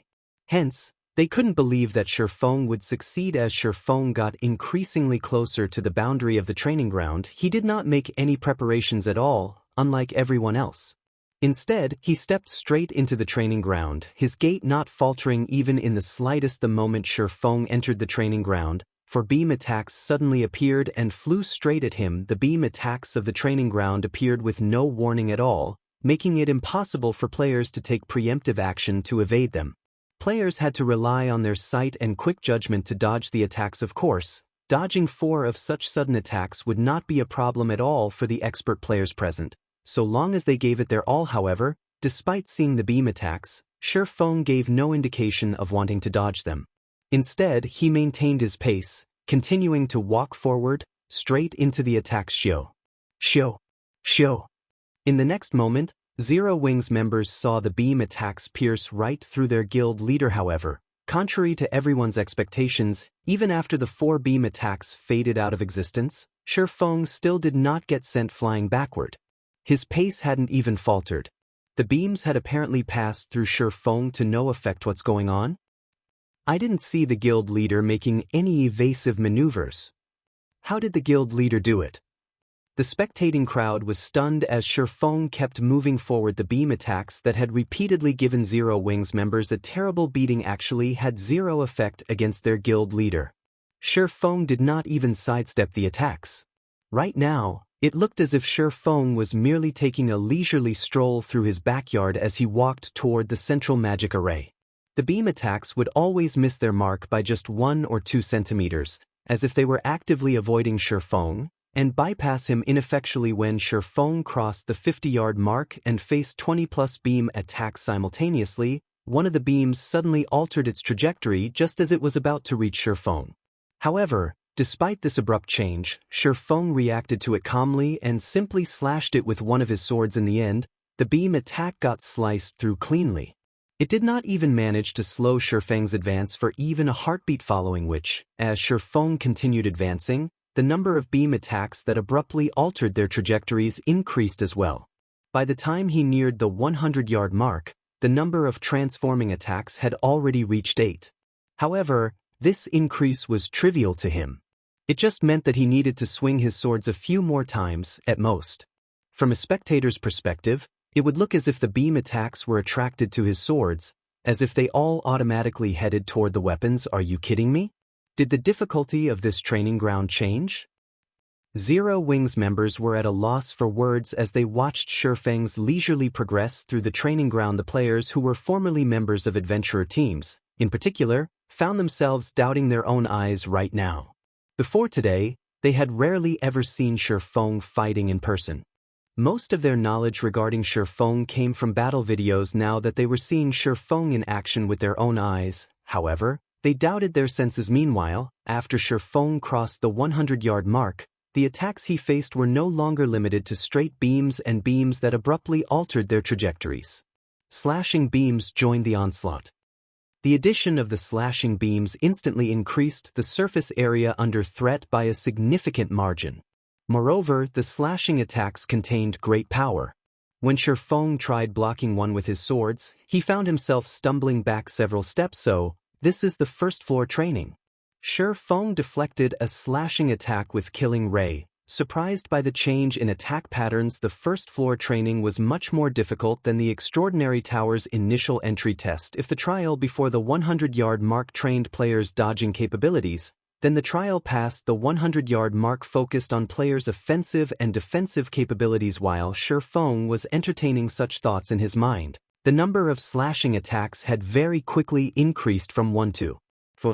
The difficulty of the trial now already rivaled that of Rhinebeck's trial, which Feng had undergone to obtain the Sea God's legacy. However, despite the high difficulty, Feng, who had already reached the Ascension realm, had no problem controlling his body's instinct to dodge and block the incoming attacks. This was also the most rudimentary usage of the realms of truth, the skillful utilization of one's own body. Instead of moving just his arms and legs, he had to employ his entire body. Otherwise, he wouldn't be able to dodge and block all these beam attacks, following which, under everyone's gaze, Feng started advancing toward the central magic array at flying speeds. The numerous beam attacks couldn't hinder his progress at all. After a short moment, Feng finally set foot on the central magic array. Shock filled the eyes of Aqua Rose and the others, who were spectating outside the training ground. At this sight, although they had long since expected that the first-floor training ground wouldn't pose a problem for Feng, they still had not imagined that he would clear it so effortlessly. That's it for the demonstration. You'll have to rely on yourselves to get through, Feng said as he glanced at the flabbergasted crowd behind him. He then teleported to the second-floor training ground. The first-floor training ground provided very thorough training for players to master the Truth Realm. If not for him having already reached the Ascension Realm, he would have most likely had a difficult time reaching the central magic array, as even the slashing attacks had started altering their trajectories suddenly toward the end of the trial. Trying to defend against such attacks was extremely challenging. Merely moving one's arms and legs wouldn't be enough to cope with these attacks. One needed to coordinate their entire body with their weapons in order to effectively block and deflect these attacks. The difficulty was doing so was extremely high. At the very least, if Shi Feng were still in the Truth Realm right now, he would have an even chance of receiving a direct hit from the changing slashing attacks. In other words, if one had just entered the realms of truth and barely had any attainments, clearing the first-floor trial would be impossible. Meanwhile, Shi Feng's demonstration allowed everyone to understand that reaching the central magic array wasn't exactly impossible. After all, Shi Feng had done so, and in a very leisurely manner at that. From start to end, he had not made any large movements. At Alice, the guild leader, really human? He actually got through such a challenge. After snapping out of his daze, Seven Light was bursting with excitement and motivation. So, this is the Sword King's strength? Watching Shi Feng's leisurely display had likewise ignited Stubborn Bones' fighting spirit in the past, although he knew that there was a massive gap in strength between himself and the peak experts of the various superpowers. He had attributed this disparity to the difference in basic attributes. He had believed that there wasn't much difference between them when it came to combat standards. In hindsight, he found his thoughts laughable. The difference was not limited to just basic attributes. Even his combat standard was inferior by leaps and bounds. Moreover, aside from Shi Feng, he was also inferior to the guild's vice-guild leader Aqua Rose, the main force's commander Fire Dance, and the healer Violet Cloud. Only, the gaps between him and the three women were not as gigantic as the one between him and Shi Feng. However, it was precisely because of this discovery that he became keen on the training ground before him. In the past, he did not know how far behind he actually was, but now he knew. Chapter 1982, Breakthrough. After Shi Feng disappeared from the first floor, Zero Wings members quickly snapped out of their daze and resumed challenging the first-floor Trial Extraordinary Tower's second-floor training ground. So, this is the second floor's training? The scene before Shi Feng took him by surprise. At this moment, the space he stood in was no longer inside the Extraordinary Tower. Instead, he had arrived in an alternate realm. Unlike the first-floor training ground, the second-floor training ground consisted of a mist-covered staircase, which had 100 steps, and a pair of stone doors at the top of the staircase. It was obvious the second-floor trial required players to ascend this staircase and reach the stone doors. However, what caught Shi Feng's attention the most was the mana density here, which was at least 50% higher than what he felt in the Extraordinary Tower. Surrounded by such concentrated mana, Shi Feng felt his mind becoming extraordinarily clear. For a moment, he felt as if he could accomplish anything so long as he put his mind to it. In such a mana-rich environment, he would not have to worry about running out of stamina and concentration, even if he were to use advanced combat techniques non-stop. He could exert his full strength as much as he wanted. Shi Feng finally understood why activating the second-floor training ground had cost 100,000 magic crystals, why the second-floor training ground required 5,000 magic crystals to operate every day, and why only 50 people could undergo the training at the same time with such an excellent environment, as well as the fact that the training ground here provided in-depth training for the realms of truth. The second-floor training ground was indeed worth every magic crystal he had paid. Given the opportunity, the various superpowers would be willing to pay 5 times that price to obtain such a training ground. After Shi Feng familiarized himself with the environment here, he promptly stepped onto the snow-white staircase. Each step of the staircase was half a meter tall, requiring players to make quite a large movement just to climb one. A distance of roughly 13 yards separated each step. Even a Tier 2 expert would need some time to climb each step. They wouldn't be able to climb the next step in a single breath. At the very least. The moment Shi Feng climbed onto the first step, he felt his entire body weakening. His basic attributes and the improved life rating he gained from his dark iron bloodline became useless as soon as he set foot on the staircase. After 3 seconds, his basic attributes had fallen to the standard of a level 50, Tier 1 swordsman fully geared in bronze equipment, even his physique had regressed to the Tier 1 standard. He was as ordinary as an ordinary player could get now. Meanwhile, before Shi Feng could adapt to this sudden drop in strength, two Tier 1 swordsmen, who looked exactly like him and were geared in silver armor, appeared on the step he stood on. As soon as they had fully materialized, these swordsmen unsheathed their twin swords and charged at him within a breath of time. Both level 50, Tier 1 swordsmen crossed the 10-yard distance and arrived before Shi Feng. Tier 1 skill, Gale Sword. Tier 1 skill, Triple Moon Intercept. Both swordsmen used an extremely rare Tier 1 skill. Moreover, their actions were free of any unnecessary movements as they struck directly at Shi Feng's vitals. Upon seeing this, Shi Feng hurriedly countered by executing Swords Orbit Boom. Boom. Boom. After the swords of the two sides clashed about 5 or 6 times, Shi Feng got sent flying off the staircase's first step. Meanwhile, once Shi Feng fell off the step, the two silver swordsmen did not pursue him. Instead, they returned to their original positions and stood there quietly. So strong. Shi Feng was astounded as he looked at his two opponents. Even after falling to the foot of the staircase, he had to take 5 steps back before he managed to stabilize himself. Although the clash with the silver swordsman was brief, Shi Feng understood that their combat standard was already close to reaching the refinement realm standard. Moreover, their mastery over their skills was practically perfect, with both skills executed at a 100% completion rate. Their true combat power was definitely no weaker than a true refinement realm expert's. Aside from having very high technical standards, the silver swordsman's basic attributes were also far superior to his own. If he tried to face their attacks head-on, he would definitely get sent flying. The difficulty ramped up this much just by going up a floor? Glancing at the motionless silver swordsman, Shi Feng roughly understood the difficulty rating of the second floor trial. If a flowing water realm expert were to go up against these two silver swordsmen, the said expert would have no chance of getting past even the first step. The flowing water realm allowed one to perceive the actions of one's opponents and make simple, preemptive offensive or defensive maneuvers. However, both silver swordsmen were invulnerable to damage. Attacking them would be meaningless. Moreover, doing so would only expose holes in one's defenses to the silver swordsman. Executing simple defensive maneuvers, such as blocking or deflecting, would result in the flowing water realm expert getting gradually pushed off the staircase step after step. As for evasive maneuvers, those were simply impossible. With the disparity in basic attributes, movement speed and reaction speed, a flowing water realm expert would find it next to impossible to dodge the attack of just one silver swordsman, let alone two. In other words, a flowing water realm expert would not be able to achieve anything on this floor.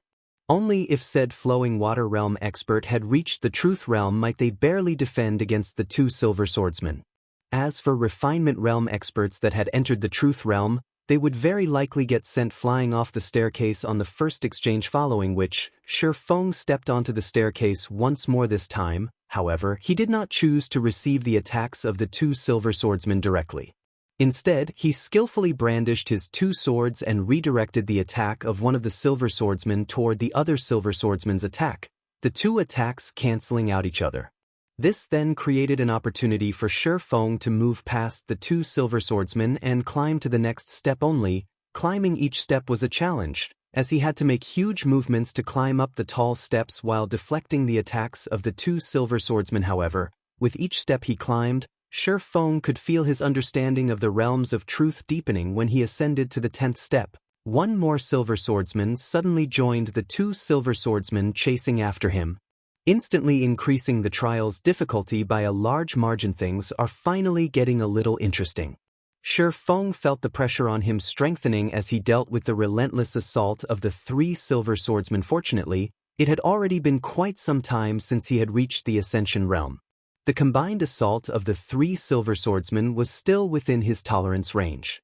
Nevertheless, each time he wanted to climb a step, he had to prepare himself both physically and mentally for quite a while. By the time Shi Feng reached the 29th step, he was facing 4 silver swordsmen and already close to reaching his limit. When he eventually climbed to the 30th step, one of the silver swordsmen suddenly turned into a golden swordsman. Before Shi Feng could adjust to the change, the Golden Swordsman's improved strength and speed sent him flying back down to the 29th step. Due to the presence of the Golden Swordsman, Shi Feng was stuck moving back and forth between the 29th and 30th steps. As the number of times Shi Feng got sent flying increased, he began to grasp his shortcomings. His skill at utilizing external forces was still inadequate. Although he had redirected one of the Silver Swordsman's attacks toward the Golden Swordsman's, the Golden Swordsman's strength was simply overwhelming. Before the Golden Swordsman's attack could be nullified, the Silver Swordsman's attack was crushed, and the Golden Swordsman's attack would continue toward him 1 hour. 2 hours. 4 hours. After many hours had passed, when Shi Feng was faced with the Golden Swordsman's oncoming longsword once again, he executed Sword's orbit and filled his surroundings with a galaxy of stars. In the next moment, however, the 3 Silver Swordsman's attacks involuntarily moved to greet the Golden Swordsman's attack boom.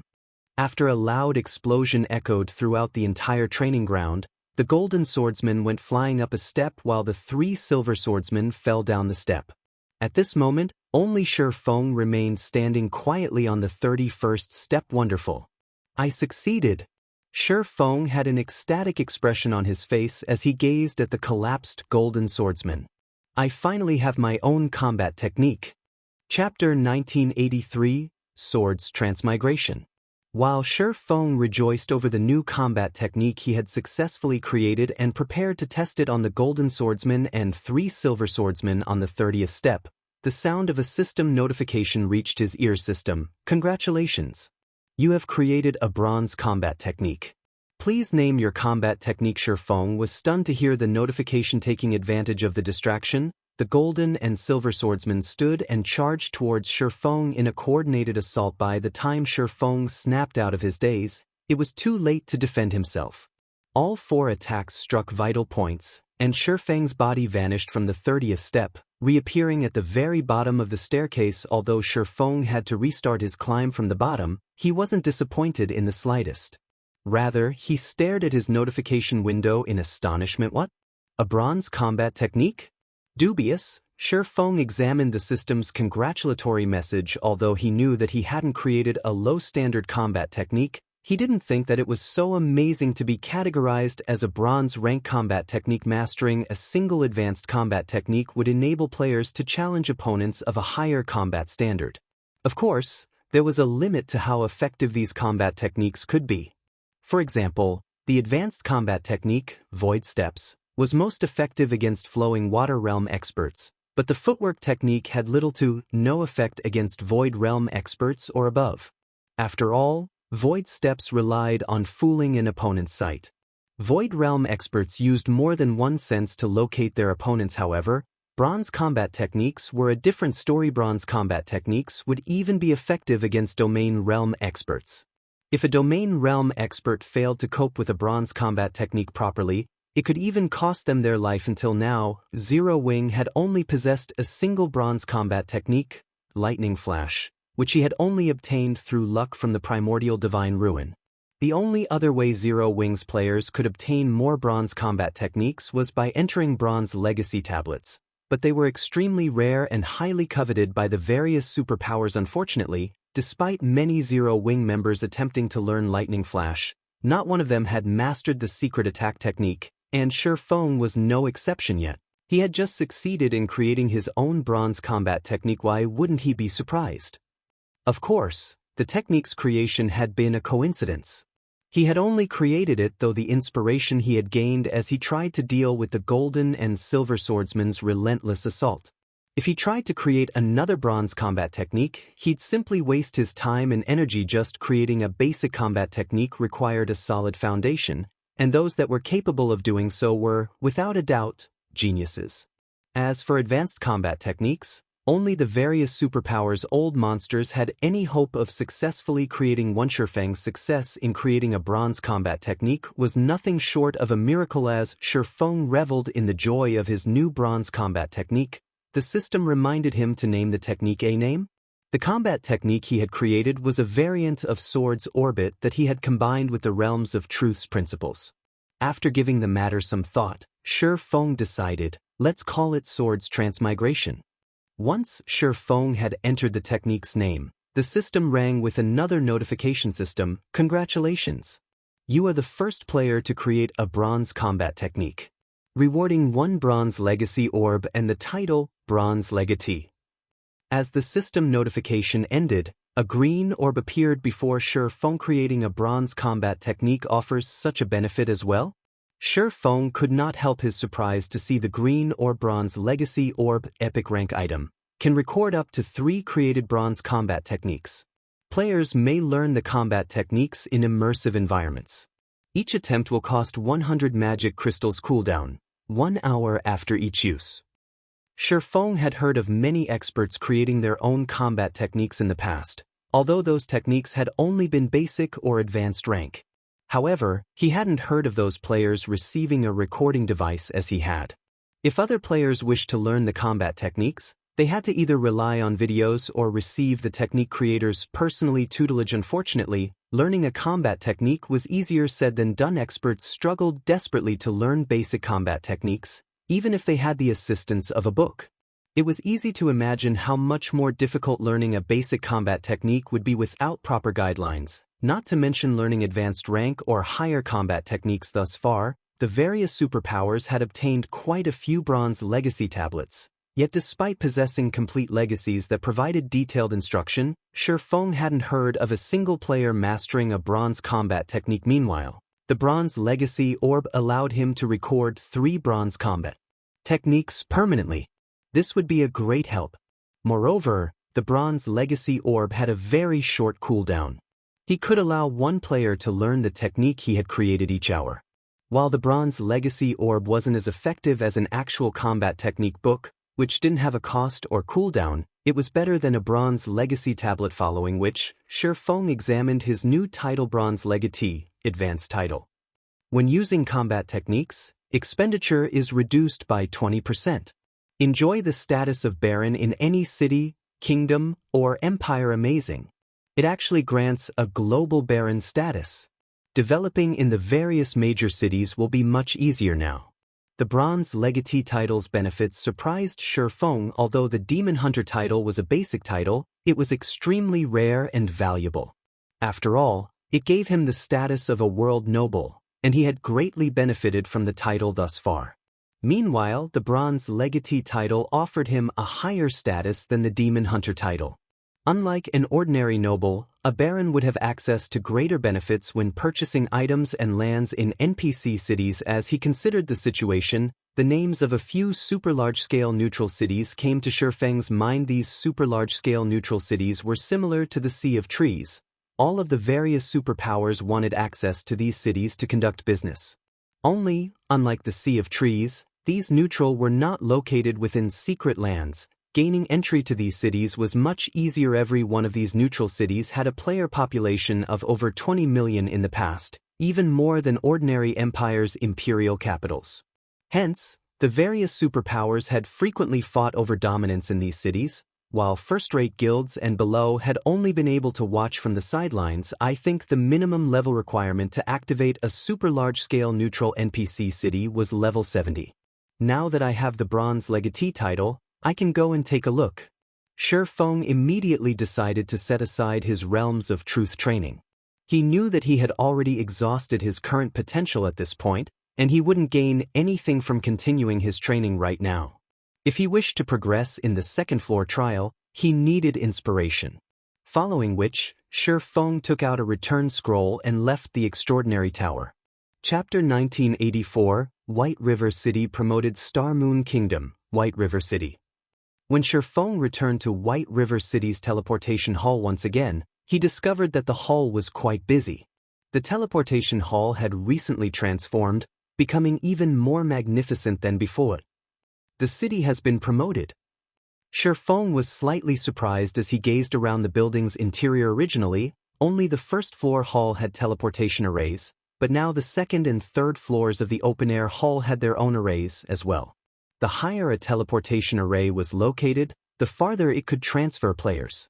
Moreover, multiple platforms now floated around the main hall.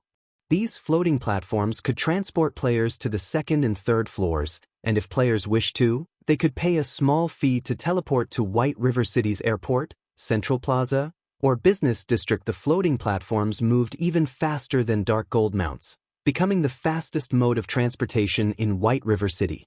By using these platforms, players could save plenty of time while moving around the city. While this new function might not seem like much, NPC cities would grow larger as they were promoted, accommodating more players. After a certain rank, running from one end of the city to the other would require a considerable amount of time. Although floating platforms had fixed destinations, they could save players half the travel time. Normally, NPC cities only activated the floating platform function once they had become a main city with a certain level of prosperity. However, this prosperity wasn't the equivalent to the city's player population. Rather, it referred to economic interactions between players and NPCs, as well as the shop's quantity and quality within the city walls. Thus far, only the various empires' imperial capitals had unlocked the floating platform function, and they had only done so recently.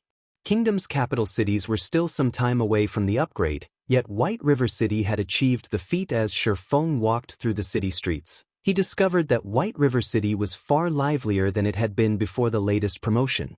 The number of merchant players in the city, in particular, had increased drastically. Moreover, more shops lined the streets now that the city streets had been broadened, selling level 50 secret silver leather armor. Prices open for negotiation. Selling various types of level 50 equipment with magic resistance. Welcoming long-term partnerships with adventurer teams. Purchasing energy essence and primordial crystals in bulk. Offer available long-term. Idle and merchant players fervently hawked their wares, all selling much higher quality products than during Sherfeng's last visit to White River City. During his last visit, only the guild-operated shops had sold level 50 secret silver equipment, but now even idle and merchant players announced that such items were for sale. The city's various shops had even put up level 50 dark gold equipment on display, although their prices were ridiculously high.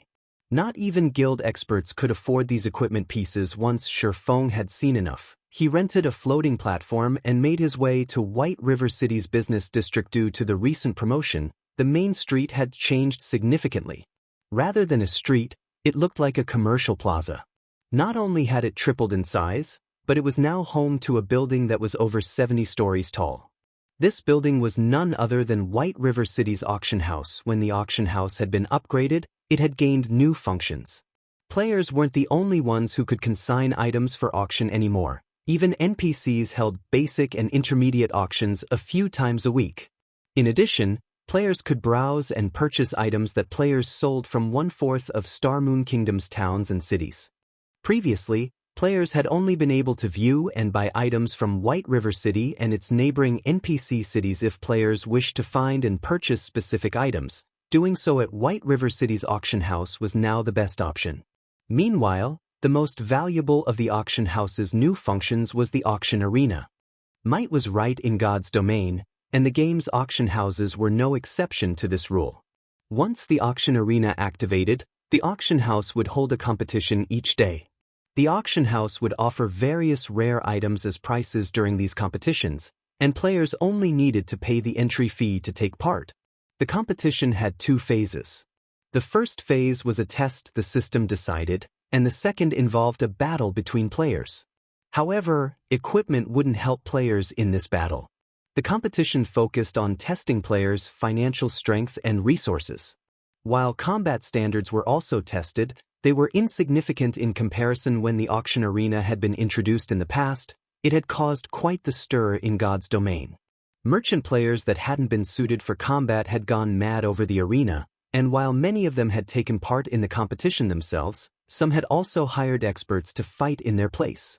Countless merchant players had made their fortunes through the auction arena, and some experts had obtained top-tier weapons, equipment, and tools with their success in the arena. Of course, due to the auction arena, God's domain's influence in the real world had expanded. However, the auction arena's appearance had also been responsible for the various superpowers' violent frenzy that had followed. It's finally time to wrestle over the city's management rights. Sherfeng took a deep breath as he gazed up at the towering White River City auction house. NPC cities were different from guild cities. During the game's early stages, the various powers had to rely on player count and shop economy to spread their influence in an NPC city. These powers also used physical and economic oppression on those who moved against them.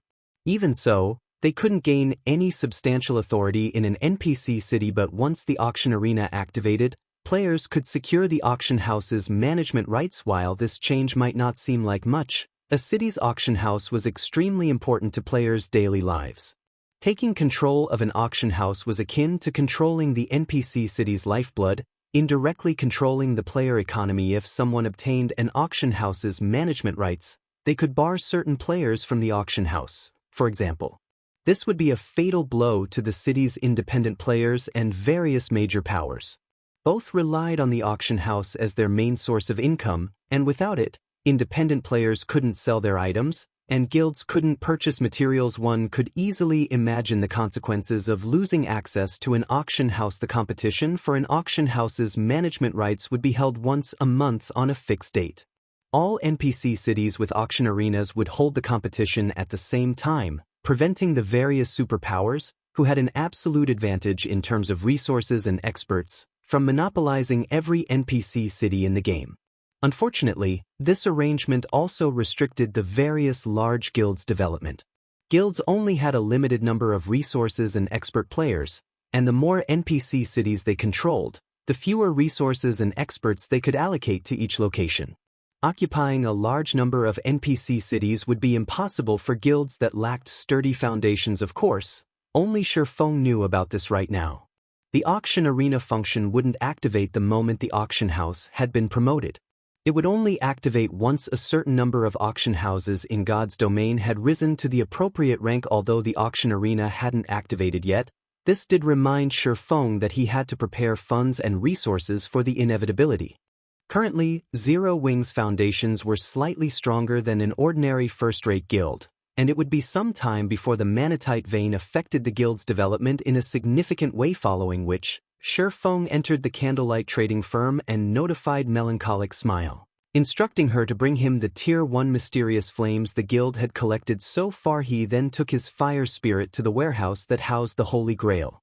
He intended to increase his strength before he left to activate a super-large-scale neutral city.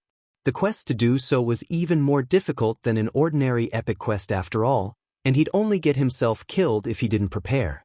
Chapter 1985, Strengthening Fire Spirit. Candlelight Trading Firm's Private Warehouse. Due to the Holy Grail, divine might filled the entire room. The divine might's powerful pressure would even suppress Tier 1 expert players until they moved as slow as turtles. Despite having the strength to rival great lords of the same level, even Shifeng felt uncomfortable as he entered the warehouse, his movements becoming somewhat sluggish. Shifeng hadn't originally planned to use the Holy Grail since the power of evolution was so costly, and he wouldn't get a refund if the evolution attempt failed. However, if he wished to complete a super-large-scale neutral city's activation quest, he needed to grow stronger. He had to rely on the fire spirit to increase his chances for success. He had no choice but to gamble on the Holy Grail. As Shifeng arrived before the stone platform housing the Holy Grail, he retrieved a crimson crystal ball from his bag. The crystal ball was none other than the fire spirit. Despite being an epic item, he could only use it to summon one Tier 2 fire spirit of the same level in exchange for 5 magic crystals. It was a toy compared to the Bible of Darkness. Even a Tier 2 summoning scroll could call forth a stronger creature than the Tier 2 fire spirit. The item simply didn't deserve its epic rank. This was also why Shifeng had decided to upgrade the fire spirit. The stronger an item was, the lower its chances would be for success, and before devouring any mysterious flames, the fire spirit could only be considered an epic item at best. Its quality would only increase after absorbing powerful mysterious flames. If nurtured properly, this crystal ball could even become stronger than fragmented legendary item. Shifeng then had the Holy Grail scan the orb in his hand. Dark purple mist emerged from the grail, enveloping the crimson orb in Shifeng's hand. After 5 seconds, Shifeng received a system notification. System. Designated item cannot be evolved to fragmented legendary rank. Cannot be evolved? Shifeng was stunned. He had never imagined that the fire spirit was so special. Despite being an epic item, The Holy Grail couldn't force an upgrade to fragmented legendary rank. However, as Shifeng began to feel disappointed, the sound of a second notification reached his ear system. Do you wish to sacrifice 5,000 HP to enhance Fire Spirit's effects? Enhance its effects? Shifeng was surprised again to read the words in his notification window. However, he was stupefied to see the cost of this enhancement. How fraudulent! Evolving the Black Steel insignia had only cost 1,000 HP, yet enhancing the Fire Spirit's effects cost 5,000. 5,000 HP was significant even to a Tier 2 metric tons. Very powerful level 70, Tier 2 MTs would only have 100,000 HP at most, and the cost was taken from the player's base HP. Taking into account the percentage HP modifiers on weapons and equipment, players would lose far more than just 5,000 HP. But even after considering his options, Shifeng gritted his teeth and agreed to the cost. While 5,000 HP was a painful amount to lose, even for him, the Fire Spirit was extraordinarily valuable. Most importantly, he wasn't attempting to evolve the item to fragmented legendary rank. He could only enhance its effects. Logically, the risk of failure shouldn't be as high. Moreover, HP wasn't particularly important for a swordsman player like himself, and he could also rely on his bloodline to compensate for the loss. With the bloodline, he gained a lot more HP than ordinary players with each level up. He wouldn't suffer as much of an impact by losing 5,000 HP as other players. After Shifeng agreed to enhance the Fire Spirit, more purple mist spilled out of the Holy Grail, far denser than it had been a moment ago. So much mist spilled out that it filled the private warehouse. As the purple mist continued to seep into the Fire Spirit, the miniature flame dragon woke and roared again and again. The sound pierced through its crystalline cage and echoed throughout the warehouse. Due to the purple mist's invasion, the baby dragon began to grow in less than 10 seconds. The baby dragon had transformed into a mature flame dragon and was nearly twice as large. Intelligence flashed in its eyes, no longer lacking emotion as it had earlier. Was it a success? Shifeng could not help his growing excitement as he gazed at the adult flame dragon god's domains. Players might not know about fire spirits, but Shifeng was very familiar with the items. He also recognized how valuable an intelligent fire spirit was. To put it simply, the difference between a fire spirit with higher intelligence and an ordinary fire spirit was like the difference between an expert and an ordinary player. Even if both fire spirits possessed the same basic attributes, the combat power they could exert would be worlds apart. Many powers had gotten their hands on fire spirits in the past, but trying to increase a fire spirit's intelligence wasn't easy. One would only have a chance of triggering an intelligence growth by sacrificing Tier 2 and above mysterious flames. Unfortunately, despite many owners feeding their fire spirits the appropriate mysterious flames, very few had succeeded in increasing their fire spirit's intelligence. A fire spirit was a very special epic item with endless potential.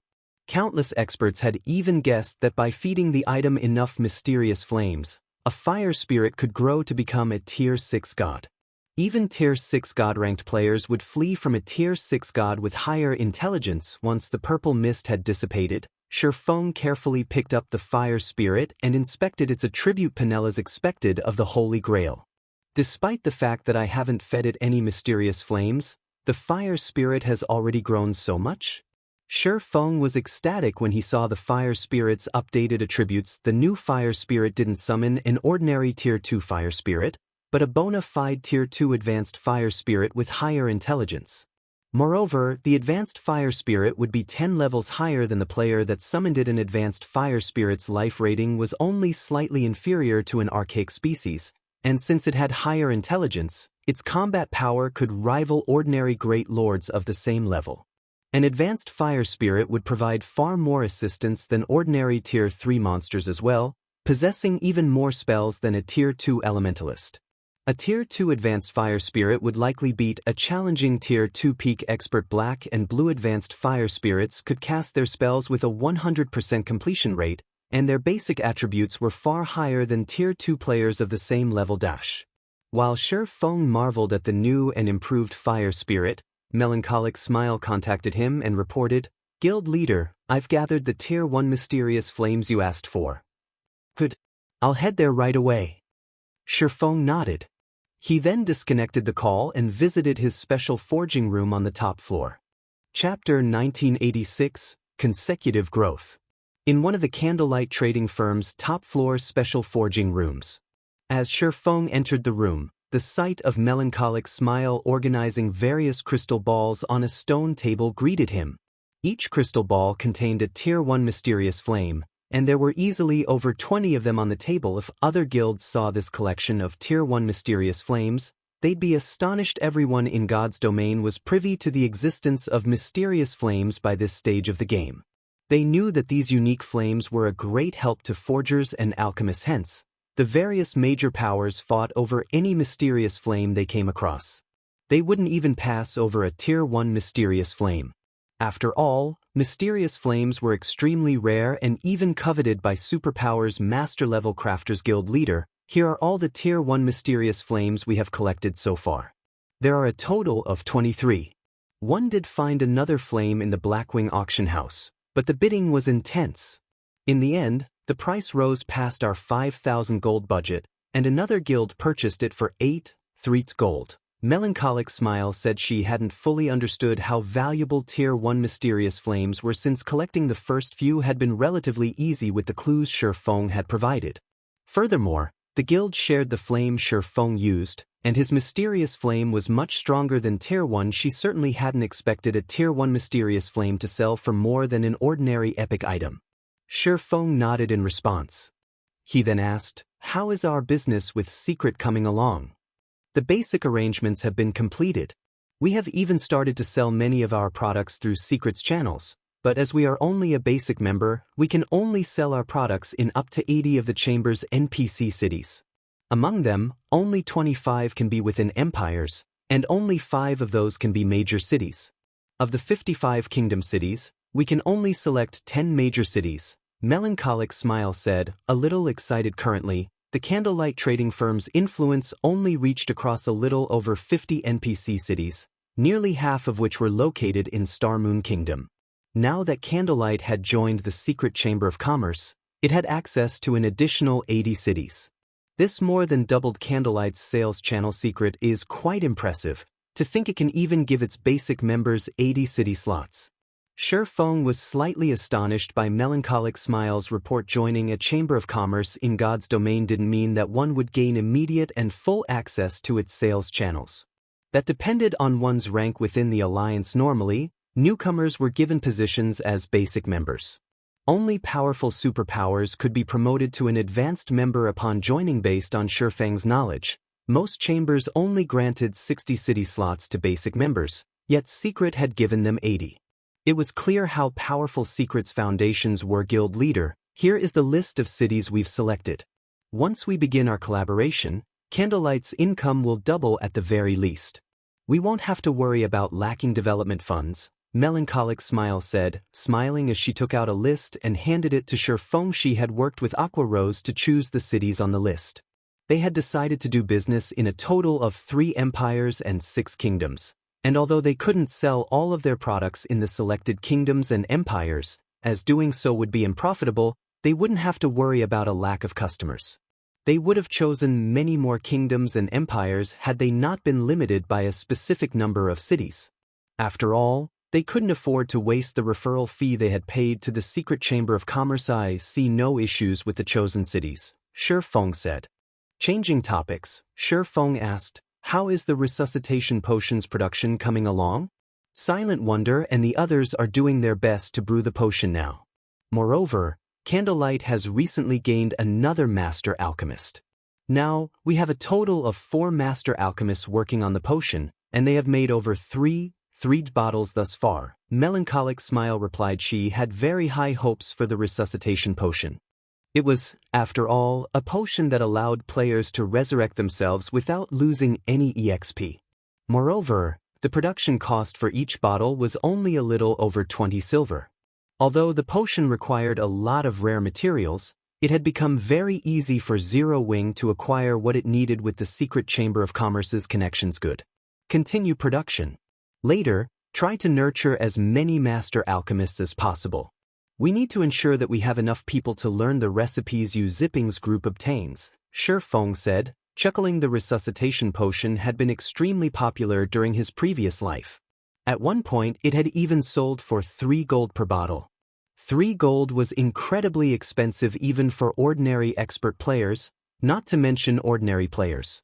Only the various adventurer teams and guilds could possibly afford such a price normally. He wouldn't have bothered to push for so many resuscitation potions since there was a limit to the number of adventurer teams and guilds in Zero Wings territories, but now that Candlelight had joined the secret chamber of commerce, they didn't have to worry about a lack of customers. Hence, they needed to craft as many resuscitation potions as possible. After Shifeng finished giving Melancholic Smile her latest instructions, he shifted his focus to the mysterious flames on the table. While one tier 1 mysterious flame might be of little help to the fire spirit, he had a total of 23 on hand. Furthermore, he had upgraded his fire spirit to advanced rank. An advanced fire spirit would gain more from absorbing mysterious flames than a normal fire spirit. As Shifeng pulled the fire spirit from his bag, the flame dragon within quickly noticed the tier 1 mysterious flames on the table and grew restless. Start absorbing. Show me how much you can grow. Shifeng immediately picked up a tier 1 mysterious flames and placed it before the fire spirit. Like a hungry wolf, the flame dragon burst forth from the crystal ball and pounced on the mysterious flame. As the flame dragon devoured the mysterious flame, the flame grew weaker until it eventually vanished. Although the fire spirit's attributes hadn't transformed, the little dragon began to emit more heat. Its previously blurry form also began to sharpen. Shifeng immediately chose to feed the fire spirit another tier 1 mysterious flame. With each mysterious flame the fire spirit devoured, the flame dragon's figure became clearer. By the time it had absorbed its 7th mysterious flame, Shifeng could see the scales across the flame dragon's body. After devouring the 8th mysterious flame, the flame dragon began to expand, releasing a low growl. The fire spirit's attributes finally changed. Tier 3? Shifeng's excitement grew when he saw the new attributes. Tier 3 meant that the fire spirit had now reached the Great Lord standard. With its higher intelligence, it was even more powerful than a tier 3 peak expert of the same level, following which, Shifeng continued to feed the fire spirit tier 1 mysterious flames 12th, 15th, 20th. Finally, after the fire spirit absorbed the 21st mysterious flame, it underwent a transformation. Not only did the flame dragon grow larger, but Shifeng could also sense that its life rating had improved. Wonderful. I've finally succeeded. Shifeng's eyes glowed as he gazed at his fire spirit. Chapter 1987 Giant Race. The flames that surrounded the fire spirit's body expanded drastically, transforming from their original crimson color to a scorching white. Even the space around the flame dragon began to show signs of crumbling under the power of its flames. Tier 3 archaic species? Shifeng's heart skipped a beat when he examined the attribute panel. He hadn't thought that a measly 24 or so tier 1 mysterious flames would be enough to upgrade the fire spirit to a tier 3 archaic species. So many powers in his past had fed their fire spirits a large number of tier 1 mysterious flames, yet the results of their efforts had been disappointing. Most powers had only nurtured their fire spirits into tier 3 archaic species after feeding them a significant number of tier 2 flames. Shifeng had assumed that his fire spirit would grow to the tier 3 standard at most, and he'd have to feed it tier 2 mysterious flames if he wanted it to become an archaic species. He hadn't expected the advanced fire spirit's absorption rate to be so effective. Now that his advanced fire spirit was a tier 3 archaic species with higher intelligence, its combat power should be even greater than an ordinary Grand Lord of the same level. Though, if it really came down to a one-on-one fight, the advanced fire spirit would still have a high chance of losing since actual Grand Lords had far more HP. However, Shifeng was satisfied with these results. Although he could summon Kite and Anna to help him with his quest, he did not want to risk them. Resurrecting personal guards was very troublesome, and even if he resurrected them, they'd need quite some time to recover their losses. Fortunately, the fire spirit was a different story. Even if it died, he could simply spend magic crystals to resummon it. Furthermore, each time he summoned the fire spirit, now that it was a tier 3 archaic species, he only had to spend 300 magic crystals. Moreover, its cooldown was even shorter than the Bible of Darkness's demon summoning. He only had to wait 30 minutes to resummon the fire spirit. However, unlike the Bible of Darkness, he could only summon a single fire spirit to fight for him at a time. Once Feng had finished upgrading the fire spirit, he collected a small stock of magic crystals and left the Candlelight trading firm. He then made his way towards the Adventurers Association in Starmoon City. Although God's domain didn't have many super large-scale neutral cities, there was one near every few empires and dozen or so kingdoms. Like the fairy country's Forest City, these super large-scale neutral cities served as trade hubs between the game's neutral races and the nearby empires and kingdoms. To enter super large-scale neutral cities, like the Sea of Trees, players had to complete specific quests. The neutral city Feng aimed to activate was called Thunder Axe City, home to the giant race. Appearance-wise, giants looked no different than humans, only larger. Generally, giants stood at least 4 meters tall, and their physiques were even more powerful than Oars. Giants were born for combat. Aside from the Titan race, Giants' defense was the highest among the numerous neutral races in the past. Giant Shield Warrior and Guardian Knight players had been incredibly popular among the various major powers. Some of the various superpowers had even pressured some of their members to convert to the Giant race, since there was nothing that prohibited neutral race players from joining human guilds. However, they would be restricted within human cities. But how could such a small issue compare to the benefits of having a powerful MT? Of course, while the Giants' advantages were obvious, their flaws were just as glaring. Giants weren't very skilled with magic, and their mobility was atrocious compared to humans. Defeating players or monsters that were particularly fast and agile would give giant players a massive headache. These obvious weaknesses were the reason many players refused to become giants. There had been far fewer giant players than half-elf and beastkin players in the past. Meanwhile, as a super large-scale neutral city, Thunder Axe City had a wide variety of unique aspects. Chief among them was the city's location within the Icefire Mountain Range, a neutral map that was rich in ores. Due to their environment, giants were experts in the art of forging. Their forging techniques had been passed down from the Titan race, making their standards even superior to the dwarves. This was also one of the reasons that Feng had chosen Thunder Axe City. Although Zero Wing Current had many advantages, its position in the Ore Empire was still precarious, and it would only get worse as time passed. The guild's foundation was too weak, and it had too few experts.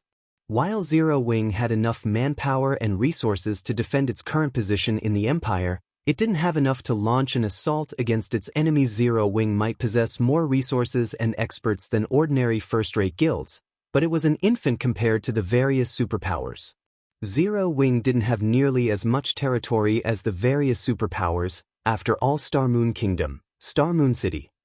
Once Feng had arrived in Starmoon City, he immediately headed for the kingdom's Adventurers Association. Starmoon City hadn't developed nearly as much as White River City, and most of the players that visited the Adventurers Association were level 55 or 66 elite players. Level 58 or higher expert players were still far and few between. Without hesitation, Feng headed to the second floor and approached one of its counters. Lord Spirit Slayer, how may I be of service today? The NPC beauty manning the counter asked with a smile. I wish to pick up an exploration quest, Feng said. Very well. The NPC clerk revealed a list containing a large number of exploration quests and handed it to Feng. Lord Spirit Slayer, these are all of the exploration quests you can accept right now. With a nod, Feng carefully examined the list. The Adventurers Association had many quests to offer, and among them, the most difficult were Crusade and Exploration quests. Meanwhile, only players who had reached level 70 and 3-star status in the association could accept Thunder Axe City's Exploration quest. Although 3-star adventurers could accept the Exploration quest, it was even more challenging than ordinary Epic Quest. Players had only entered Thunder Axe City in Feng's previous life after he had reached level 75. At the time, peak experts had already reached level 77 and beyond and were geared in level 75 top-tier weapons and equipment. I'll take this quest, Feng said as he pointed to a quest named Giant's Hideout. Very well. I will mark you down as this quest challenger. Please pay a 1,000 gold deposit. Should you abandon this quest, your deposit will not be returned. The NPC clerk informed him. The other Tier 2 experts picking up quests on the second floor were astonished to hear the NPC clerk's comment. Crap. What kind of quest is that? A 1,000 gold deposit? That can't be real, right? Even my 2-star quest only required a 3 gold deposit. Many of the Tier 2 experts stared at Shifeng's cloaked figure in shock. Normally, the Adventurers Association only charged 3% to 5% of a quest's reward as a deposit fee, preventing players from picking up quests they had no hope of completing. The fact that Shifeng's quest cost 1,000 gold meant that its reward was worth at least 20,000 gold. After Shifeng accepted the quest, the sound of a system notification reached his ears. Chapter 1988, 3-star reward. System, congratulations. You are the first player to accept a 3-star unique exploration quest. You have the right to choose between 2 option system. The first option will reduce the quest difficulty by 15%, but the reward will remain the same system. The second option will maintain the quest difficulty but increase the reward by 1 rank system. You have 10 minutes to consider. If you do not make a decision within 10 minutes, the difficulty will remain the same by default. I have such an option? Shifeng read his notification window in surprise. He had picked up 3-star exploration quests in the past, but this was the first time the system had presented such an option. While the Thunder Axe City's exploration quest was more difficult than ordinary epic quests, it awarded far more. It would also grant him the opportunity to occupy Thunder Axe City before other players.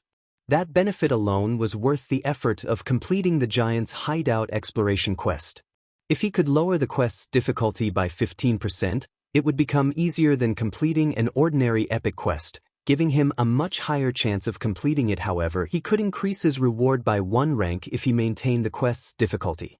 In other words, he would receive the reward of an inferior legendary quest that was just as tempting, and Shifeng had accepted the Giant's Hideout exploration quest with the understanding of the quest's difficulty. After giving the matter some thought, Shifeng decided on the second option, maintaining the quest difficulty and upgrading his reward. The exploration quest's reward was a large part of the reason he had chosen it, aside from access to Thunder Axe City's resources. Although the Adventurers Association did not mention the quest reward, he knew what to expect: conversion slots for players.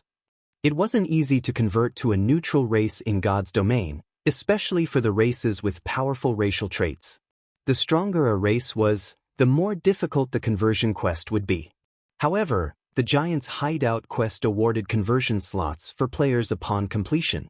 With these slots, he could convert the players into a giant without having to complete the conversion quests. As far as he could remember, the Giant's Hideout quest awarded 1,000 conversion slots upon completion. While the players he converted would not be able to enter most NPC cities in God's domain, they could enter towns and cities. Guilds and neutral races operated with a bunch of powerful MTs. Zero Wing would have a much easier time raiding team dungeons and field bosses. The Giant's racial traits were too perfect for MTs to pass up, and unlike half-elves and beastkin, becoming a giant didn't improve a player's 5 senses or magical abilities. Instead, it granted a massive boost to players' basic attributes. If a Tier 1 metric ton converted to the giant race, they would gain the strength and defense to rival Tier 2 MTs. Their HPs would increase drastically as well.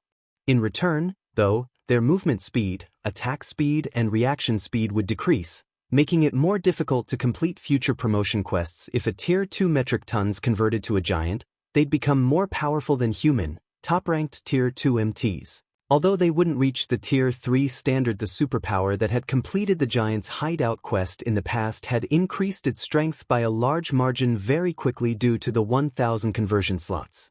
Its development speed had easily surpassed the other superpowers, and although the other superpowers had sent their own experts to attempt the conversion quest, they hadn't been able to catch up due to the amount of time needed to complete the quest. After Shifeng made his selection, the NPC clerk took out an ancient, yellowish-brown magic scroll and handed it to Shifeng. Lord Spirit Slayer, this magic scroll will help you temporarily remove the magic seal on the path. However, you can only use it once, so please choose your timing carefully. If you expended the magic scroll without completing your quest, a replacement will cost 1,000 magic crystals. The NPC clerk respectfully explained, "I understand."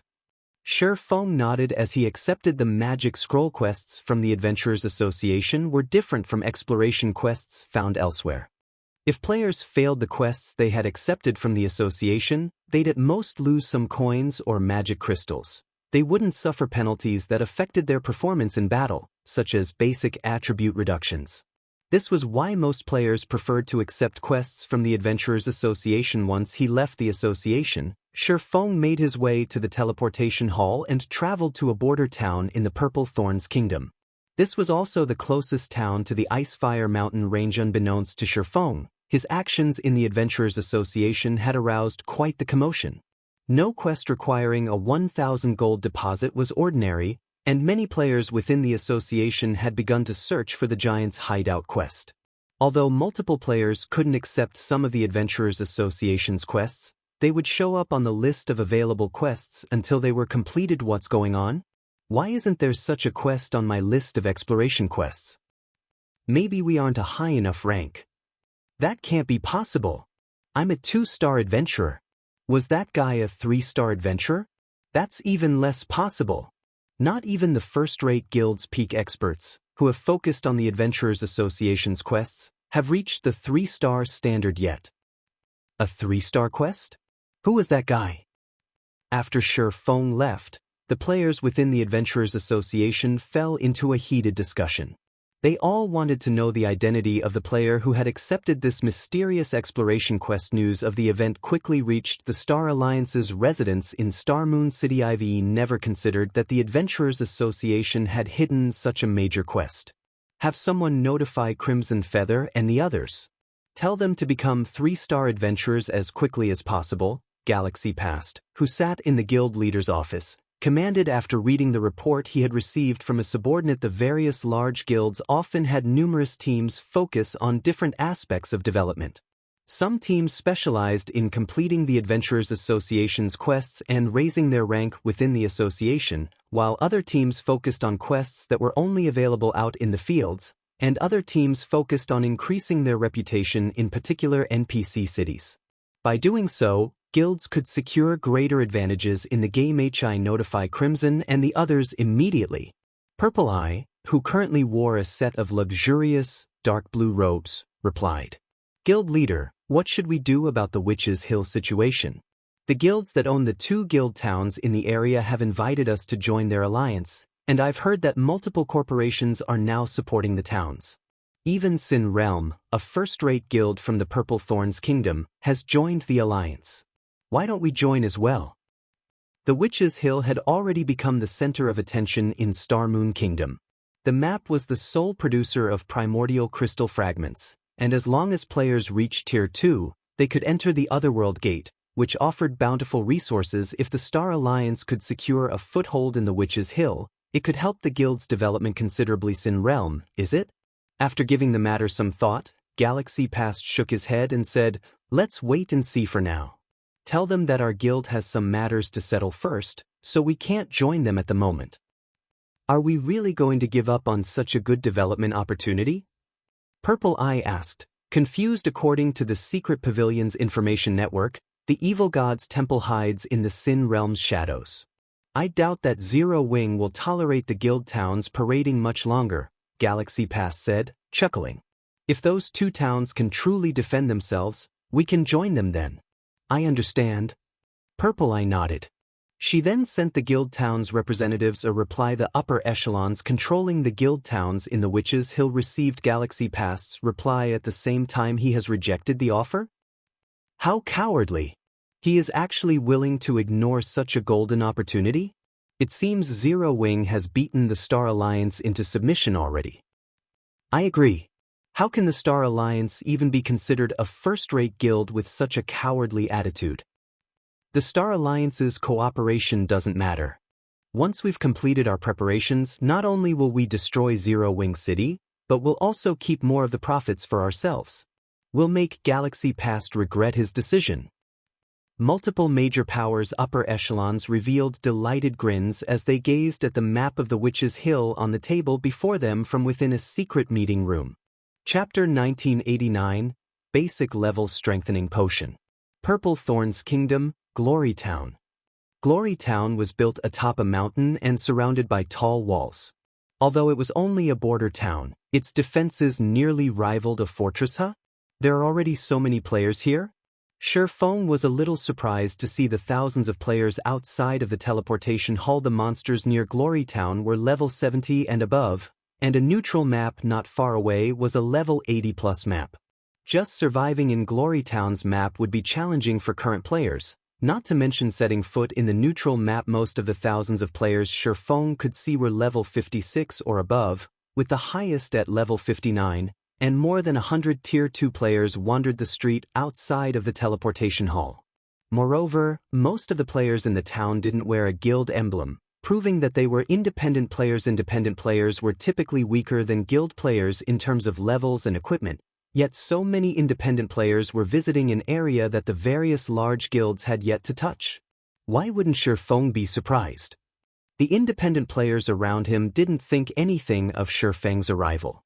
They simply went about their business. Wind Basilisk grinding party is recruiting a healer. Must be level 57 or higher. Recruiting 2 level 57 or above DPS for the Black Cave Bat quest. Tier 2 players get priority. Players shouted as they recruited teammates from the street outside of the teleportation hall. Whether they planned to quest or grind monsters, they all acted as if this were normal. However, if Starmoon Kingdom's experts saw this, they'd be astonished. Wind Basilisks and Black Cave Bats were level 70+ monsters, at least 10 levels higher than current players. The level suppression would be substantial with such a massive difference. Even level 60, Tier 2 players would struggle against these monsters, much less Tier 1 players. Yet these independent players intended to grind these monsters as if it were natural. After a short moment, Feng noticed that these parties and teams had recruited quite a few members before they headed past Glory Town's main entrance to grind or quest. Is this really the Purple Thorns Kingdom? Feng was momentarily stunned as he watched these teams leave. He was quite familiar with Glory Town, a place the Purple Thorns Kingdom's army constantly had to protect from monster assaults from the nearby neutral maps. This wasn't a safe place. In the past, players had only dared to visit this town after they had reached level 65. Wind Basilisks were level 72 chieftains, and although the Black Cave Bats were only special elites, they usually moved in large groups.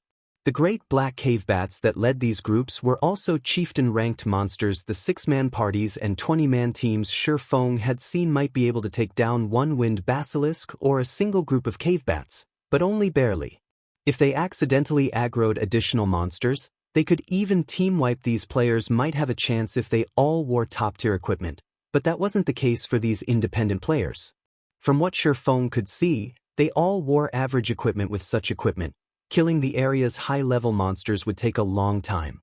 In Feng's opinion, these independent players would be much better off grinding level 60 or so monster. Feng also soon discovered that these players weren't limited to those outside of the teleportation hall. Plenty of players occupied the rest of the town streets as well. Similarly, these players were all level 56 or above. Feng guessed that there should be more than 30,000 players in Glory Town at the moment, and they were all elites or stronger. Normally, one would be hard-pressed to find such a gathering of elite and expert players in an NPC town, even in the various empires, yet this phenomenon was occurring in the Purple Thorns Kingdom's Glory Town. As Feng reached the town's main street to investigate further, he noticed that an extraordinarily large number of players were setting up stalls alongside the street. Player stalls took up every available space on both sides of the street, and every one of them sold considerably valuable items. They either sold rare herbs or high-ranking items that were normally hard to find on the market. Among the items sold, one item, in particular, caught Feng's attention: the basic level strengthening potion. This was a super rare potion that, when consumed, granted players an ignore levels +7 buff for 6 hours. While ignoring a difference of 7 levels might not seem like much, fighting monsters that were 10 levels higher was still incredibly difficult for Tier 1 players, despite the recent reduction on the system's level suppression during the previous updates. Only Tier 2 players had the power to do so without too much of a problem. However, as long as Tier 1 players had sufficient attributes and combat standards, they could fight higher-leveled monsters efficiently, increasing their leveling speed after consuming the level strengthening potion. In the past, the level strengthening potion had been immensely popular among elite and expert players. No wonder why so many players are grinding here. Realization dawned on Shi Feng. Although the basic level strengthening potion wasn't as effective as Zero Wing's Void Field Magic Array, it was the best option for independent elite and expert players when grinding higher-leveled monsters. After this discovery, Shi Feng approached one of the stalls selling the basic level strengthening potions. More than 10 players had lined up at the stall, every one a level 57 or higher expert. The strongest among them was even a level 59. Tier 2 expert. Producing the basic level strengthening potion was laughably cheap compared to the Void Field, with each bottle only costing 8 silver to brew. In the past, basic level strengthening potions had sold for roughly 50 silver per bottle. Unfortunately, the potion's recipe was painfully rare and could only be acquired by opening treasure chests found in level 50+ maps. Moreover, the luck attribute wouldn't affect its drop rate, so players had to rely on their personal luck to obtain it. Each recipe had easily sold for around 800 gold in the past due to its rarity. Meanwhile, only 2 players manned the stall that sold the basic level strengthening potions, a man and a woman. Both appeared quite young. The handsome young man was a level 58, Tier 2 assassin named Smiling Breeze. Most of his equipment consisted of level 50 mysterious iron and secret silver equipment, with a few pieces of level 55 mysterious iron equipment. Even independent experts would have a hard time getting their hands on such items at this stage of the game. As for the beautiful, young woman, she was a level 57, Tier 1 summoner named Cool Summer, and her equipment was in no way inferior to her companions. However, unlike Smiling Breeze, she did not possess a Tier 2 class insignia. Instead, she wore an advanced alchemist's insignia. Why are these 2 people? Shi Feng was astonished to see these 2 players. He was actually familiar with both of them. After all, the brother and sister duo had been very famous in the Black Dragon Empire in the past. Smiling Breeze had ranked as one of the Black Dragon Empire's top 10 assassins, while Cool Summer had been a master alchemist. Moreover, Cool Summer hadn't just been a basic master alchemist, but an advanced master alchemist. Even the various superpowers had been wary of her. Although the siblings were independent players, ordinary large guilds had avoided provoking them due to their superb combat power. Although the younger sister, Cool Summer, hadn't been as strong as her brother, she had still been a refinement realm experts, and the various large guilds' ordinary experts had been no match for her in battle. As Shi Feng wondered why these 2 were in the Purple Thorns Kingdom, a group of players approached the stall. Surrounding its realm is conducting business here. Anyone who isn't a member needs to scram. Chapter 1990, Heavy Sword. The town's main street fell silent as the shouted announcement echoed. Very quickly, the players waiting in line distanced themselves from Smiling Breeze and Cool Summer's stall. Even the expert players that had waited to purchase basic level strengthening potions had retreated. Why are Sin Realm's people here? Does Sin Realm plan to expand its control to Glory Town? Damn it! Sin Realm's members again. They've already prevented us from grinding in the normal resource maps, and now they want to claim this town too. I don't think that's it. Glory Town isn't a resource-rich map. By the looks of it, it seems they're interested in the basic level strengthening potion. Those 2 players are certainly unlucky. They've actually attracted Sin Realm's attention just for selling some products. As the crowd watched Sin Realm's 100-man team, which had already surrounded Smiling Breeze and Cool Summer's stall, they flashed the guild players indignant looks. They also pitted the sibling pair, but despite their true feelings, the surrounding players only dared to discuss the situation in whispers. Even though only 100 of Sin Realm's members were here, which the crowd outnumbered by several-fold, no one dared to voice their opinions loudly enough for the guild players to overhear. Even the level 59, Tier 2 experts gritted their teeth and reluctantly left the scene. They all knew that they wouldn't have a future in the Purple Thorns Kingdom if they provoked Sin Realm. They'd be lucky if they only died a few times. In the past, players' accounts had been crippled, forcing them to start over, due to Sin Realm. In the Purple Thorns Kingdom, Sin Realm was king. Other kingdoms generally had 2 or 3 first-rate guilds and over a dozen second-rate guilds. The Purple Thorns, however, only had 1 first-rate guild, Sin Realm. The kingdom's second-rate guilds could also be counted on one hand. Sin Realm had absolute control over the Purple Thorns Kingdom. Otherwise, Independent players wouldn't have bothered to come to a place like Glorytown to grind under the crowd's hateful gazes. The fierce, young man leading Sin Realm's team stepped forward. He wore dark gray armor and carried a great sword with a deathly aura. As he emerged from the Sin Realm group, the crowd gasped with, "Crocodile Breaker? Why is the heavy sword here?" This young man's appearance gave the watching players goosebumps. Sin Realm had 7 great experts, and every one of them was one of the guild's core upper echelons. Crocodile Breaker was one of these great experts. His role in the guild was to deal with players that opposed Sin Realm, and he had easily over 3,000 expert player deaths under his name. He had even set the record for defeating 100 players single-handedly, and those 100 hadn't been random nobodies. They had all been guild experts, and one had even ranked on the God's Domain expert list. The reason behind Crocodile Breaker's astonishing success was his unbeatable strength. He had even whittled the expert that ranked on the God's Domain expert list down until the player had died. Due to Crocodile Breaker's immense strength, he had gained the nickname Heavy Sword. While the watching players were surprised by Crocodile Breaker's appearance, the young man arrived before Smiling Breeze's stall pack up. "Today, you two have the honor of joining Sin Realm," Crocodile Breaker proclaimed, flashing Smiling Breeze and Cool Summer an arrogant grin. "The guild leader has decided that you two will be instantly promoted to core members when you join, and you won't have to grind for GCPs like everyone else. If you perform well, you might even become guild elders in the future. If you don't have any questions, come with me." Although Crocodile Breaker's words seemed like an invitation, his imposing aura hinted that he'd slay the sibling pair if they rejected his invitation. When his aura and pressure washed over the spectators, they shuddered. However, many of the watching experts envied Smiling Breeze and Cool Summer for receiving this forceful invitation. Although Sin Realm behaved like a tyrant in the Purple Thorns Kingdom, it had the strength to stand behind its actions. Becoming one of the guild's core members was a golden opportunity. At the very least, one could freely roam the Purple Thorns Kingdom.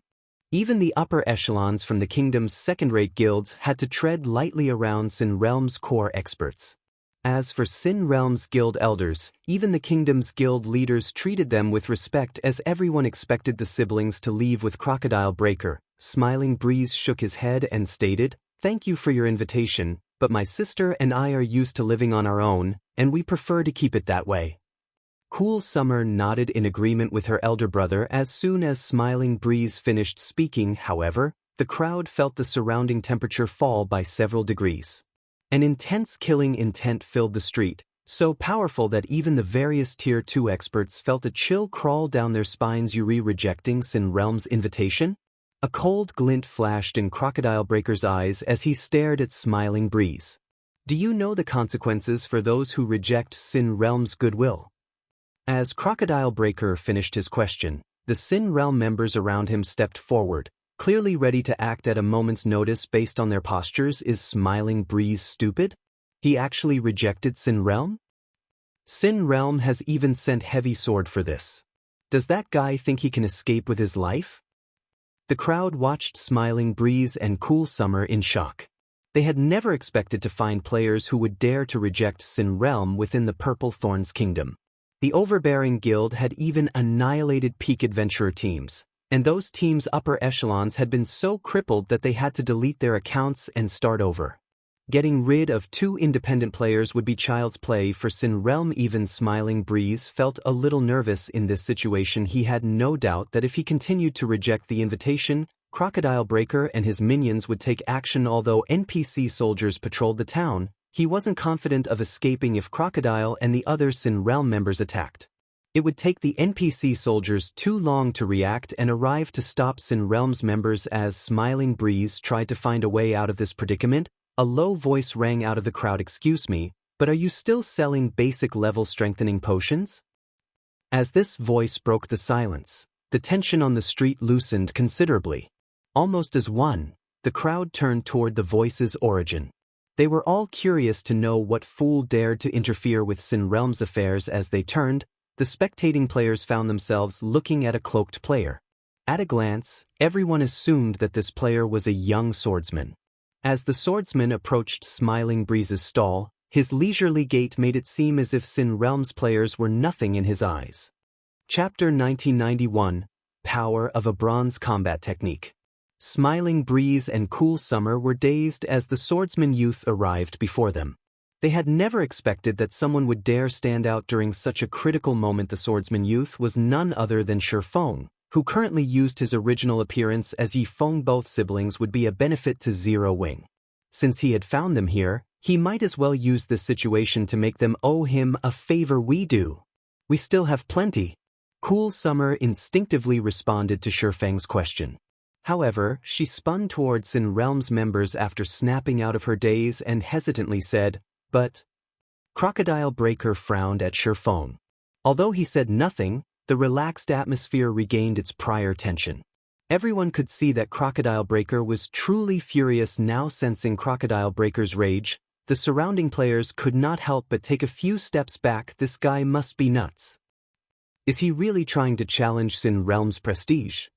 The crowd stared at Shi Feng as if he were a dead man walking. Brat. You sure have guts, don't you? You dare to interfere with Sin Realm's affairs?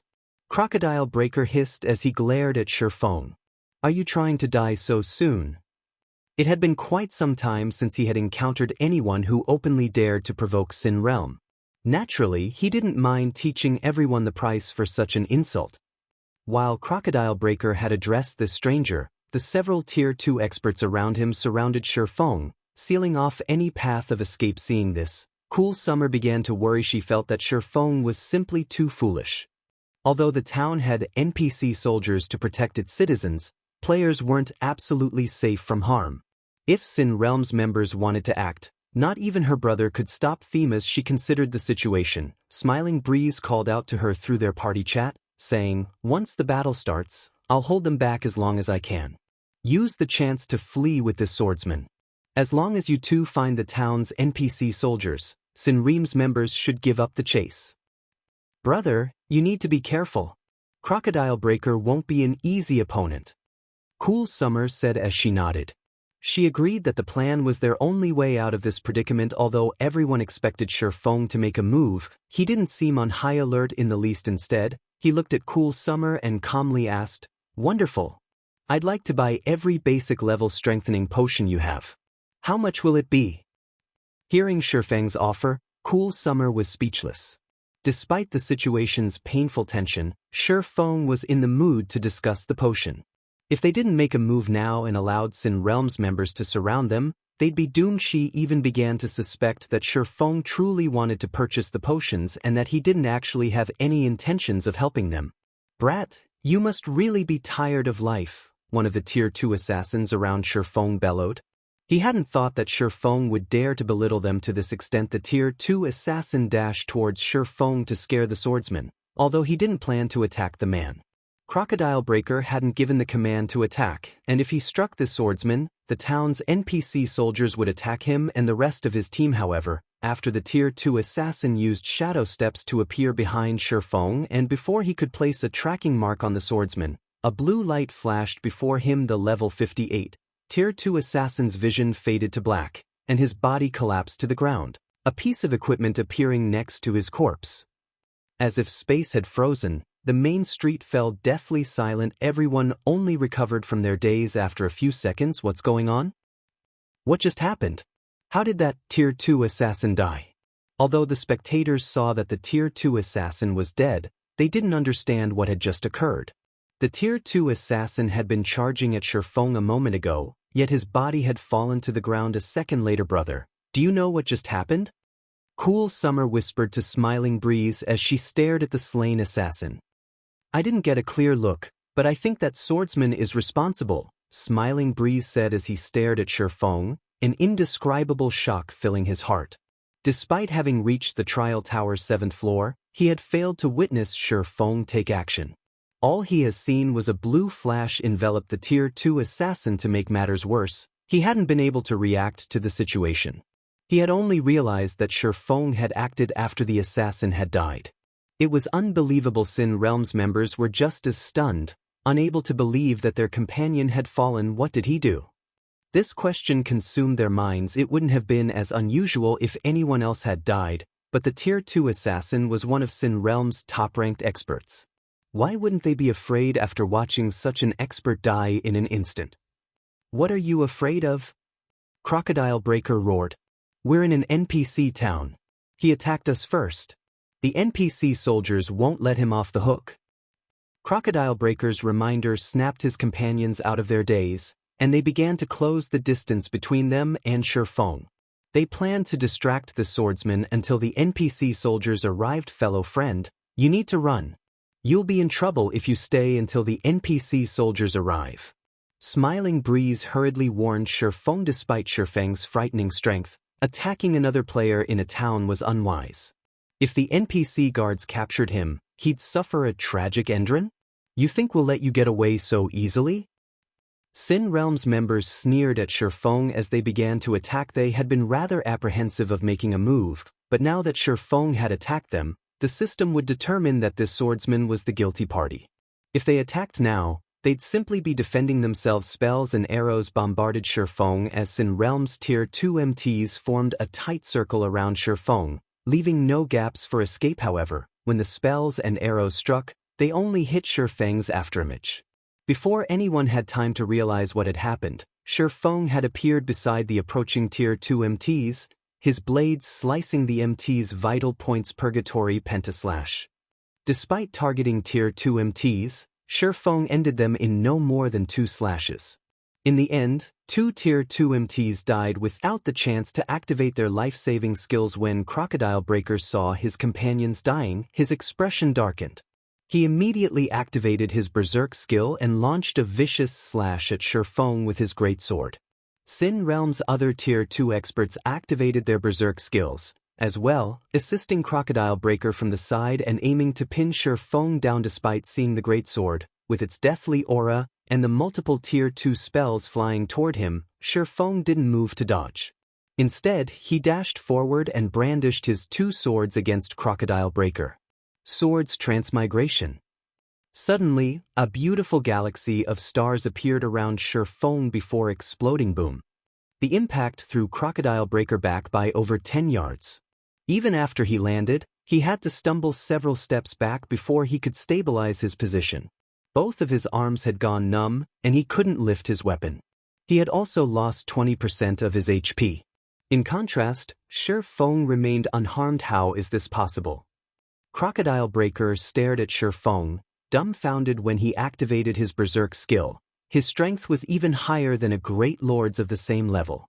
He nearly had enough strength to rival a Grand Lord, and he had the support fire from the Tier 2 Elementalists and Cursemancers around him.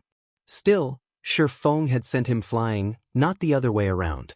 To make matters worse, he could tell that this swordsman hadn't used a skill or spell, both of which would change the user's ambient mana when activated. Crocodile Breaker's companions were just as stupefied. The Berserker, known as Heavy Sword, had been thrown from a head-on clash.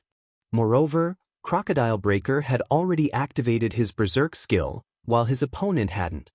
So, this is the power of a bronze combat technique? Shifeng was similarly surprised to see the results of his attack. He had never thought that a bronze combat technique would be so powerful. Boss Croc.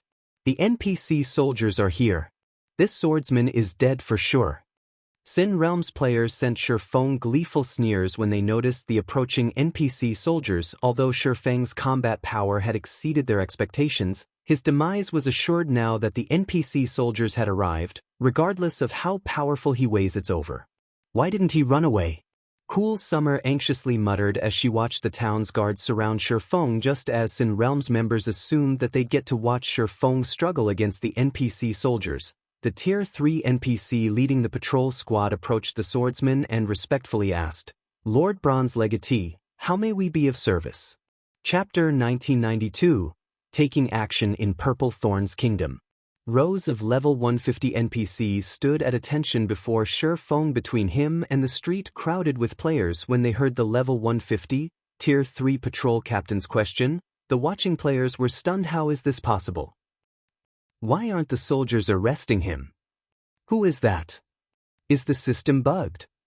Questions plagued the players' minds, and Sin Realms members were particularly stupefied. The scene they had just witnessed had thoroughly altered their worldview. It was common knowledge in God's domain that any player that attacked another within an NPC town or city would be killed, captured, or both. It was an ironclad rule. This player had just broken that ironclad rule. In fact, the NPC soldiers who were supposed to administer justice to Shi Feng treated the swordsman with respect. "Brother, am I dreaming?" Cool Summer asked as she tugged on Smiling Breeze's sleeve, blinking in confusion as she watched Shi Feng. Glory Town was one of the most heavily fortified towns in the Purple Thorns Kingdom, and its laws were just as strict as in NPC cities. The NPCs that ensured order within the city wouldn't ever pardon a player that had intentionally committed murder. Not only would the guards kill the offender on the spot, but they'd also lock the player in jail for another 2 or 3 days. Unless one could escape the NPC soldier's pursuit, avoiding punishment was impossible. Despite hearing his sister's question, Smiling Breeze didn't reply. He was preoccupied with his frustration over this situation. Naturally, Shi Feng wasn't particularly surprised by the NPC soldier's reactions. He was, after all, a bronze legatee, enjoying the status of a baron in any NPC city he visited. Although the baron rank was the lowest among nobles, one was treated differently in NPC cities based on their title. Although Sin Realm's Tier 2 assassin hadn't attacked Shi Feng, the assassin had planned to use a tracking skill on him. Using a tracking skill on a normal player in an NPC city might not be a crime, but using it on a titled noble was. The system would consider the act as a premeditated attack. The NPC soldiers wouldn't question him for killing the Tier 2 assassin. Needless to say, although the other Sin Realm members hadn't landed an attack, they had attacked him. He could kill these players without consequences from the system as well. This was the true benefit of being a titled noble. Of course, if 2 titled noble players fought, the system would deem the first to cause damage as the offender. However, an advanced town like Glory Town might not have a single ordinary noble, much less a titled noble. Hence, Shi Feng didn't have a reason to hold back and could slay all who had attacked him. "These people attacked me. What is the most severe punishment they can receive according to the laws?"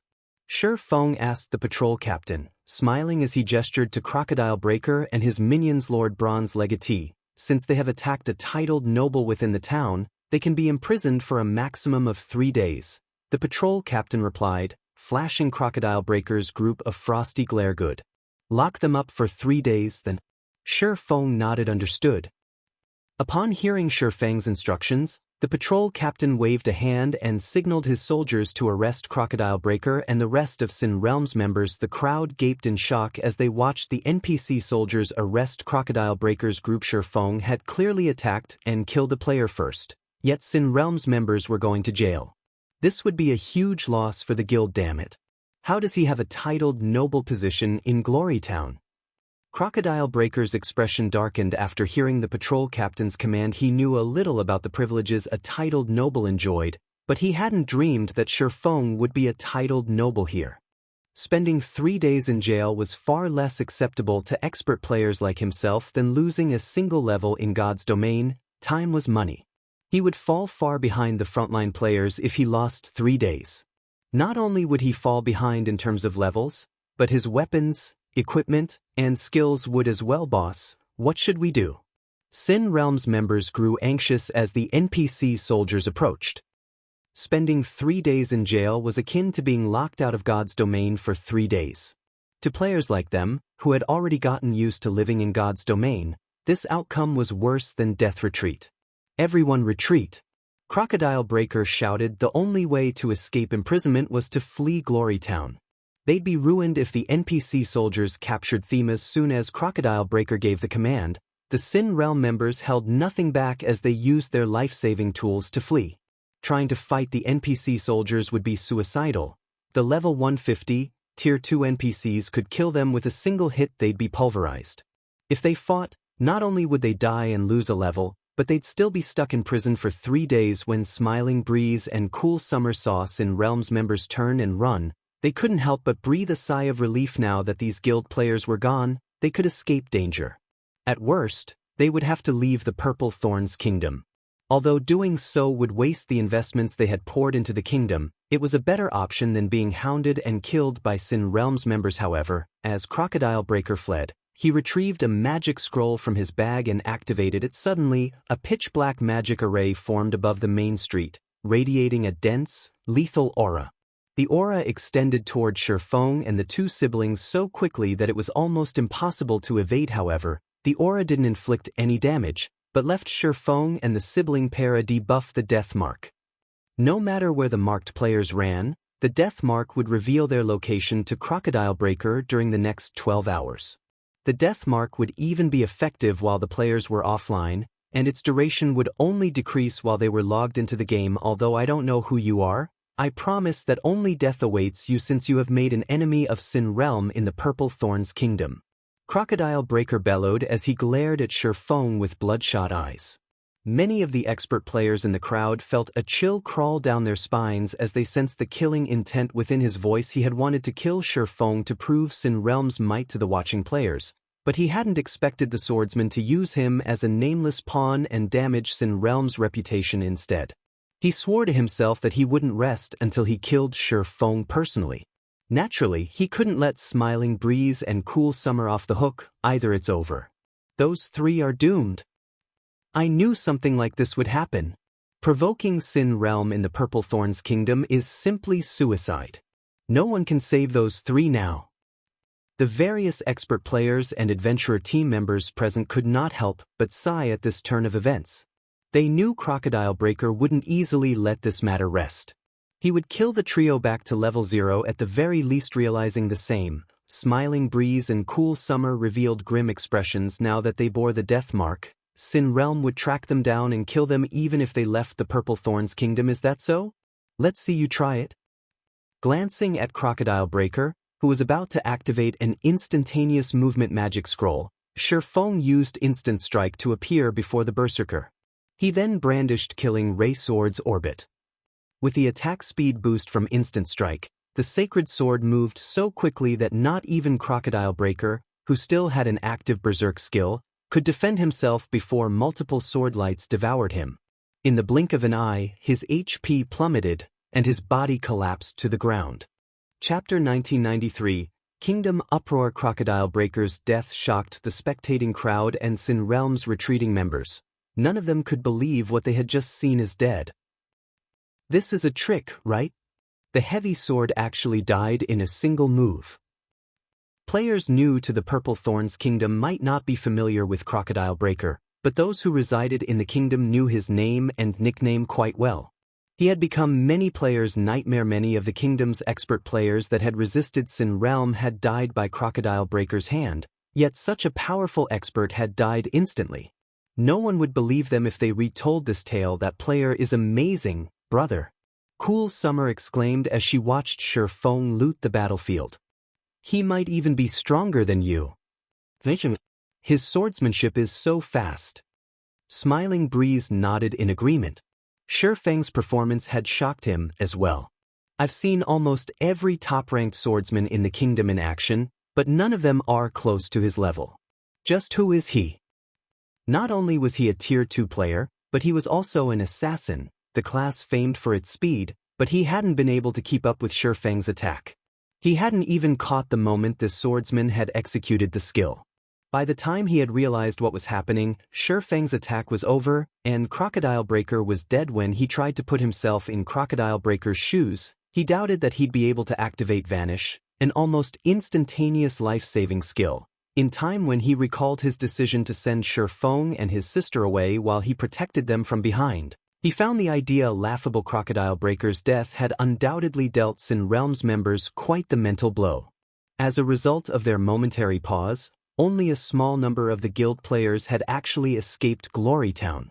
The NPC soldiers captured the rest of them. The players that had died lost a level and a piece of equipment as a result, in addition to resurrecting in the town's prison to spend 3 days behind bars. Friends, Sin Realm's people have left. If you intend to flee, you should do so now. I doubt it will be long before the guild sends reinforcements. It will become far harder to leave Glory Town once they arrive. Shifeng addressed Smiling Breeze and Cool Summer once he finished collecting the items Sin Realm's members had dropped. Shifeng's warning snapped Smiling Breeze out of his daze, and he gratefully replied, "Thank you. I'm Smiling Breeze, and this is my little sister, Cool Summer. May I have your name, friend?" Yifeng. Shifeng answered truthfully. Although he had considered using Black Flame, it would cause a commotion if the public learned that Zero Wings guild leader had appeared in the Purple Thorns kingdom. The kingdom's various major powers would certainly pay more attention to him, and if that happened, it could affect his quest. Yifeng? Could you be Zero Wing's honorary elder?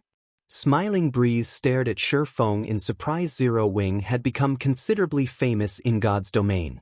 Its success in repelling a veteran super-first-rate guild's offensive and joining the secret chamber of commerce had earned the guild some notoriety, increasing Zero Wing's chances of becoming a super-first-rate guild itself in the future. With so much attention on Zero Wing, it was only natural for the public to grow familiar with the guild's peak experts, including Yifeng. Thus far, Yifeng had displayed great strength in multiple battles in Star Moon Kingdom. Not only had he become well known in his own kingdom, but he had become extremely famous among the Purple Thorns Kingdom's expert players.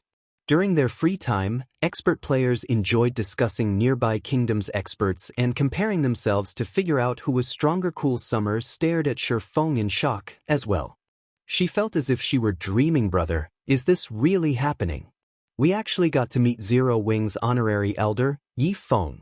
Cool Summer whispered to Smiling Breeze, her eyes glowing with excitement. Even existences like Crocodile Breaker were out of reach for independent players like them, not to mention an honorary elder from a guild with the potential to become a super first-rate guild.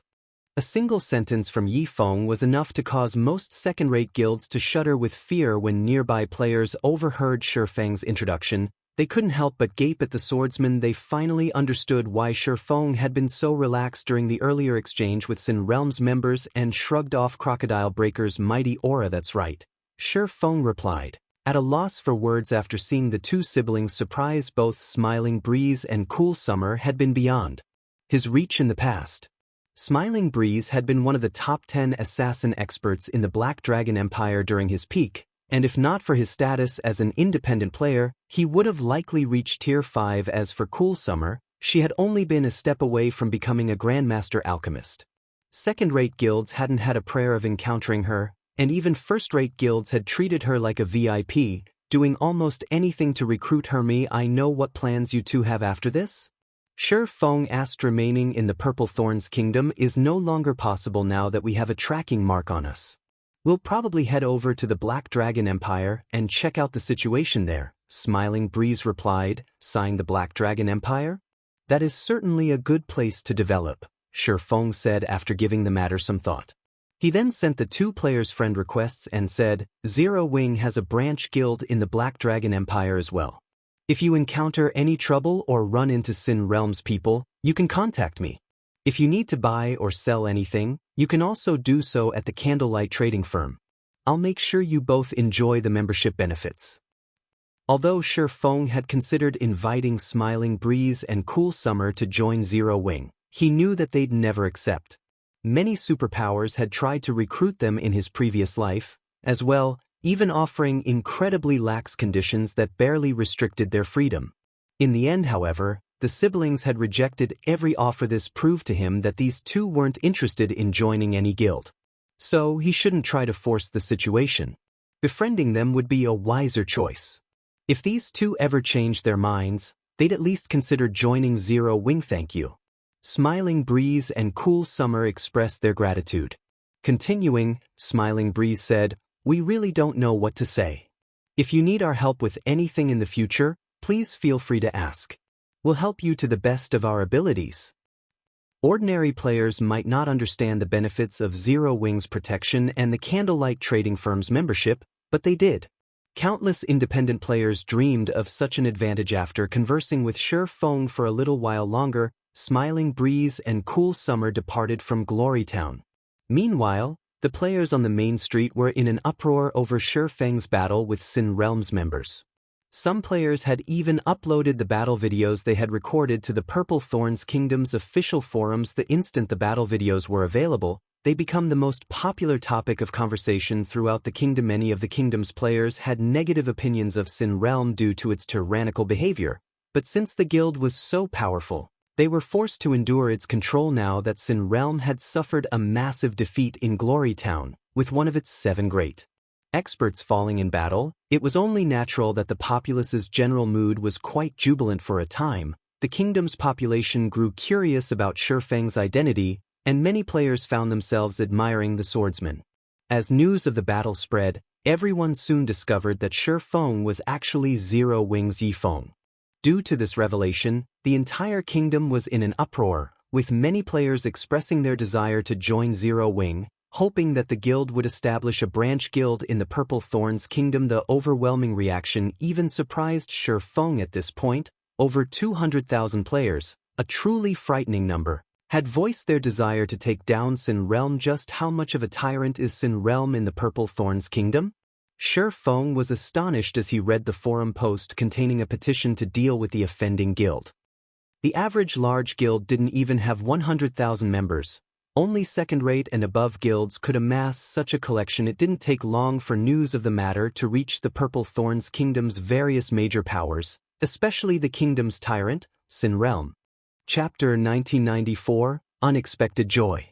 Purple Thorns City, Sin Realm's residence. The glorious, magnificent guild hall was hectic due to the incident in Glory Town.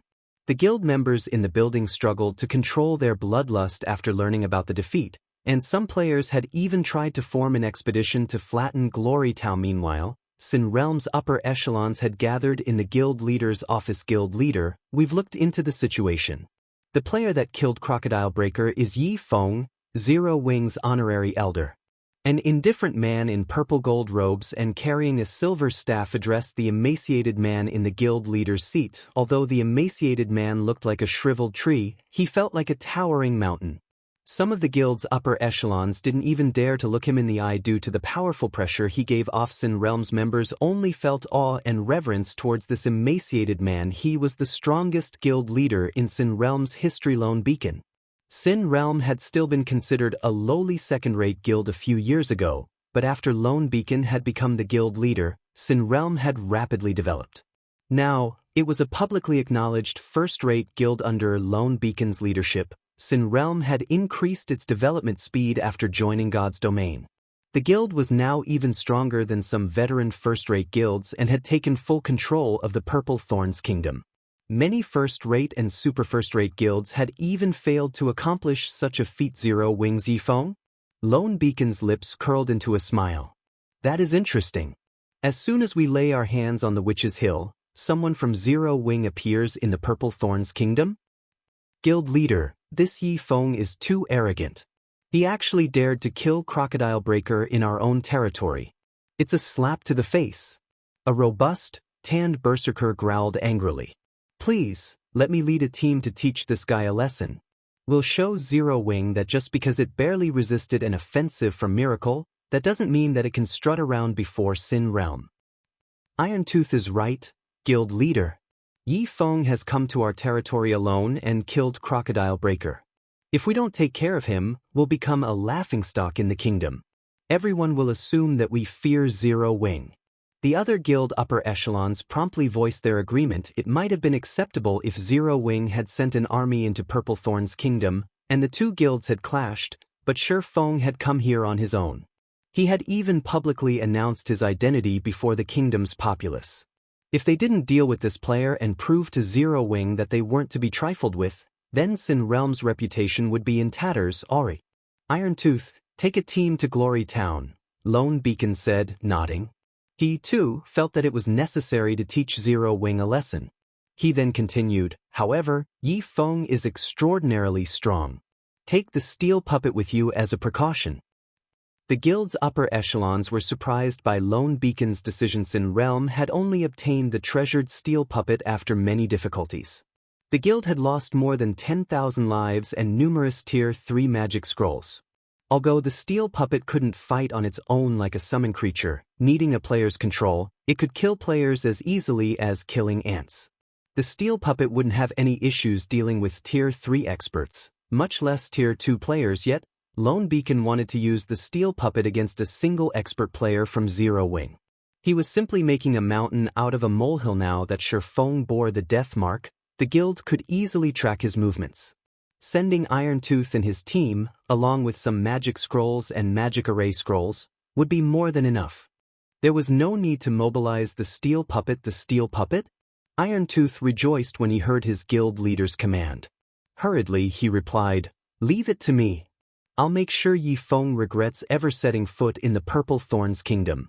Following which, Irontooth, one of Sin Realm's 7 great experts, walked out of the guild leader's office to organize a team for his trip to Glory Town. In the meantime, Shi Feng had arrived at Glory Town's town hall. Although Glory Town was not located in a high-resource map, based on the situation, Shi Feng felt that this was an excellent place to make money and recruit expert players for Zero Wing. Although the monsters around Glory Town were average in all aspects, a specific rare herb was available in the area, the Phantom Flower, the main material for producing the basic level strengthening potion. Even in a herb-rich country like the Purple Thorns Kingdom, the Phantom Flower was far from common, and it didn't even grow in Star Moon Kingdom. Other kingdoms and empires that contained the Phantom Flowers didn't produce the flowers in large quantities either. This was why Cool Summer had come to Glory Town. Due to the basic level strengthening potions' popularity in the past, the Phantom Flower had become incredibly valuable. Each flower had initially sold for 3 silver, but the price had eventually skyrocketed to 15 silver. Currently, one could count the number of basic level strengthening potion recipes that existed in God's domain on one hand. Since so few players grinded in high-level maps right now, the demand for this potion wasn't particularly high yet, either. However, as players progressed in the game, they would need more EXP per level, making it far more difficult to level up. Fighting higher-leveled monsters would soon become a necessity if players wanted to increase their level quickly. At that time, the basic level strengthening potion would become intensely popular, which, in turn, would increase the scarcity of the Phantom Flowers. Although Shi Feng didn't yet have the recipe, he could take advantage of the situation to stockpile Phantom Flowers. Producing basic level strengthening potions would become impossible without them, after all. Naturally, more of the potion's recipes would surface as time passed. Lord Bronze Legatee, how may I be of service today? The town hall's senior administrator took the initiative to approach Shi Feng as he entered the building. "I wish to buy 2 plots of land," Shi Feng replied. "Very well. These are all the lands available for sale in the town," the senior administrator said as he revealed a map of Glory Town. Despite being an advanced town, Glory Town's size was only the size of an intermediate town. As a result, it didn't have many lands for sale. As Shi Feng inspected the lands in the town's central district, he noticed a dark blue marker.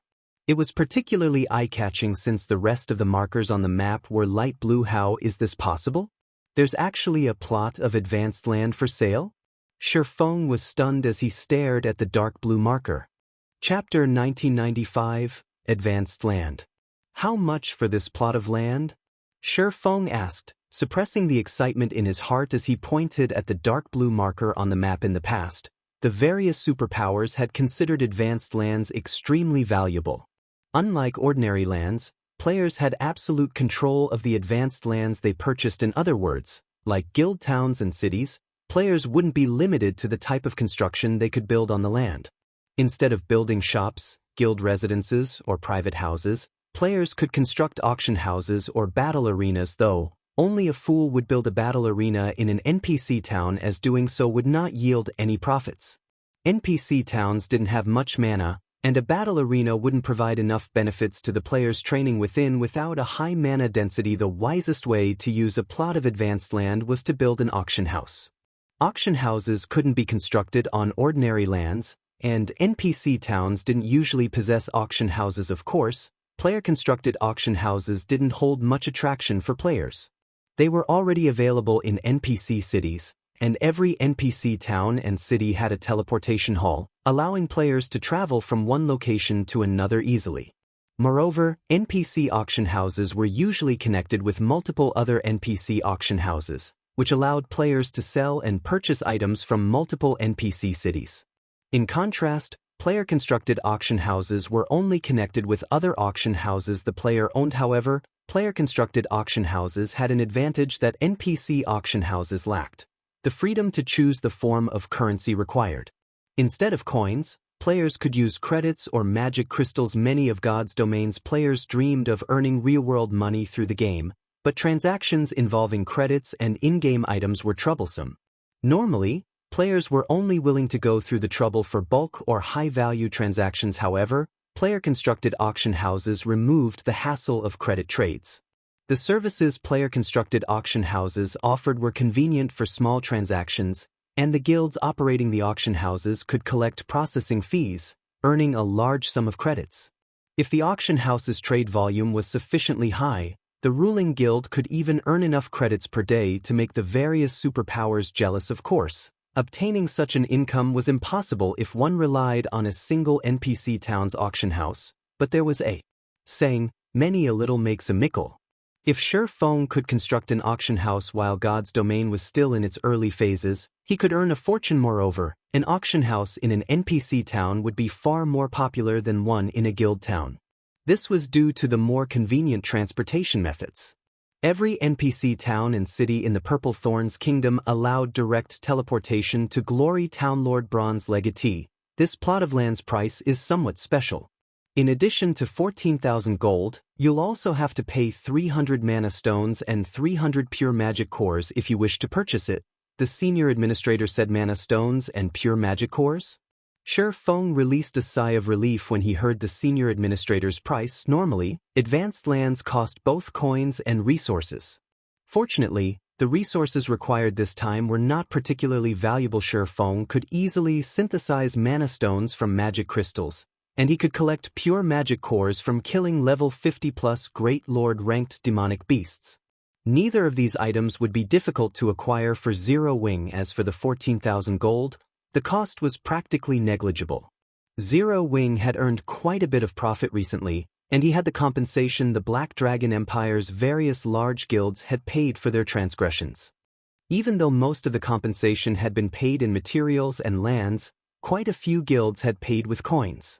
Overall, Sher Fong currently had over 170,000 gold in his pockets. This was also why he had decided to activate a super large-scale neutral city. After speaking with the senior administrator, Sher Fong contacted Melancholic Smile and had her send some manpower to Glory Town. He also instructed her to send mana stones and pure magic cores. In less than an hour, Sher Fong had received the required 300 mana stones and 300 pure magic cores. He then purchased the advanced land in addition to 2 plots of ordinary lands, spending a total of 18,000 gold. After purchasing the lands, Sher Fong used the auction house design, which the guild had recently acquired, and instructed his guild's architects to construct the auction house on the advanced land.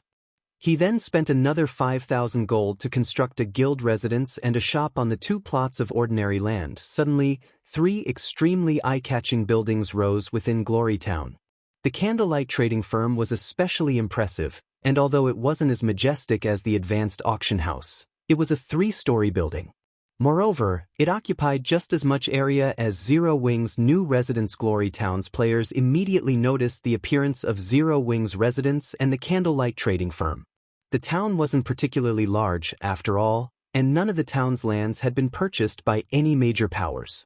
Glory Town was merely a border town, a temporary leveling area for a small number of independent players. There was no real value to purchasing the lands here. Why is there a player-constructed auction house? Didn't they say that it wasn't possible to construct auction houses in NPC towns? 0 Wing is so awesome. It has even pulled off something like this. But what's the point in constructing an auction house here? Player-constructed auction houses don't usually have a lot of items for sale. The customer base is so much smaller than NPC auction houses, so there isn't much point in using a player-constructed one. True, but isn't 0 Wing Star Moon Kingdom's overlord? It also has a big city like 0 Wing City. This auction house here should be connected to the one there. If that's the case, it should have a lot of items for sale. Glory Town's players were all curious about the Candlelight auction house that now graced their town. They immediately entered to inspect the building and its services. However, once players examined the items for auction, they were stupefied. The Candlelight auction house had just as many items as the auction houses in NPC cities. Most importantly, many items could also be purchased with either coins or credits. Players could even spend credits to buy a single piece of bronze Oregon. This discovery excited the players that didn't have many coins but had spare credits lying around. Moreover, the weapons and equipment the Candlelight auction house offered were much cheaper. Amazing. The Candlelight auction house is simply amazing. Crap. There are so many pieces of level 55 mysterious iron equipment for sale. You won't even find this many in NPC cities' auction houses. Everyone's eyes turned bloodshot as they read through the item lists in the Candlelight auction house. Meanwhile, news of Glory Town's new auction house soon reached the Purple Thorns Kingdom's official forums with a particularly eye-catching title. Candlelight auction house appears in Glory Town. Chapter 1996, Popular Auction House. Due to the appearance of the Candlelight auction house, the players viewing the Purple Thorn Kingdom's official forums were in an uproar, especially the ordinary independent players. Once they read the forum thread, they headed to Glory Town. Normally, these independent players struggled to earn money, yet God's domain had many aspects that required coins. Exchanging credits for coins wasn't easy either, since most workshops and money farming teams sold coins at a minimum of 5 gold. Sellers very rarely sold small amounts, such as 50 silver or 1 gold.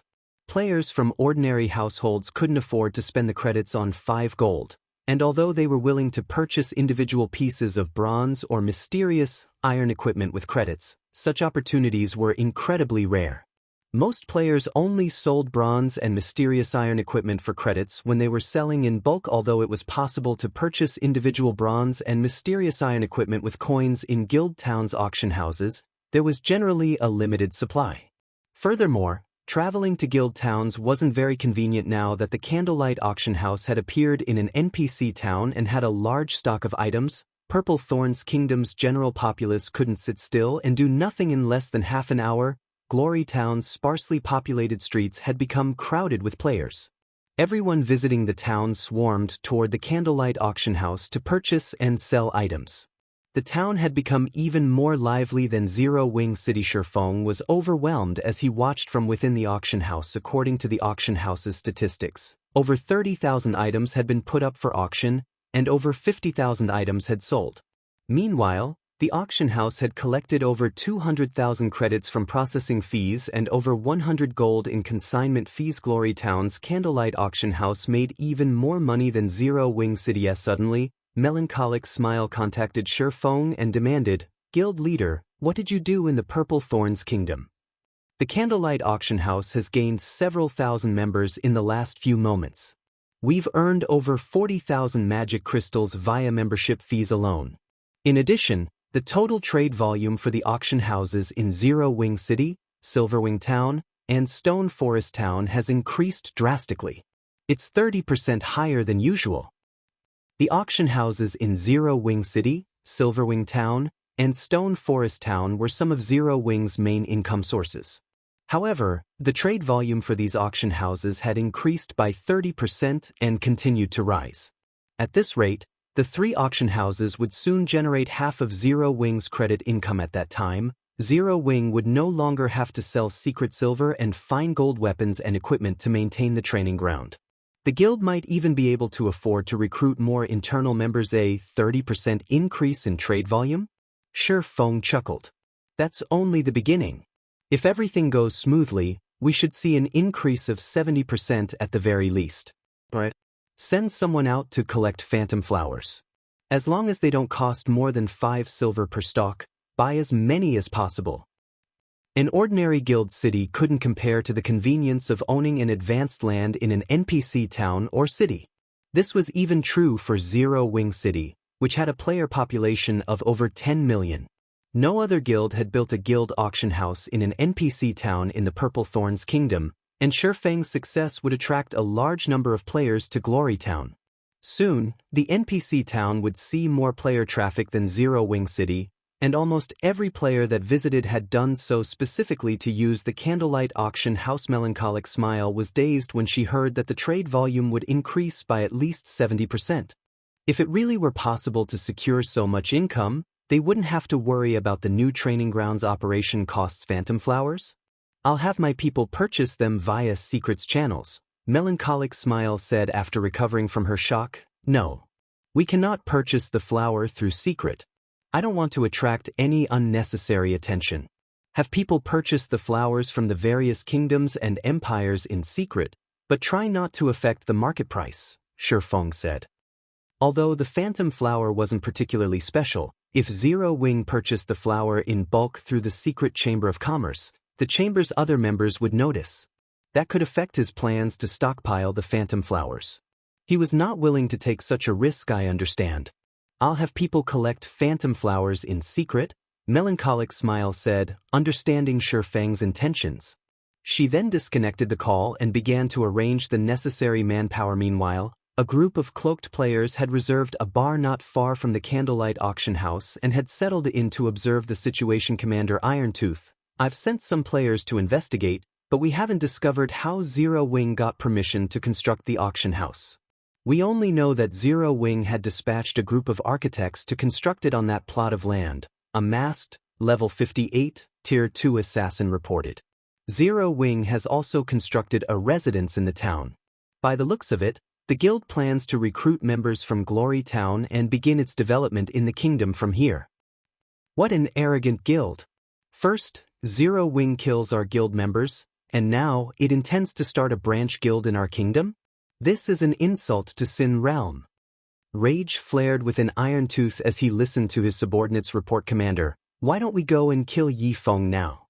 A level 58, Tier 2 ranger suggested. No. We'll wait until he leaves Glory Town. Irontooth growled, shaking his head. Although Glory Town is only a town, it is a heavily fortified border town. Moreover, he must be aware that he has a tracking mark on him. He will expect an ambush and remain around a high number of NPCs. He might even have a bunch of companions with him. If we strike abruptly, we'll just end up like Crocodile Breaker right now. We need to wait. Once the tracking mark disappears, Yi Feng will sense it. He'll think that he is free and will act more boldly. That will be the perfect time to take his life. Notify Feather Hunter and tell him to keep a close eye on Yi Feng. Understood. The Tier 3 tracking scroll Crocodile Breaker had used was incredibly rare and effective, but it had an obvious flaw. The targeted player could perceive the mark. However, Sin Realm used such a tracking scroll for that reason, letting their prey know that they were being tracked and hunted. The tracking scroll was merely a distraction, a setup for the true attack that would occur after the death mark disappeared. Their killing move was a special legacy Sin Realm had obtained. Covert Killer. Not only did the Covert Killer hidden class allow a player to track others without being detected, but it also allowed the player to land a fatal blow from an extremely long distance. The class was almost tailor-made for Rangers. Sin Realm had nurtured a group of true tracking experts with this special legacy. Feather Hunter was the best among the players that had obtained the Covert Killer hidden class. While Sin Realm's Feather Hunter watched his target, Shi Feng boldly left the Candlelight auction house and headed for the trading firm a short distance away. The Candlelight trading firm's interior was finally complete. The first floor would be reserved for selling daily necessities, the second would sell valuable items Candlelight produced, and the third would contain workspaces and a warehouse. The shop was also fully staffed by NPCs and Candlelight members from White River City. Now, all that was left was the shop's grand openings. Once Shi Feng entered the Candlelight trading firm, he instructed an NPC to purchase materials and focus on buying phantom flowers. The guild members would be responsible for managing sales and producing items. With everything set up, Shi Feng's true purpose of setting up the trading firm in Glory Town should remain hidden. I should head to the Icefire Mountain range now. Shi Feng glanced at the time once he had settled his affairs in Glory Town. Since the tracking mark on him had disappeared some time ago, he decided that it was finally time to leave. He immediately donned his black cloak and snuck out of the town. He only called out his mount and made his way towards the neutral map after he had put some distance between himself and Glory Town. The moment Shi Feng left the town, Feather Hunter notified Irontooth of the development. Commander Irontooth, Yi Feng has snuck out of Glory Town. Feather Hunter reported as he watched the moving red dot on his system map. Good. He's finally getting impatient. Follow him closely. We'll head to your location immediately, Irontooth said, laughing as he finished the beer in his hand. Chapter 1997, Ancient Stone Box. Feng headed south after leaving Glory Town. Is this guy insane? He's running out in the fields without a care. What's going on? Why haven't the monsters noticed him?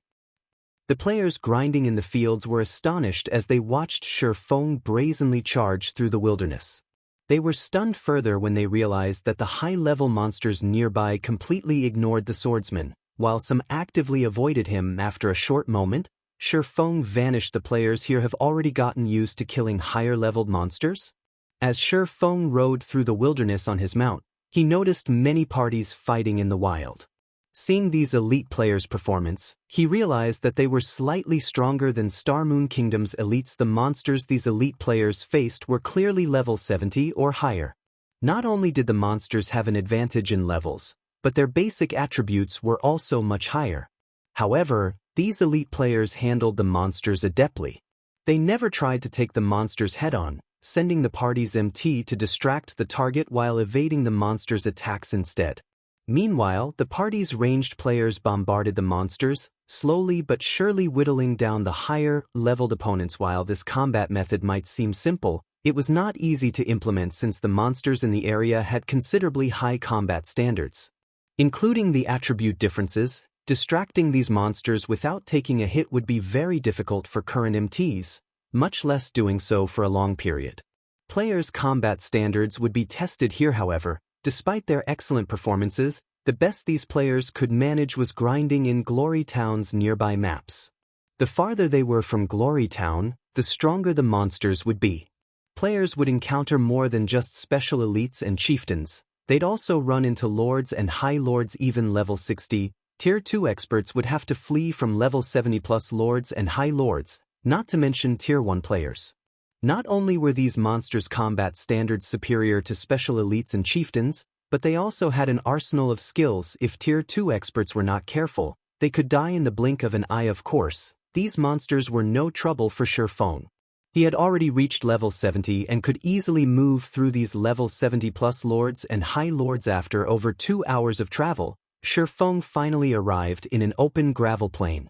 An ancient altar, surrounded by stone pillars that formed a maze, stood in the center of the plain. Meanwhile, level 75 and higher elemental creatures roamed the maze, the majority of which were lord-ranked monsters. This was the elemental altar, the most famous location in Glory Town's map during Feng's previous life. Sure enough, no one has come this far yet. As Feng arrived before the elemental altar and gazed upon the ancient stone box upon it, he couldn't help but smile. Any player that had wanted to travel to Thunder Axe City had almost always done so through Glory Town in the past, but by the time he had made it to the town, players had long since explored the area. Meanwhile, among the various locations found, players had talked about the elemental altar more than any other. The altar had become such a hot topic due to the stone box enshrined on it. While the stone box might look ordinary, it contained an amazing treasure: the sealing stone. Although the sealing stone was a one-time use tool, it had astounding power. When used, it could seal the strength of one monster, reducing its rank by 1 for 3 hours. While this effect might not seem impressive, the sealing stone was even effective against mythic monsters. The tool would reduce ordinary mythic monsters to Grand Lord rank, and mythic-ranked archaic species would become as weak as ordinary mythic monsters. The player that had opened Thunder Axe City's entrance in the past had only succeeded due to this sealing stone. The guardian boss that protected the entrance would have been unbeatable for individual players at that time otherwise. As proof, many superpowers Apex experts had failed to unlock the neutral city. Now that Feng wanted to open Thunder Axe City, he had to get a sealing stone of his own. However, opening the stone box was easier than said due to the Thunder Beast that guarded it. Thunder Beast, elemental creature, Grand Lord, level 77. HP 85, 000, 000/85, 000, 000. This Thunder Beast would be a challenge, and as more players gathered, it would become stronger. Unlike other field bosses, it would grow stronger once more than one hostile life form was within range. If more than 6 life forms were nearby, the Thunder Beast would grow into a Grand Lord-ranked archaic species, and it would become as strong as mythic monster. If more than 20 life forms were within range, although it wouldn't grow past mythic rank, its combat standards would skyrocket. The Thunder Beast would become impossible to defeat if more than 100 life forms were nearby. Meanwhile, the life forms in question included summoned creatures and players' personal guards. To make matters worse, the Thunder Beast would obtain more and higher quality skills as more life forms entered its range of influence. Because of this, the Thunder Beast had remained undefeated even after many guild experts had reached level 70 in the past. The Sealing Stone had only been discovered after a level 75 peak expert had visited the elemental altar and defeated the boss with special tools in hand. Although Shurfeng had yet to reach level 75, he had incredibly powerful outside help, following which Shurfeng took out the Bible of Darkness and summoned a level 85, Tier 3 Lava Demon. When the lava demon emerged, the surrounding temperature rose sharply due to the molten lava that covered its body, creating a natural domain. The lava demon was fond of melee combat, and while it might not be able to contend with a Grand Lord of the same level, it shouldn't have any issues against a Grand Lord 8 levels lower with the Bible of Darkness's strengthening effects. Go! Shurfeng commanded, gesturing at the Thunder Beast that slumbered beside the elemental altar. The lava demon released a war cry before charging at the Thunder Beast, appearing before the Grand Lord in an instant and activating the Tier 3 Tebu skill, Lava Claw. By the time the Thunder Beast woke from its slumber, the lava demon's claw had struck the monster's lightning-formed body. Roar. The Thunder Beast cried out in agony, instantly losing more than 2 million HP. Due to Lava Claw's weakening effect, the Thunder Beast's basic attributes dropped by 10% as well. However, not one to be outdone, the Thunder Beast responded with a swipe of its tail, sending a whip of lightning at the lava demon. Tier 3 skill, Lightning Annihilation. With just one swing of its tail, the Thunder Beast launched a lightning attack in a 100-yard cone. Even a Tier 2 metric tons of the same level with an active life-saving skill would barely survive the attack if they were on the receiving end. Any other class would die. Fortunately, the skill was nothing to the lava demon. The summoned demon only lost a little over L5 of its 24 million HP. Shurfeng finally made his move after the lava demon and Thunder Beast struggled against each other for some time. Activating Instant Strike, he appeared beside the Thunder Beast and bombarded the Grand Lord with his attacks. Shadow Blade, Purgatory Pentaslash, Flame Burst, Phantom Kill. Shurfeng used one skill after another, each hit dealing tens of thousands of damage, with some even dealing over -100,000. The Thunder Beast's HP began to plummet 90%, 70%, 50%. Since the Thunder Beast only had two opponents, Shurfeng and his Lava Demon, it could only use two of its skills, the AoE Tier 3 skill, Lightning Annihilation, and the single-target Tier 3 skill, Lightning Claw. Against Shurfeng, a player with the strength to rival a great lord of the same level, the Thunder Beast could only watch, helpless, as it continued to lose HP. In the end, Shurfeng activated Divine Providence and landed the killing blow when the Thunder Beast's HP fell below 1%. The Grand Lord's body then dispersed as countless arcs of lightning, vanishing from the elemental altar. Chapter 1998, Sin Realm. So much EXP. Shurfeng stared at his experience bar in astonishment. After the Thunder Beast had died, his experience bar had increased by 11%.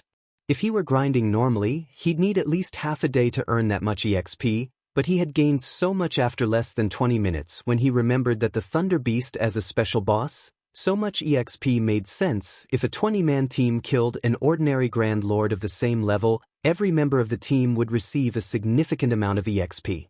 Not only was the Thunder Beast 7 levels higher than Shurfeng, but he had also killed the Grand Lord without help, monopolizing the awarded EXP.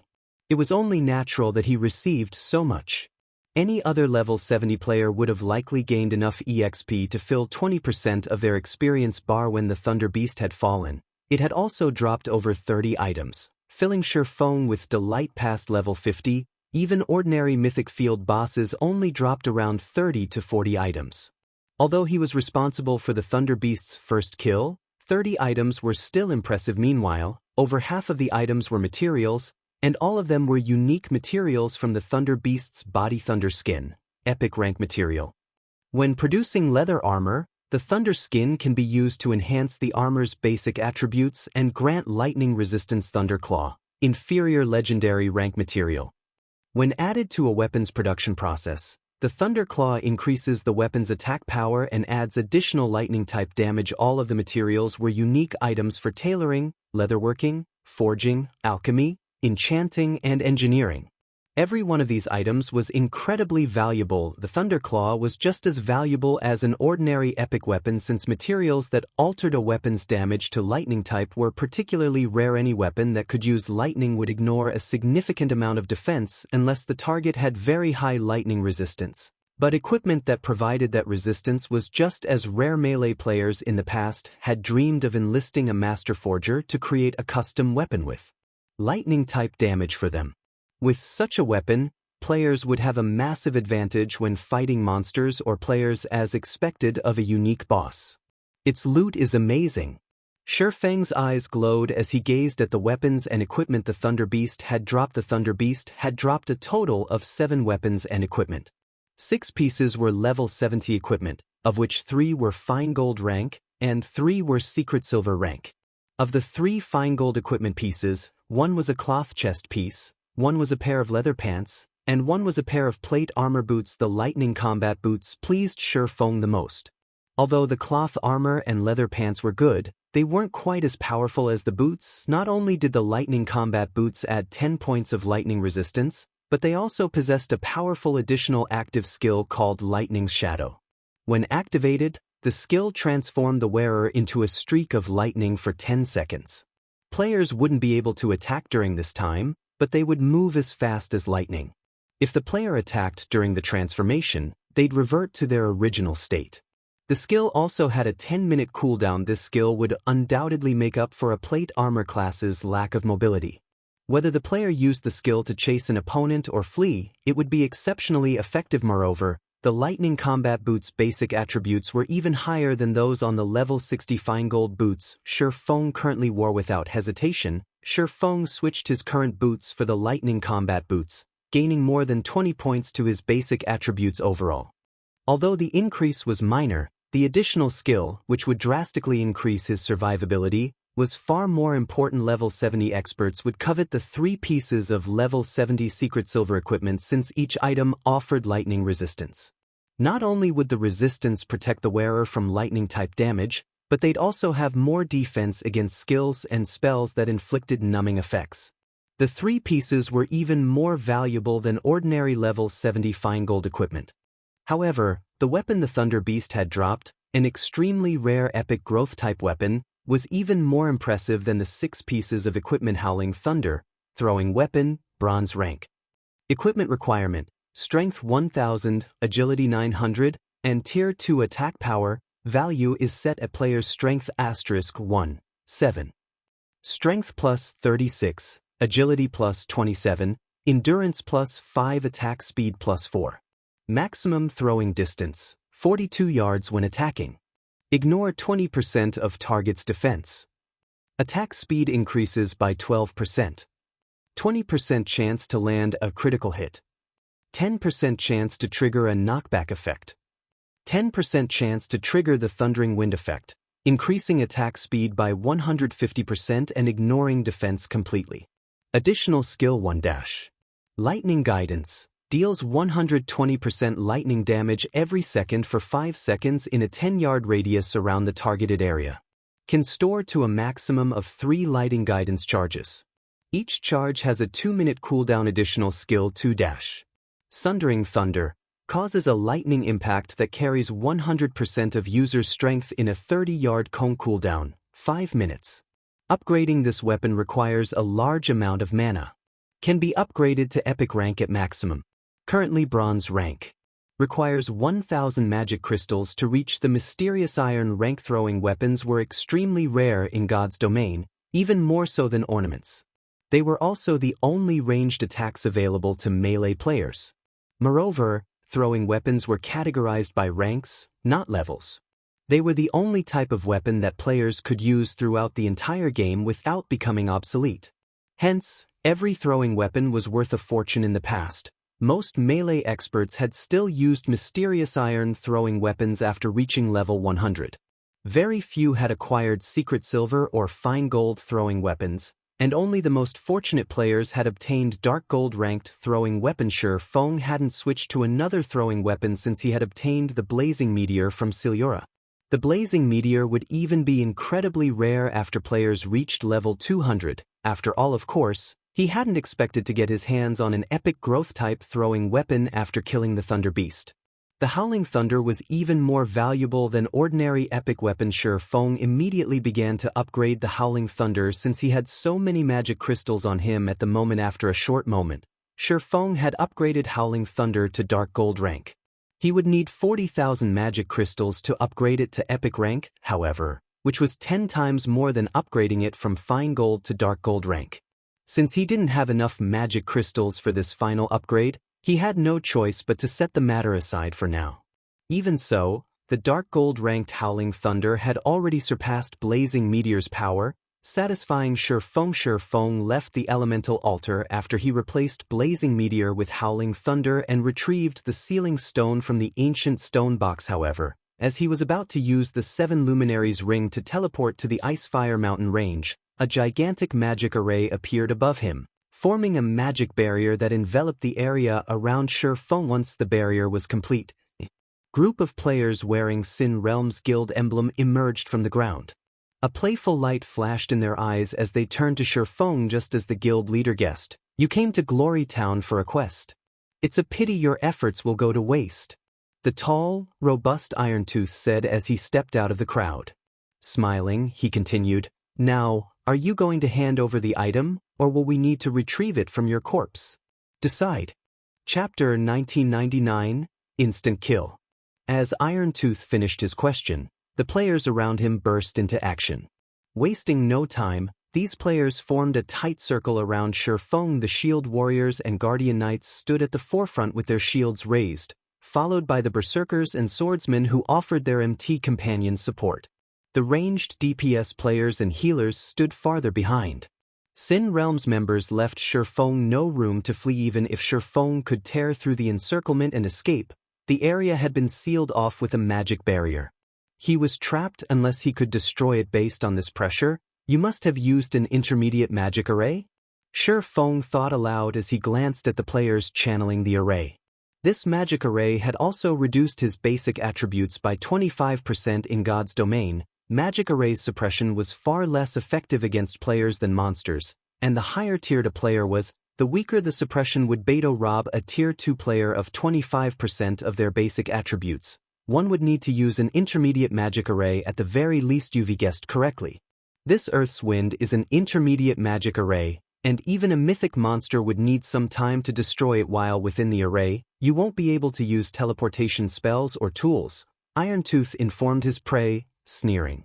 "We prepared this magic array for you specifically. Is it to your satisfaction?"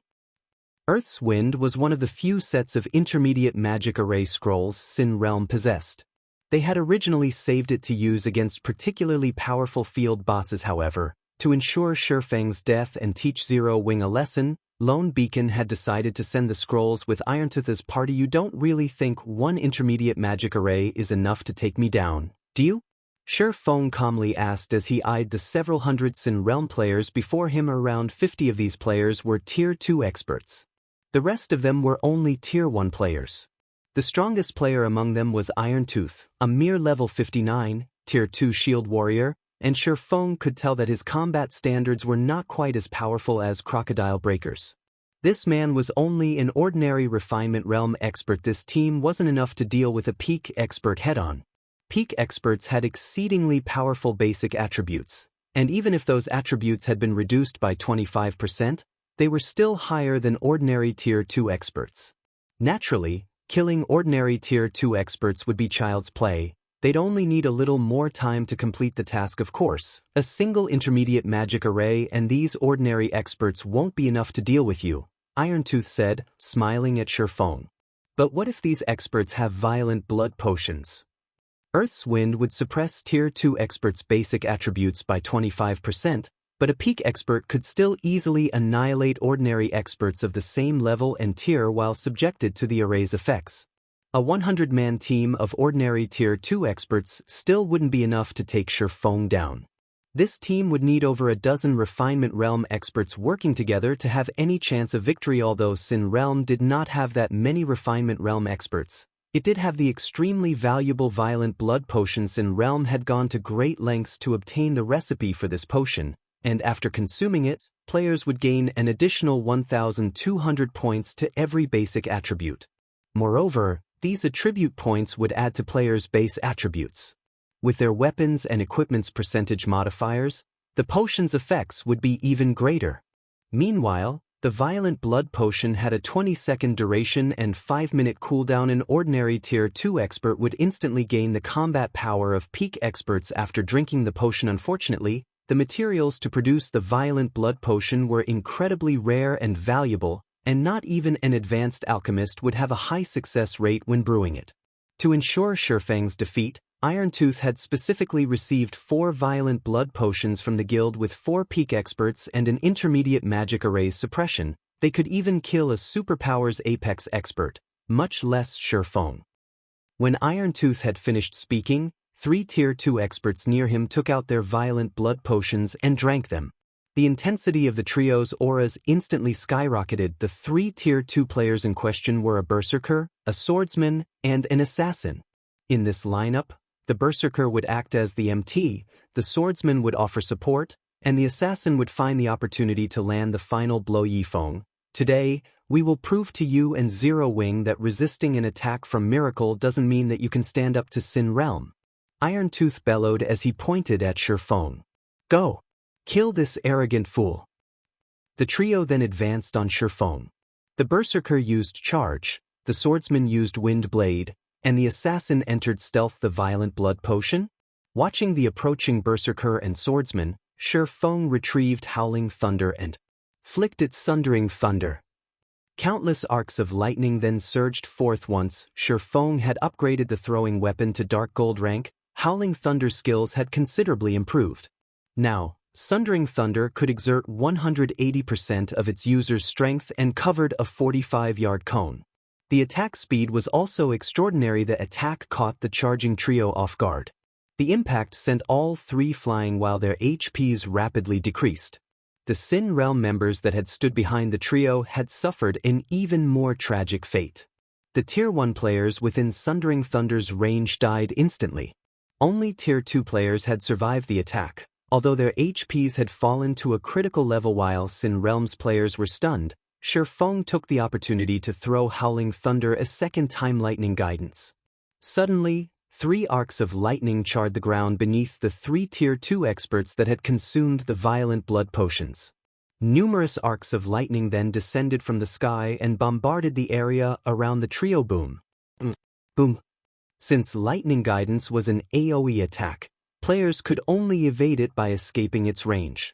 Meanwhile, numbed by Sundering Thunder's effects, the 3 Tier 2 experts had no hope of dodging out of Lightning Guidance's range before the skill struck. The expert trio lost their remaining HP to the skill after 3 seconds. Not even the healers had time to save them as they lost tens of thousands of HP each second. How is this possible? Irontooth paled when he saw the 3 Tier 2 experts' corpses. Shurfang had killed 3 players with the combat power to rival peak experts without much effort. Moreover, he had accomplished this feat while suppressed by an intermediate magic array. For a moment, Irontooth couldn't believe his eyes. Shurfang, however, wasn't particularly surprised by the outcome. Peak experts were considered such due to their ability to react to danger. Some peak experts could even predict an enemy's attack before the player launched it. While Sin Realm's expert trio had greater combat power than peak experts, their ability to react was no more impressive than in ordinary experts. Furthermore, even with the additional 1,200 points to their basic attributes, they were still no match for Shurfang's commander. What should we do? A Tier 2 assassin asked as expected of Zero Wing's honorary elder. I had considered giving you an easy death, but since you don't appreciate my kindness, I'll make you suffer. Irontooth snarled. Gritting his teeth, he pulled the steel puppet from his bag.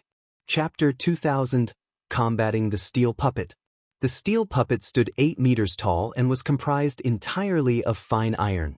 It also wore thick, heavy, pitch-black armor. The steel puppet had 2 heads and 4 mechanical arms, each wielding a gigantic saber. Despite the steel puppet's inactive state, it radiated a dreadful aura. The boss is finally getting serious. Amazing! So, this is the guild's steel puppet? When they saw the colossal steel puppet, Sin Realm's members recovered their senses. They no longer feared Shifeng, but cheered with excitement. A steel puppet? Shifeng was quite surprised to see the massive construct like the guardian puppet. The steel puppet was a bronze puppet with the strength of an apex tier 2 being. Its defense was even greater than the Hell Tanks. Like the Hell Tank and other war weapons, bronze puppets didn't have HP, but durability. The steel puppet was capable of several times the Hell Tank's combat power, the perfect weapon to deal with players and take down buildings. Yifeng, you should be pleased. You'll be the steel puppet's first victim. Irontooth said, sneering as he sat in the steel puppet's control module. This was the first time Sin Realm would use the steel puppet since obtaining it. The guild simply hadn't needed to use it yet. Operating the steel puppet also cost a large number of magic crystals. Just to activate it, one needed to store 1,000 magic crystals within the puppet. For every minute the steel puppet was operated, it would consume 50 crystals. In other words, the steel puppet could only operate for 20 minutes at full capacity. To make matters worse, using the steel puppet skills would cost additional magic crystals. Sin Realm hadn't bothered to use the puppet for these reasons. Even when dealing with other guilds, Irontooth was only allowed to use the steel puppet now because Lone Beacon wanted to teach Zero Wing a lesson. As Irontooth fell silent, he used the steel puppet to advance on Shifeng. The steel puppet's movement speed was extremely high, crossing 50 yards in less than 2 seconds. Upon arriving before Shifeng, the steel puppet swung one of its sabers at the swordsman. Despite the attack's casual nature, its power was at the peak of Tier 3. The wind even howled as the saber soared towards Shifeng so fast. Shifeng immediately responded by swinging Killing Ray Boom. With the sound of an explosion, the saber's trajectory altered, and it crashed into the ground beside the swordsman, the impact tearing a 20-meter-long gash in the ground. Shifeng instantly lost over 20,000 HP. You really are something to survive an attack like that. But how will you fare against 4 sabers? Irontooth brandished his 3 remaining weapons after seeing his target only lose a small fraction of his HP. Since a player controlled the steel puppet, all 3 sabers accurately flew towards Shifeng's defensive blind spots. Boom. Boom. As one slash after another descended, the blades devastated the ground around Shifeng. The earth trembled violently under the resulting impacts, and some of Sin Realm's nearby players lost their footing. The steel puppet's devastatingly destructive power stupefied Sin Realm's members. Setting aside the steel puppet's strength, its attack speed alone shocked many of the watching players. The sabers were far too quick, and even the Tier 2 players realized that they'd be hard-pressed to block a single strike. If they had to combat all 3 sabers simultaneously, they'd die on the spot. Once the dust settled, however, they were even more shocked. Shifeng still stood beside the steel puppet swords. He hadn't died in the flurry of attacks, and this time, his HP was fully intact. As expected of a bronze combat puppet, its combat power is amazing. The Hell Tank is nothing in comparison, Shifeng thought as he looked at the deformed terrain around him. If he hadn't activated Power of Darkness in time, he would have likely lost more than half of his total HP. Controlling a combat puppet was very similar to controlling a divine beast. Players essentially merged with the combat puppet, and although they couldn't control the puppet as easily as they did their own bodies, executing simple attacks at maximum efficiency wouldn't be difficult. Moreover, a bronze combat puppet's every attack contained the strength and speed of Tier 2 at its peak. It was the equivalent of a Grand Lord-ranked archaic species. In addition, every attack a combat puppet executed would contain its full power, like a player at their peak. Even a Tier 3 expert would be at a disadvantage against a bronze combat puppet with the same combat standard. A berserk skill? Do you think that can save you? Irontooth sneered when he saw the black aura around Shifeng. He then raised his 4 sabers and attacked again. Although he couldn't control the steel puppet as nimbly as his own body, he was confident of defeating a real Tier 3 expert with the puppet's strength, speed, and 4 arms. We'll see about that. Shifeng brandished his 2 swords to meet the 4 saber swords' orbit. A galaxy of stars formed around Shifeng, and he either blocked or deflected every attack Irontooth launched with the steel puppet. How is this possible? How is he keeping up with the steel puppet? Sin Realm's members watched the battle with dropped jaws as the steel puppet was rendered ineffective against Shifeng. However, none of them knew that Shifeng's attributes could normally rival a great lord's of the same level. After using Power of Darkness, his strength was as high as an ordinary Grand Lord's under the intermediate magic array's suppression. He was also as fast as a Tier 3 player of the same level. Hence, the steel puppet's basic attributes were only slightly higher than his, and Shifeng could easily make up for the gap with his Technikesh's actually so strong. Irontooth's expression darkened when he realized that he couldn't gain any ground against Shifeng. He had never thought that this swordman's attributes were so high that they could rival the steel puppetess. After trading blows for a short moment, Shifeng lost interest in passively defending himself. He started to find opportunities to attack the steel puppet. Dang. Dang. Dang. Dazzling sparks filled the air as Shifeng's sword stabbed and slashed at the puppet, but despite taking multiple attacks, there wasn't a single mark on the puppet's armor. It's useless. Even if you have heaven-defying basic attributes, they are nothing before the steel puppet's defense. I want to see just how long your berserk skill will keep you alive. Irontooth growled, sneering. He was fully confident in the steel puppet's defense, which had Tier 3 defensive capabilities. Only a Grand Lord-ranked archaic species attacks could reduce its durability. Ordinary Grand Lords would only accomplish the feat if they used particularly powerful skills. Is that so? Shifeng chuckled. He then activated Blade Liberation and slashed at the puppet again. Hua. Suddenly, a visible tear appeared on the steel puppet's armor. Chapter 2001, Fire Spirit appears. The steel puppet stumbled 4 steps back after Shifeng's attack, nearly losing its footing. How is this possible? Shock filled Irontooth's eyes as he stared at his puppet's cut. With a single attack, the steel puppet had instantly lost 3 points of its 1000 total durability. Shifeng's attack power was ridiculously high, practically rivaling mythic monsters. Irontooth wasn't the only one dumbfounded either. Sin Realm's nearby players were stunned. They had never considered that a player with the strength to stand against the steel puppet would exist at this stage of the game. Rather than a player, Shifeng was a monster. After his first attack succeeded, Shifeng charged towards the puppet once more. Shadow Blade. 10 strikes thrust toward the colossal construction, each attack carrying 100% of Shifeng's strength. Scram. Irontooth bellowed as he controlled his puppet. The steel puppet's 4 arms began to rotate, creating a storm that countered all 10 of Shifeng's attacks. The puppet's sabers created wind blades as it blocked the attacks, which flew towards Shifeng, forcing him to defend himself. The storm calmed after 3 seconds, resulting in a 7-meter-deep crater where the steel puppet stood. The 50-yard radius area around the construct was void of Lefeso. This is one of the steel puppet's skills? Shifeng revealed a bitter smile as he watched his adversary. Truly amazing. It seems that it's truly impossible to defeat a bronze combat puppet as a Tier 2 player. Every one of the steel puppet's attacks resembled a defense turret.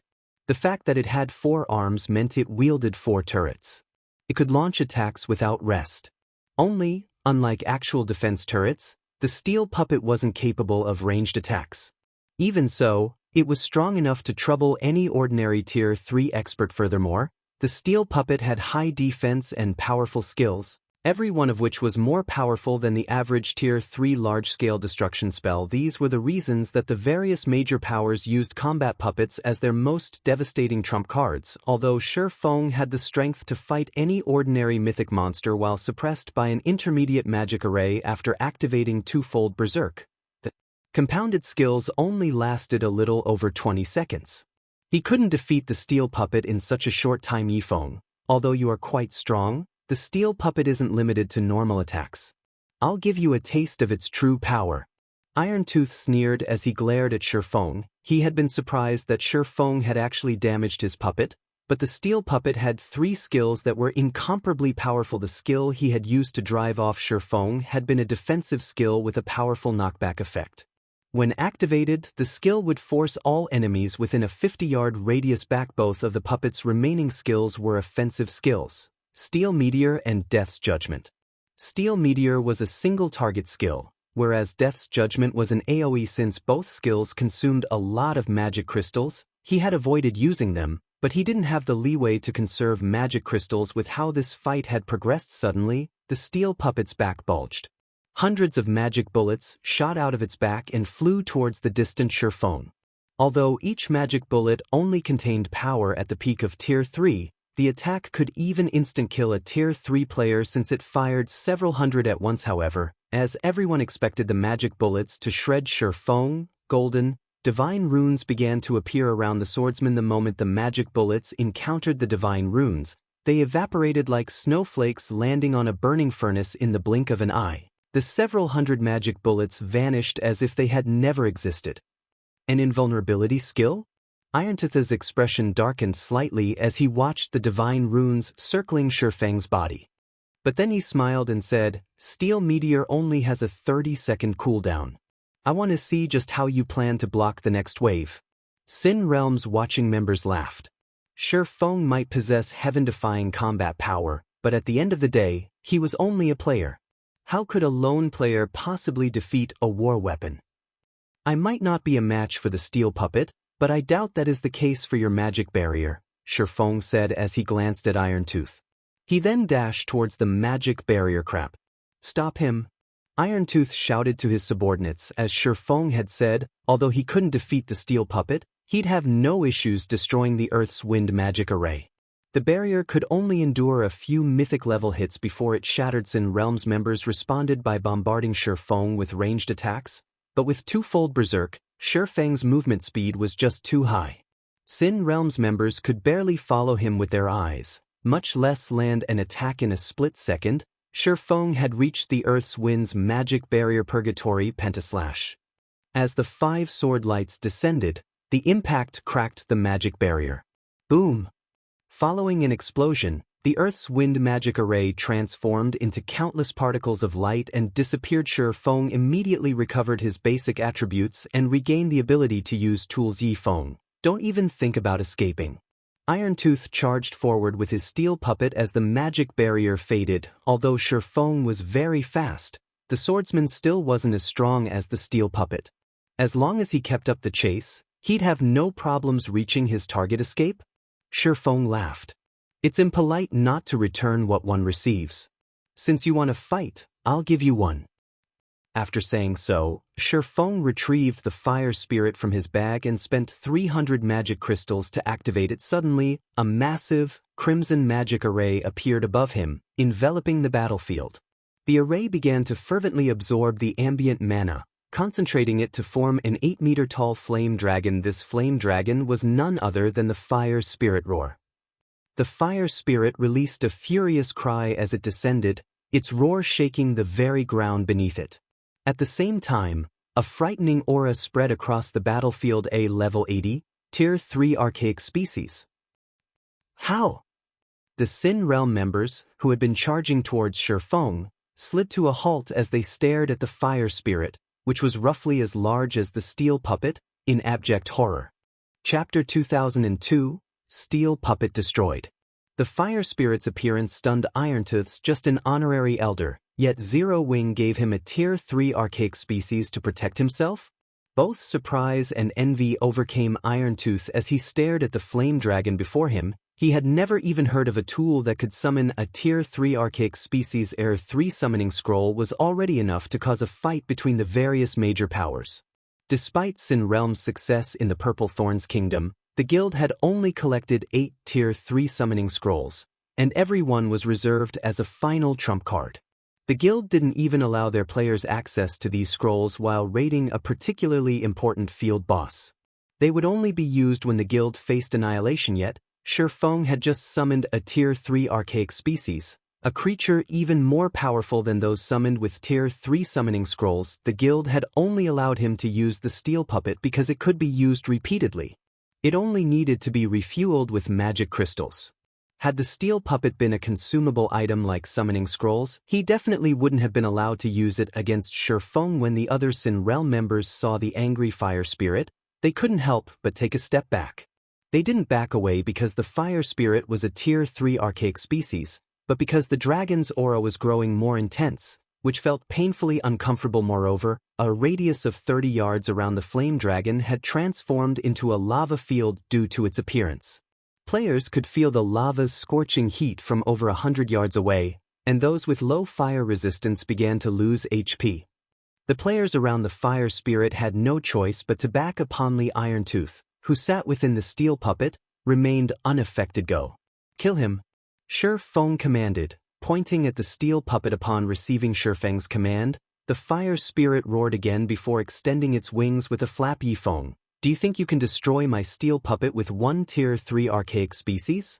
Irontooth sneered disdainfully as he watched the approaching fire spirit.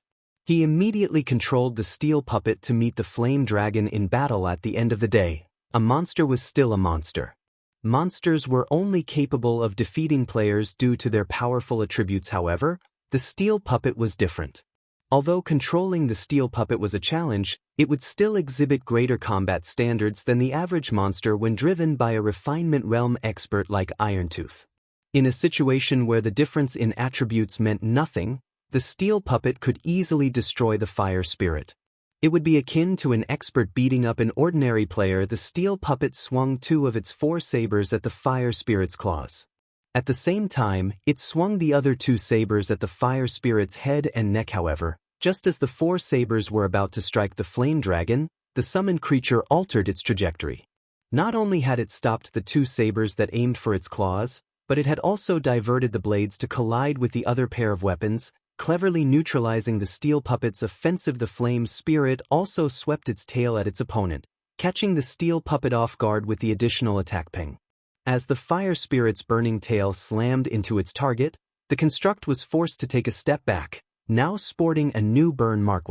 Irontooth's heart skipped a beat as he saw the scorched line across the steel puppet's chest. Irontooth had fought and defeated countless experts in God's domain. Hence, he could roughly determine an opponent's combat standards after a brief clash. After the exchange with the dragon before him, Irontooth was certain that its combat standards were in no way inferior to an expert player's, and not just any ordinary expert. By Irontooth's estimates, the fire spirit's combat standard should reach the late stage of the trial tower's 5th floor. It was terrifying. His combat standards while controlling the combat puppet were only on par with players that could reach the 5th floor's early stage. He barely hit the mark of an ordinary expert. Even so, he was confident of facing multiple Tier 2 Apex experts at once and coming out victorious. Yet, not only did this flame dragon have the strength and speed to rival the steel puppet, but it also had higher combat standards than the construct. Just thinking about it caused a chill to crawl down Irontooth's spine. With such power, the fire spirit would be even more frightening than a steel puppet in large-scale combat. Meanwhile, Shifeng's eyes glowed after watching the exchange. As expected of an advanced fire spirit, it already possesses such a high combat standard despite only being a Tier 3 archaic species. It's no wonder why the Tier 5 advanced fire spirit in the past had forced Tier 5 experts to run with their tails between their legs. Shifeng was ecstatic right now. Unlike an ordinary fire spirit, an advanced fire spirit's intellect wasn't constant. The more mysterious flames an advanced fire spirit devoured, the greater intellect it would possess. It would have no trouble surpassing refinement realm experts' combat standards. Including the dragon's superior basic attributes, not even apex experts of the same standard would be a match for the advanced fire spirit. Furthermore, the advanced fire spirit had a plethora of curses. Yifeng, I have to give it to you. I didn't think you would use such a precious tool to save your skin, Irontooth said as he glared at Shifeng. Gritting his teeth, he turned to look at his teammates and said, "We're retreating." After this last encounter, he realized what outcome awaited him if he continued this fight. While he did not mind dying here, he couldn't afford to lose the steel puppet. The fire spirit had already proven that it could damage the construct, and if this battle dragged on, there was a very high chance that the dragon before him would deplete the steel puppet's durability and turn it into a pile of scrap metal. Leaving? Shifeng smiled. Do you think I'll allow that? You couldn't stop us even if you wanted to. Irontooth snapped. The steel puppet's combat power was at the apex of Tier 3 due to its overwhelming strength and speed. Even a Tier 3 archaic species would struggle to catch up to it. Is that so? Shifeng retrieved the Ring of Gospel and activated World Projection.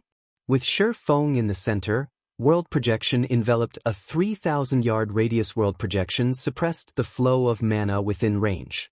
By doing so, it reduced players' physique and basic attributes.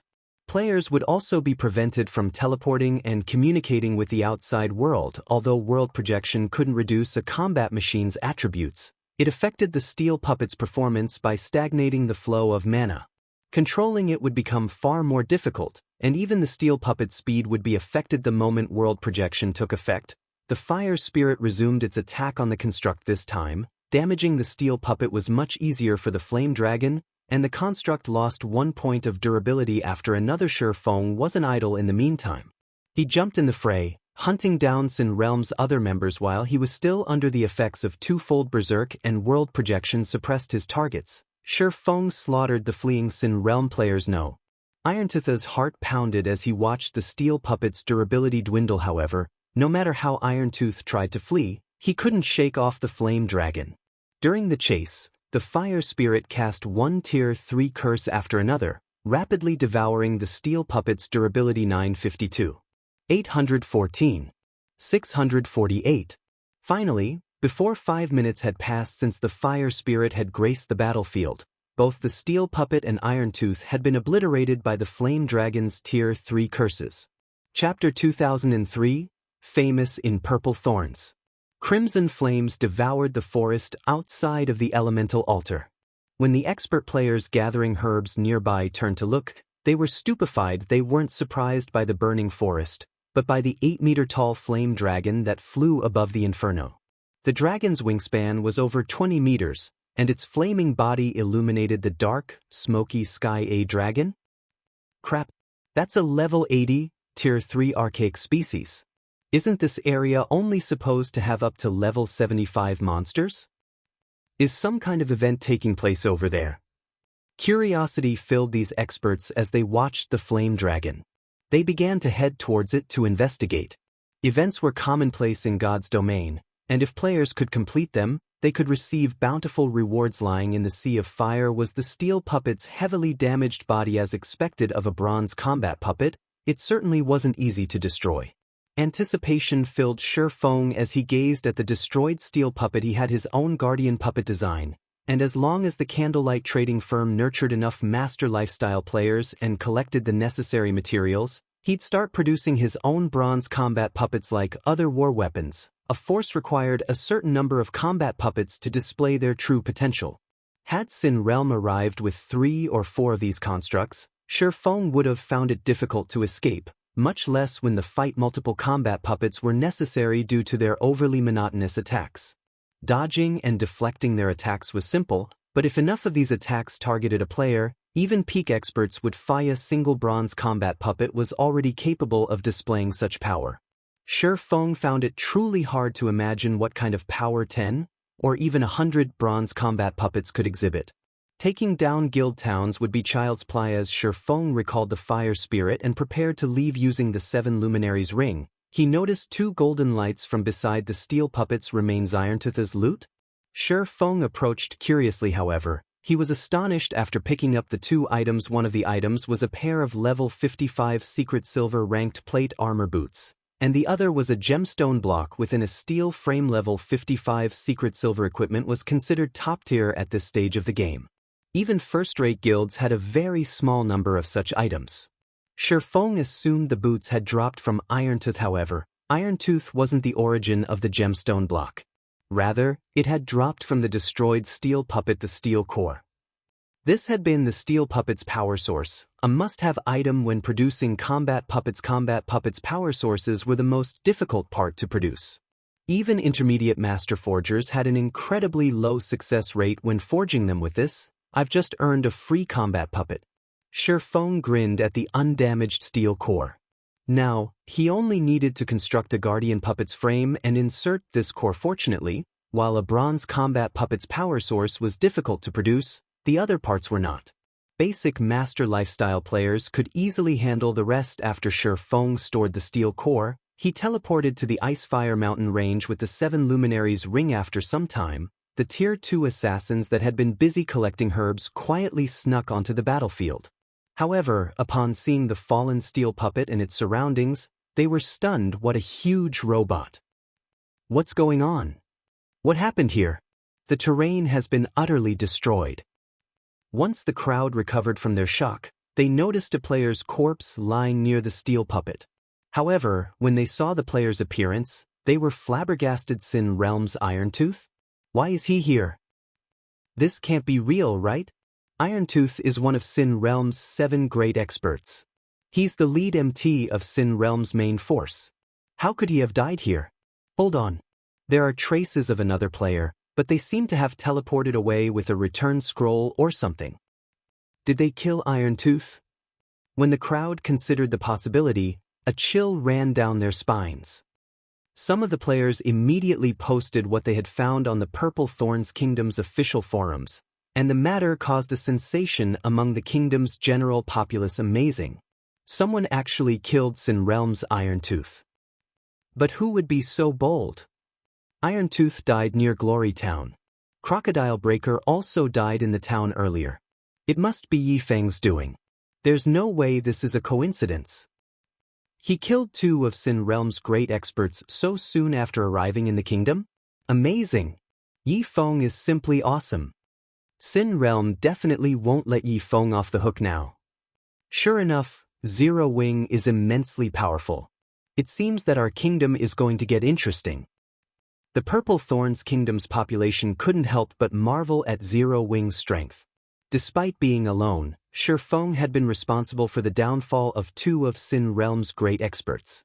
It was clear how powerful Zero Wing was through these consecutive achievements. While Shifeng's first success might have been luck, could the same be said about his second? For a time, the name Yifeng became well known to the kingdom's players. Independent players that had feared Sin Realm now began to apply to join Zero Wing. Meanwhile, news of this matter reached Sin Realm's residence in Purple Thorns City. What did you say? The steel puppet has been destroyed? Lone Beacon's eyes twitched when he heard his subordinates report. A frosty aura enveloped the guild leader's office. That steel puppet had Tier 3 defensive capabilities. How could a Tier 2 player possibly destroy it?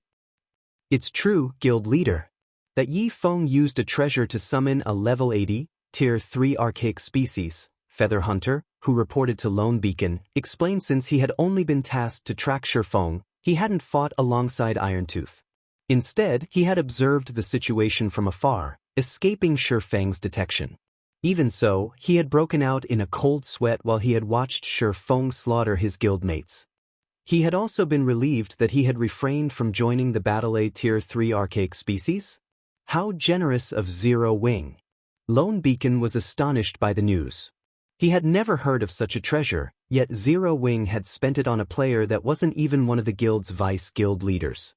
However, Lone Beacon quickly calmed and continued coldly, "People are starting to look down at us since we haven't expanded our territory beyond the Purple Thorns Kingdom. And now, even a measly guild like Zero Wing dares to pick a fight. Notify everyone in the guild. From now on, they are to kill every Zero Wing member they come across." Understood. Feather Hunter nodded sharply.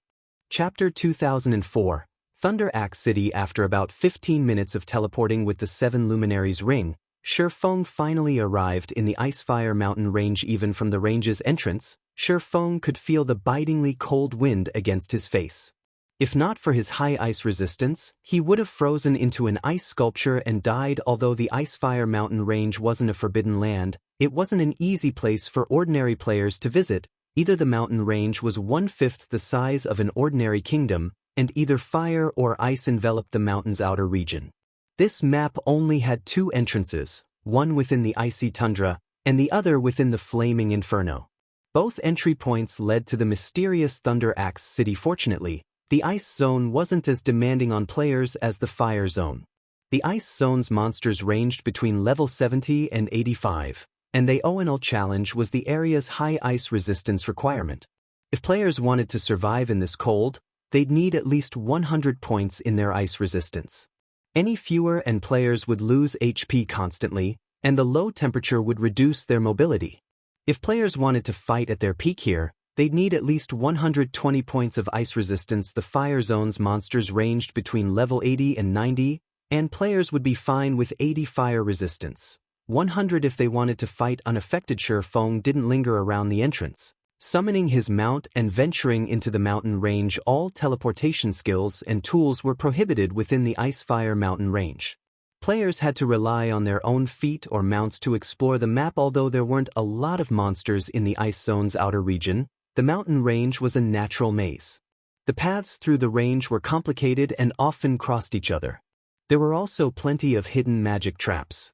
Depending on a trap's strength, one could die on the spot or be stuck in place for several hours. Even though Shurfeng was somewhat familiar with the Icefire mountain range, he didn't dare to proceed carelessly. Since Shurfeng was the first player to explore this map, he was able to claim several treasure chests as he explored the mountain range. After over 8 hours of maneuvering through the Ice Zone's outer region, Shurfeng had obtained a total of 5 treasure chests, 4 of which were bronze rank and 1 was mysterious iron rank.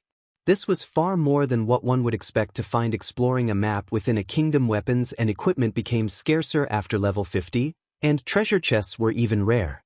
One would be very fortunate to come across a bronze treasure chest in level 50 maps or above. Obtaining a mysterious iron treasure chest in a level 70 map was akin to securing the loot of a level 70 Grand Lord without expending any energy. As Shurfeng expected, the treasure chests contained level 70 equipment. The most valuable of the multiple pieces he had obtained was a pair of level 70 secret silver-ranked cloth armor gloves.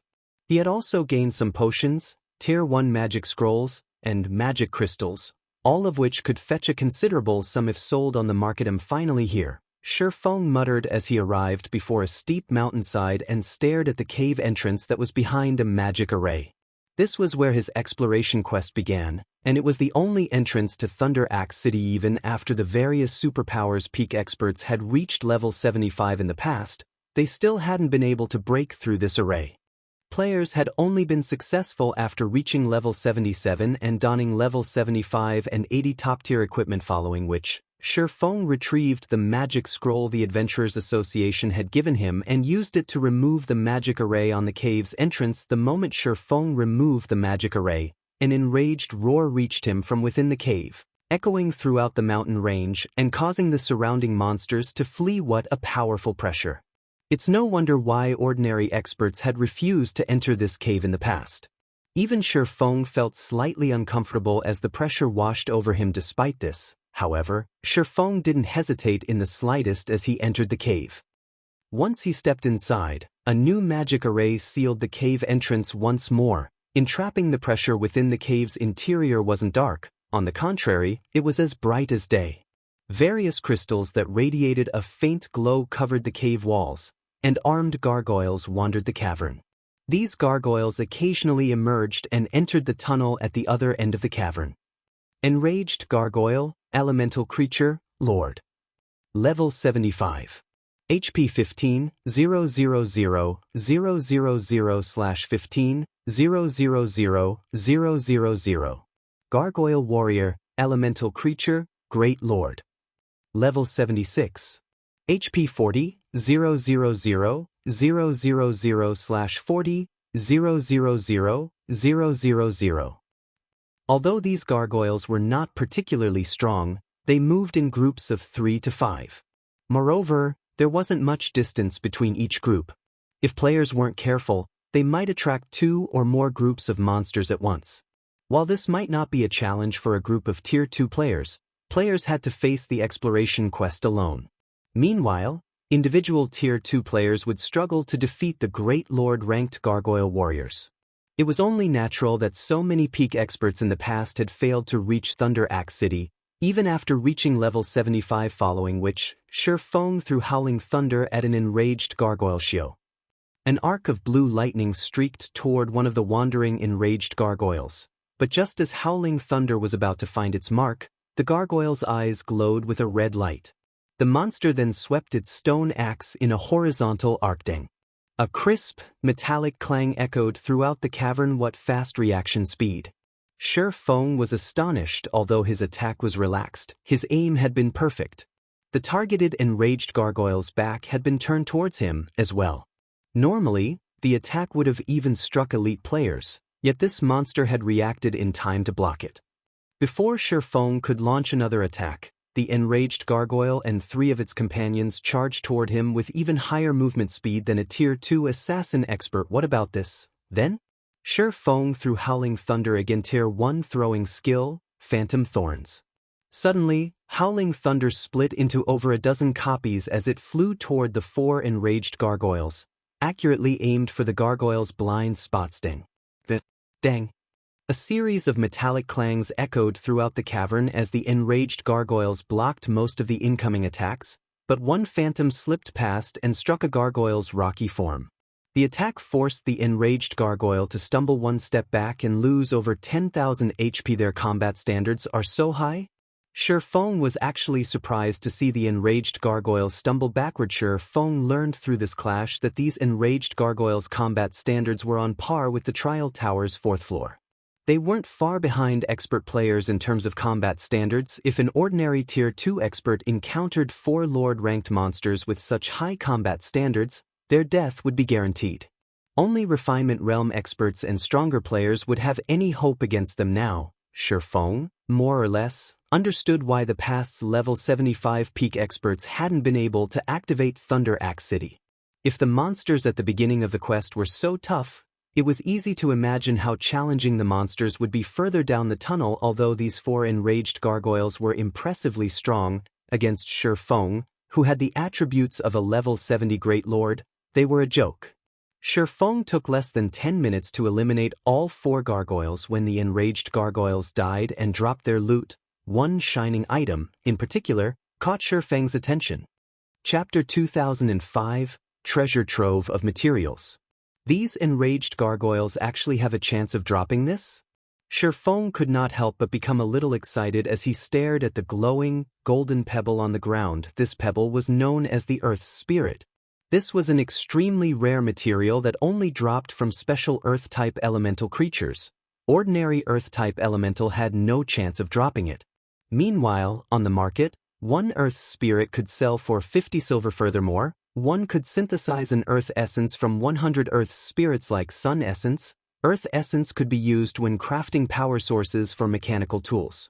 It could also strengthen the power cores, infusing the core with attributed mana. Feng had actually obtained an Earth Spirit after killing 4 enraged gargoyles. Why wouldn't he be excited? Even now, Zero Wing had only collected a few Sun Essences. They were simply too difficult to procure, and Earth Essence was just as rare. When Feng turned to look at the rest of the wandering enraged gargoyles, he realized that this cavern was a true treasure trove. He then retrieved the Bible of Darkness and Fire Spirit, summoning a level 85, Tier 3 demon and the level 80 flame dragon to annihilate the enraged gargoyles. He had no intention of slowly grinding these monsters. Instead, he directed his demon to lure and gather multiple groups of these enraged gargoyles and gargoyle warriors. The enraged gargoyles were only lords, and both types of gargoyles were melee monsters. The level 85, Tier 3 demon could easily maneuver around most of their attacks. The demon had gathered every monster within the cavern and a few from the distant tunnel. There were easily over 100 gargoyles chasing the demon. So many monsters could annihilate a 1,000-man elite team without effort, and not even the level 85, Tier 3 demon would last long against the group. In fact, the demon had already lost more than a quarter of its HP by luring these monsters. If the demon hadn't had such a level advantage, these gargoyles, all of which possessed incredible combat standards, would have long since devoured it. Excellent. Feng ordered the Fire Spirit to join the fray as the Tier 3 demon ran back from the distant tunnel. When the Fire Spirit had become a level 80, Tier 3 archaic species, it had gained plenty of Tier 3 curses. The Flame Dragon alone could make up for the DPS of several Tier 3 great mages. Shortly after the demon left the tunnel, a sea of fire engulfed the area behind it. The dirt floor under the inferno melted, transforming into a field of molten lava. The moment the gargoyles entered the lava field, their movement speeds decreased by 90% as if they had stepped into a muddy swamp. They also lost over 400,000 HP per second. Joining the attack, Feng used Flame Domain, and a towering fire pillar enveloped the tunnel's entrance, catching every gargoyle within. Although his Flame Domain only dealt a little more than -200,000 damage each second, which couldn't compare to the Fire Spirit's DPS, It was still an impressive amount of damage as the gargoyles tried to flee the lava field. The flame dragon cast another Tier 3 Curse A vortex of raging flames manifested in the center of the gargoyle army, pulling the monsters into the fire and preventing them from escaping the lava field. At the same time, damages exceeding -300,000 appeared above the gargoyles' heads every second, and this damage increased as time passed. Taking advantage of the opportunity, Shifeng and the Tier 3 demon used one AoE attack after another. Under the constant bombardment, the enraged gargoyles quickly lost all of their HP and collapsed, items appearing beside their corpses, but despite their high levels, they awarded very little XP the time the gargoyles escaped the lava field. Only 24 or so monsters remained of the 100+ group. Aside from 5 gargoyle warriors, the surviving monsters were enraged gargoyles with only a strand of HP remaining. Shifeng immediately instructed his Tier 3 demon and flame dragon to destroy the gargoyle warriors while he took care of the low HP enraged gargoyles. After another 10 minutes or so, every lured gargoyle was dead, leaving a spread of items behind. Although the dropped items were only materials, Shifeng was delighted by the outcome. He had gained 16 earth spirits from this wave, as well as various rare ores. He had even acquired Titan ore, a metal that was exceptionally rare in the outside world. Although Titan ore was not as good as fine Titan ore, which could be smelted into fine Titan ingots directly, Shifeng could create fine Titan ingots with his harvest. However, he'd need 10 times as much Titan ore to do so. After tidying up the loot, Shifeng continued to rely on the Tier 3 demon to lure monsters from the tunnel. Clearing the tunnel out while advancing the cave was like a maze, and the farther Shifeng ventured, the more monsters he encountered. The monsters also grew stronger as he progressed through the tunnel system. However, this strength increase wasn't in the form of basic attributes, but combat standards. The monsters he had initially fought had combat standards at the early stage of the Trial Tower's 4th floor, but he soon encountered monsters on par with the 4th floor's middle stage. While this increase might not seem significant, the difficulty of eliminating these monsters increased by a large margin. If not for the Tier 3 demon and fire spirits attribute and level advantages, Shifeng wouldn't have been able to explore this maze. However, as Shifeng traveled deeper into the cave system, his group's overall combat power also increased. With the Bible of Darkness's cooldown and duration, he could command up to 3 demons at a time. Combined with the fire spirit's overwhelming firepower, dealing with large groups of gargoyles wasn't much of a problem. Although his progress through the tunnel was painfully slow after fighting for 4 consecutive days, Shifeng finally emerged from the underground maze. Although several traps had nearly claimed his life, he, fortunately, had the flame dragon to help with the burden, forcing his way through the tunnel. Although the past 4 days had been an incredible challenge for Shifeng, he had secured a bountiful harvest. He had collected more than 3,200 earth spirits and over 11,000 pieces of Titan Oregon. If sold, he could easily make a fortune off these items. Despite how little EXP the gargoyles rewarded, Shifeng had slain enough to raise his experience bar to 43% of level 70. His leveling speed was only slightly slower than ordinary expert players of his level. As Shifeng left the underground maze, he arrived before a vast, ancient shrine. Although the shrine had fallen into ruin, the gigantic crystal suspended in the center still shone brilliantly and exuded a frighteningly dense mana. When Shifeng entered the shrine, he felt a chill assault his body, and he unconsciously halted his advance. Is the system joking? The corners of Shifeng's eyes twitched as he stared at the crystalline statue in the center of the shrine. The towering, crystalline statue's eyes glowed with a crimson light, and the dense, ambient mana flooded into the statue, disintegrating the crystal and revealing the monster within the shell. As more of the monster's body was exposed to the open air, its aura grew stronger. It took no time at all for its aura to grow stronger than that of an ordinary mythic monster. Why is a ferocious beast guarding this place? Before Shifeng could process the situation, the level 80 mythic-ranked ancient earth serpent was freed from its crystalline prison and shot forward. Before the 3 Tier 3 demons and fire spirit could react, the earth serpent threw the summoned creatures, sending them crashing into the surrounding stone pillars. After getting rid of the 4 obstacles, the serpent spread its jaws and pounced on Shifeng.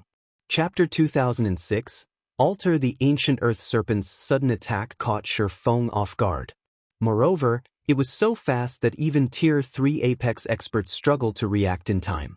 Needless to say, responding to this attack was impossible for a level 70, Tier 2 player like Shifeng. Ancient Earth Serpent, Ferocious Beast, Mythic. Level 80. HP? / It's over. Shifeng could only watch as the Ancient Earth Serpent's massive jaws descended on him. With no other choice, he activated Absolute Domain, but even he doubted that the invulnerability skill would be useful against the Earth Serpent.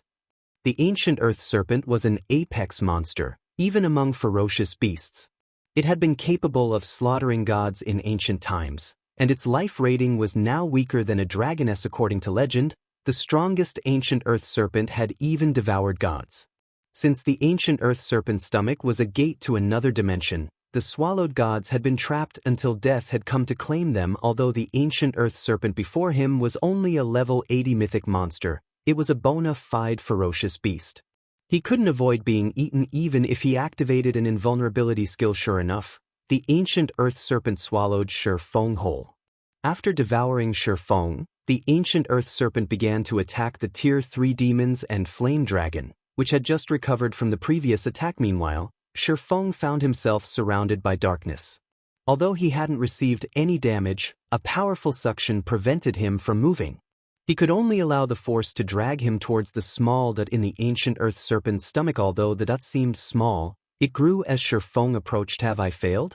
Shifeng watched the black dot grow in frustration. Although he had not challenged the Thunder Axe City's exploration quest personally before, he had learned about it in the past. Based on what he had heard, the Guardian boss should have been an ordinary mythic monster. There hadn't been any mention of a ferocious beast. As long as one used the Sealing Stone to reduce the Guardian boss's strength, they could complete the exploration quest. But if the Guardian boss were a ferocious beast like the Ancient Earth Serpent, the Sealing Stone would be meaningless. Not even level 80 players could contend with a level 80 Grand Lord ranked Ancient Earth Serpent. Even summoning a Tier 4 existence to fight would result in the same outcome. The Ancient Earth Serpent's life rating was in no way inferior to that of dragons. Even at the Grand Lord rank, the Ancient Earth Serpent could easily defeat Tier 4 monsters.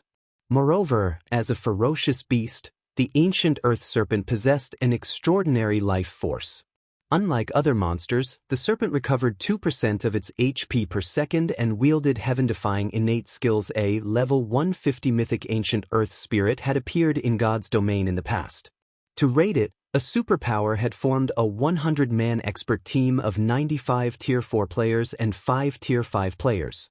The team had been the best any superpower could muster, but it had still been annihilated in the end. The level 150 Ancient Earth Serpent had only been slain after players had reached Tier 6. Although the Ancient Earth Serpent he currently faced was only a level 80 mythic monster, not even a 100-man team of level 100, Tier 3 players had any hope of defeating it. A short moment later, the mysterious force within the serpent pulled Shifeng into the black. He immediately felt time and space warp around him. When he opened his eyes, he was stupefied by the scene before him. Where is this? Shifeng observed his surroundings in a daze. He stood on an altar that floated in an endless void. A magic barrier, which prevented this world's boundless power from crushing the altar, enveloped it. In addition, a colossal serpent of immeasurable length had wrapped itself around the city-sized altar. This was none other than the gigantified Ancient Earth Serpent. If not for the magic barrier, Shifeng had no doubt that the Ancient Earth Serpent could easily devour the altar in a few bites. Examining the altar on which he stood, Shifeng realized that it was empty. Only 12 light pillars were located in the altar's center, in addition to an eye-catching treasure chest made of 7 luminaries crystals at the core. 7 luminaries crystal was intensely rare and valuable in God's domain.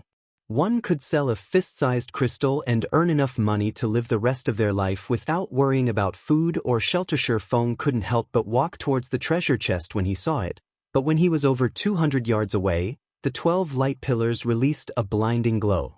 Responding to his movements, the light pillars launched one beam attack after another at the intruding swordsman.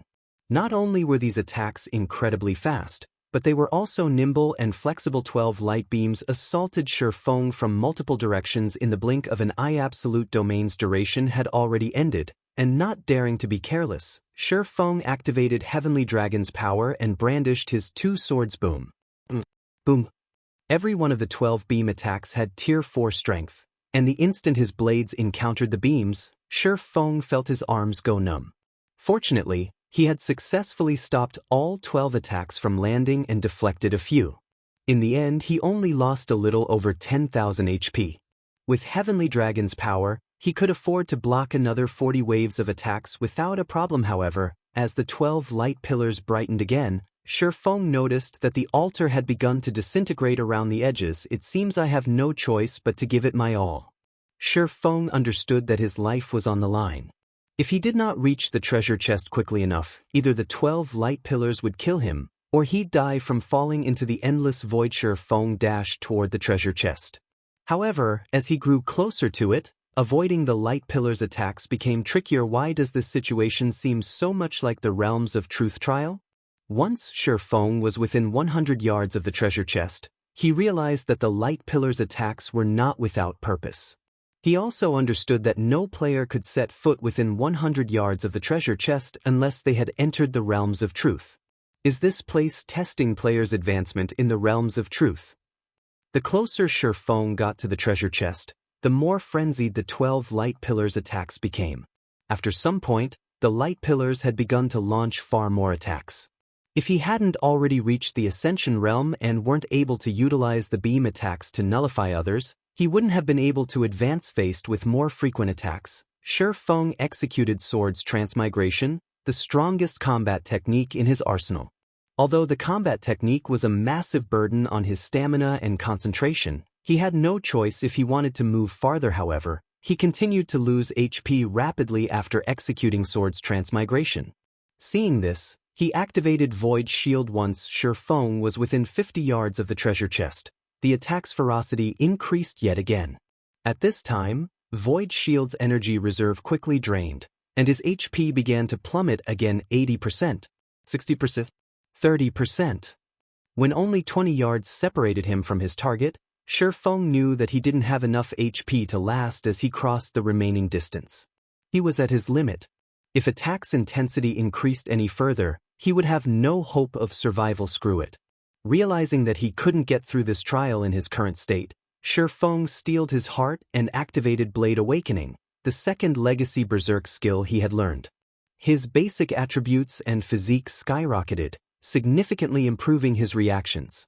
Following which, he activated Blade Dance, a legacy skill he was not adept at using. He then retrieved Netherworld Brilliance, the weapon he had ignored in his bag for so long, and used it, killing Ray and the Abyssal Blade to block the incoming beam attacks. As he executed Swords Transmigration with 3 swords, the technique's defensive capabilities rose considerably in no time at all. Feng arrived before the 7 Luminaries treasure chest.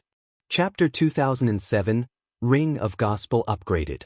The moment Feng entered the circle of the 12 light pillars, the attacks stopped. Seeing this, he breathed out a sigh of relief. At this moment, he had less than 10% of his HP remaining. He would have definitely died had he suffered a few more rounds of attacks. Fortunately, he possessed the skill Blade Dance.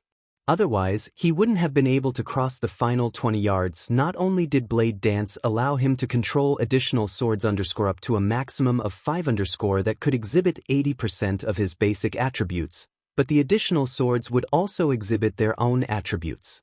This was the reason why Netherworld Brilliance could deflect the beam attacks, which carried strength at the Tier 4 standard. The extra swords would be much more powerful than the Abyssal Blade Phantoms summoned using 9 Dragons / Since Feng had twofold Berserk activated, Netherworld Brilliance displayed strength close to rivaling ordinary mythic monsters of the same level. If not for Blade Dance and Netherworld Brilliance, he definitely wouldn't have gotten a single step past the 20-yard mark, doomed to be whittled to death by the beam attacks. I wonder what is inside this treasure chest to warrant such a test? Even a domain realm expert would have died to those beam attacks without any achievements in the Realms of Truth. Even now, when Feng looked at the 12 light pillars hovering above him, he still shuddered involuntarily in fear. The difficulty of this quest definitely surpassed that of the epic rank. Feng found it hard to believe that a player below level 80 had managed to complete the quest after all. Even he, someone who had reached the second stage in the realms of truth, had to rely on 3 swords to defend himself, and just barely passed after resting for a while. He carefully approached the treasure chest made entirely of 7 luminaries crystals. He then tapped his finger on the chest and chose to activate it. Immediately, a loading bar appeared before his eyes. The instant the loading bar filled up and the treasure chest opened, the 12 light pillars hovering overhead transformed into 12 streaks of light that flowed into the treasure chest, which then released a colorful glow.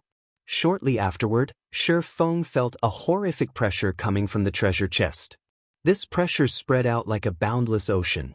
Shi Feng could not move his body at all, not until after the pressure started lightening up. Meanwhile, once the colorful glow disappeared, the items inside the treasure chest came into view. The treasure chest held a total of 3 items.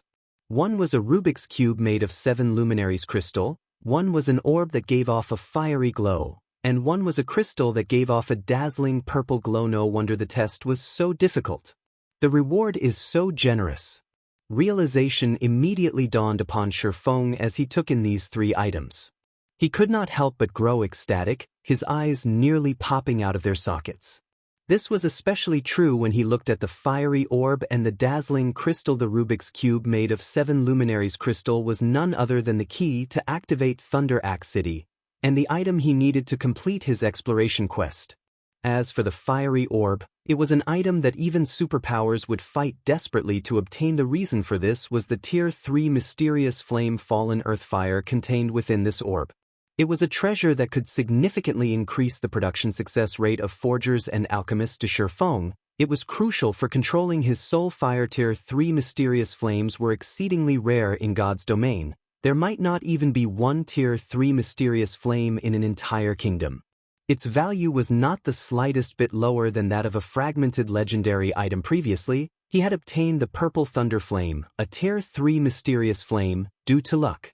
The Purple Thunder Flame had allowed him to increase his control over the soul fire by a significant margin and greatly reduce the corrosion rate of the soul chain. If he could absorb another Tier 3 mysterious flame, he might be able to gain full control over the soul fire. Then, he would not have to worry about the corrosion of the soul chain. Of course, he could also feed the Tier 3 mysterious flame to the fire spirit. However, a Tier 3 mysterious flame was not enough to allow the current fire spirit to undergo a qualitative transformation, because the gap between Tier 3 and Tier 4 was massive.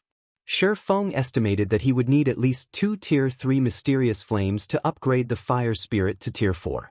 Either that, or tons of Tier 1 and Tier 2 mysterious flames. Hence, rather than provide the fire spirit with a slight boost in combat power, using the fallen earth fire to remove the Reaper's scythe hovering above his head would be more advantageous. The last item inside the treasure chest was also the most valuable among the 3 sacred source crystal. The value of this item easily surpassed the combined value of 2 fragmented legendary items. The sacred source crystal was so valuable because it was guaranteed to upgrade one item to the fragmented legendary rank. Even if it was a bronze item, the sacred source crystal was something every expert player dreamed of obtaining. After all, every weapon and equipment had different compatibility with players. If players were not compatible with a particular weapon or equipment, even if said weapon or equipment was at the fragmented legendary rank, they would not be able to exhibit the fragmented legendary item's full potential. However, how precious were fragmented legendary items? Even Apex experts might not necessarily own one in their lifetimes. One would be fortunate to obtain a fragmented legendary item, let alone be picky about one's compatibility with it. Hence, the scarcity of fragmented legendary items allowed the sacred source crystal to shine. There were millions and billions of weapons and equipment available in God's domain. While fragmented legendary items might be extremely rare, items between the bronze and dark gold rank were everywhere. With the sacred source crystal, players could simply find an item that was compatible with them and upgrade it to the fragmented legendary rank. The aid the sacred source crystal provided to players was simply massive. Take weapons, for example. With a compatible weapon, their combat power would increase by at least 20%. In the past, when the sacred source crystal made its initial appearance in an auction house, the various superpowers had hotly contested over it. In the end, one superpower had used 3 fragmented legendary items to trade for the sacred source crystal. Back then, many had found the trade preposterous. As a result, many had ridiculed the buyer for making a loss. However, after obtaining the sacred source crystal, the superpower that purchased it had managed to allow one of its Tier 5 experts to get promoted to the Tier 6 god rank. This achievement had stupefied the various superpowers. They had never considered that a fragmented legendary item with high compatibility would provide so much help. Normally, even several fragmented legendary items would not necessarily be enough to help the player reach the Tier 6 standard. As for the superpower that sold the sacred source crystal, it had nearly died of regret after finding out about this matter. After all, a Tier 6 god-ranked expert was worth far more than just 3 measly fragmented legendary items. Hence, now that a sacred source crystal had appeared before Shifeng, how could he not be ecstatic? Which item should I upgrade? Shifeng's mind started turning rapidly as he gazed at the sacred source crystal. The weapons and equipment he had on him right now were all top tier at this stage of the game. Weapons were no doubt what could increase a player's combat power the most. However, both the Abyssal Blade and Killing Ray were top-tier epic weapons that were extremely close to the fragmented legendary standard. If he chose to upgrade either of these two weapons, he would simply be wasting the sacred source crystal. After all, the Abyssal Blade and Killing Ray both had a chance to reach the fragmented legendary rank, especially Killing Ray. So long as he collected the remaining fragments of Solomon's sword, he would be able to synthesize a true legendary weapon. As for upgrading a piece of equipment, to a swordsman like himself, this was even more wasteful than upgrading his swords. After giving the matter some thought, Shifeng retrieved the Ring of Gospel from his bag. Let's have you upgraded. Immediately, Shifeng tapped the sacred source crystal and chose the epic ranked Ring of Gospel as the target of evolution. Chapter 2008, Miniature World. After Shifeng selected the target of evolution, countless streams of light suddenly flowed from the sacred source crystal into the Ring of Gospel. Due to the sacred source crystal's power, the incomplete divine runes and magic arrays engraved on the Ring of Gospel started completing themselves. A few seconds later, a purple-gold ring exuding a frightening aura that even froze the surrounding space appeared before Shifeng. What powerful pressure! At this moment, the pressure from the Ring of Gospel surpassed even the aura of an ordinary mythic monster. Even Shifeng felt slightly uncomfortable when subjected to it. The Ring of Gospel was one of the extremely few domain items in God's domain. It was exceedingly useful to both individual players and guilds. However, as an epic item, it had a major flaw. It needed to be fed 20,000 magic crystals every 7 days, a price no ordinary guild could afford.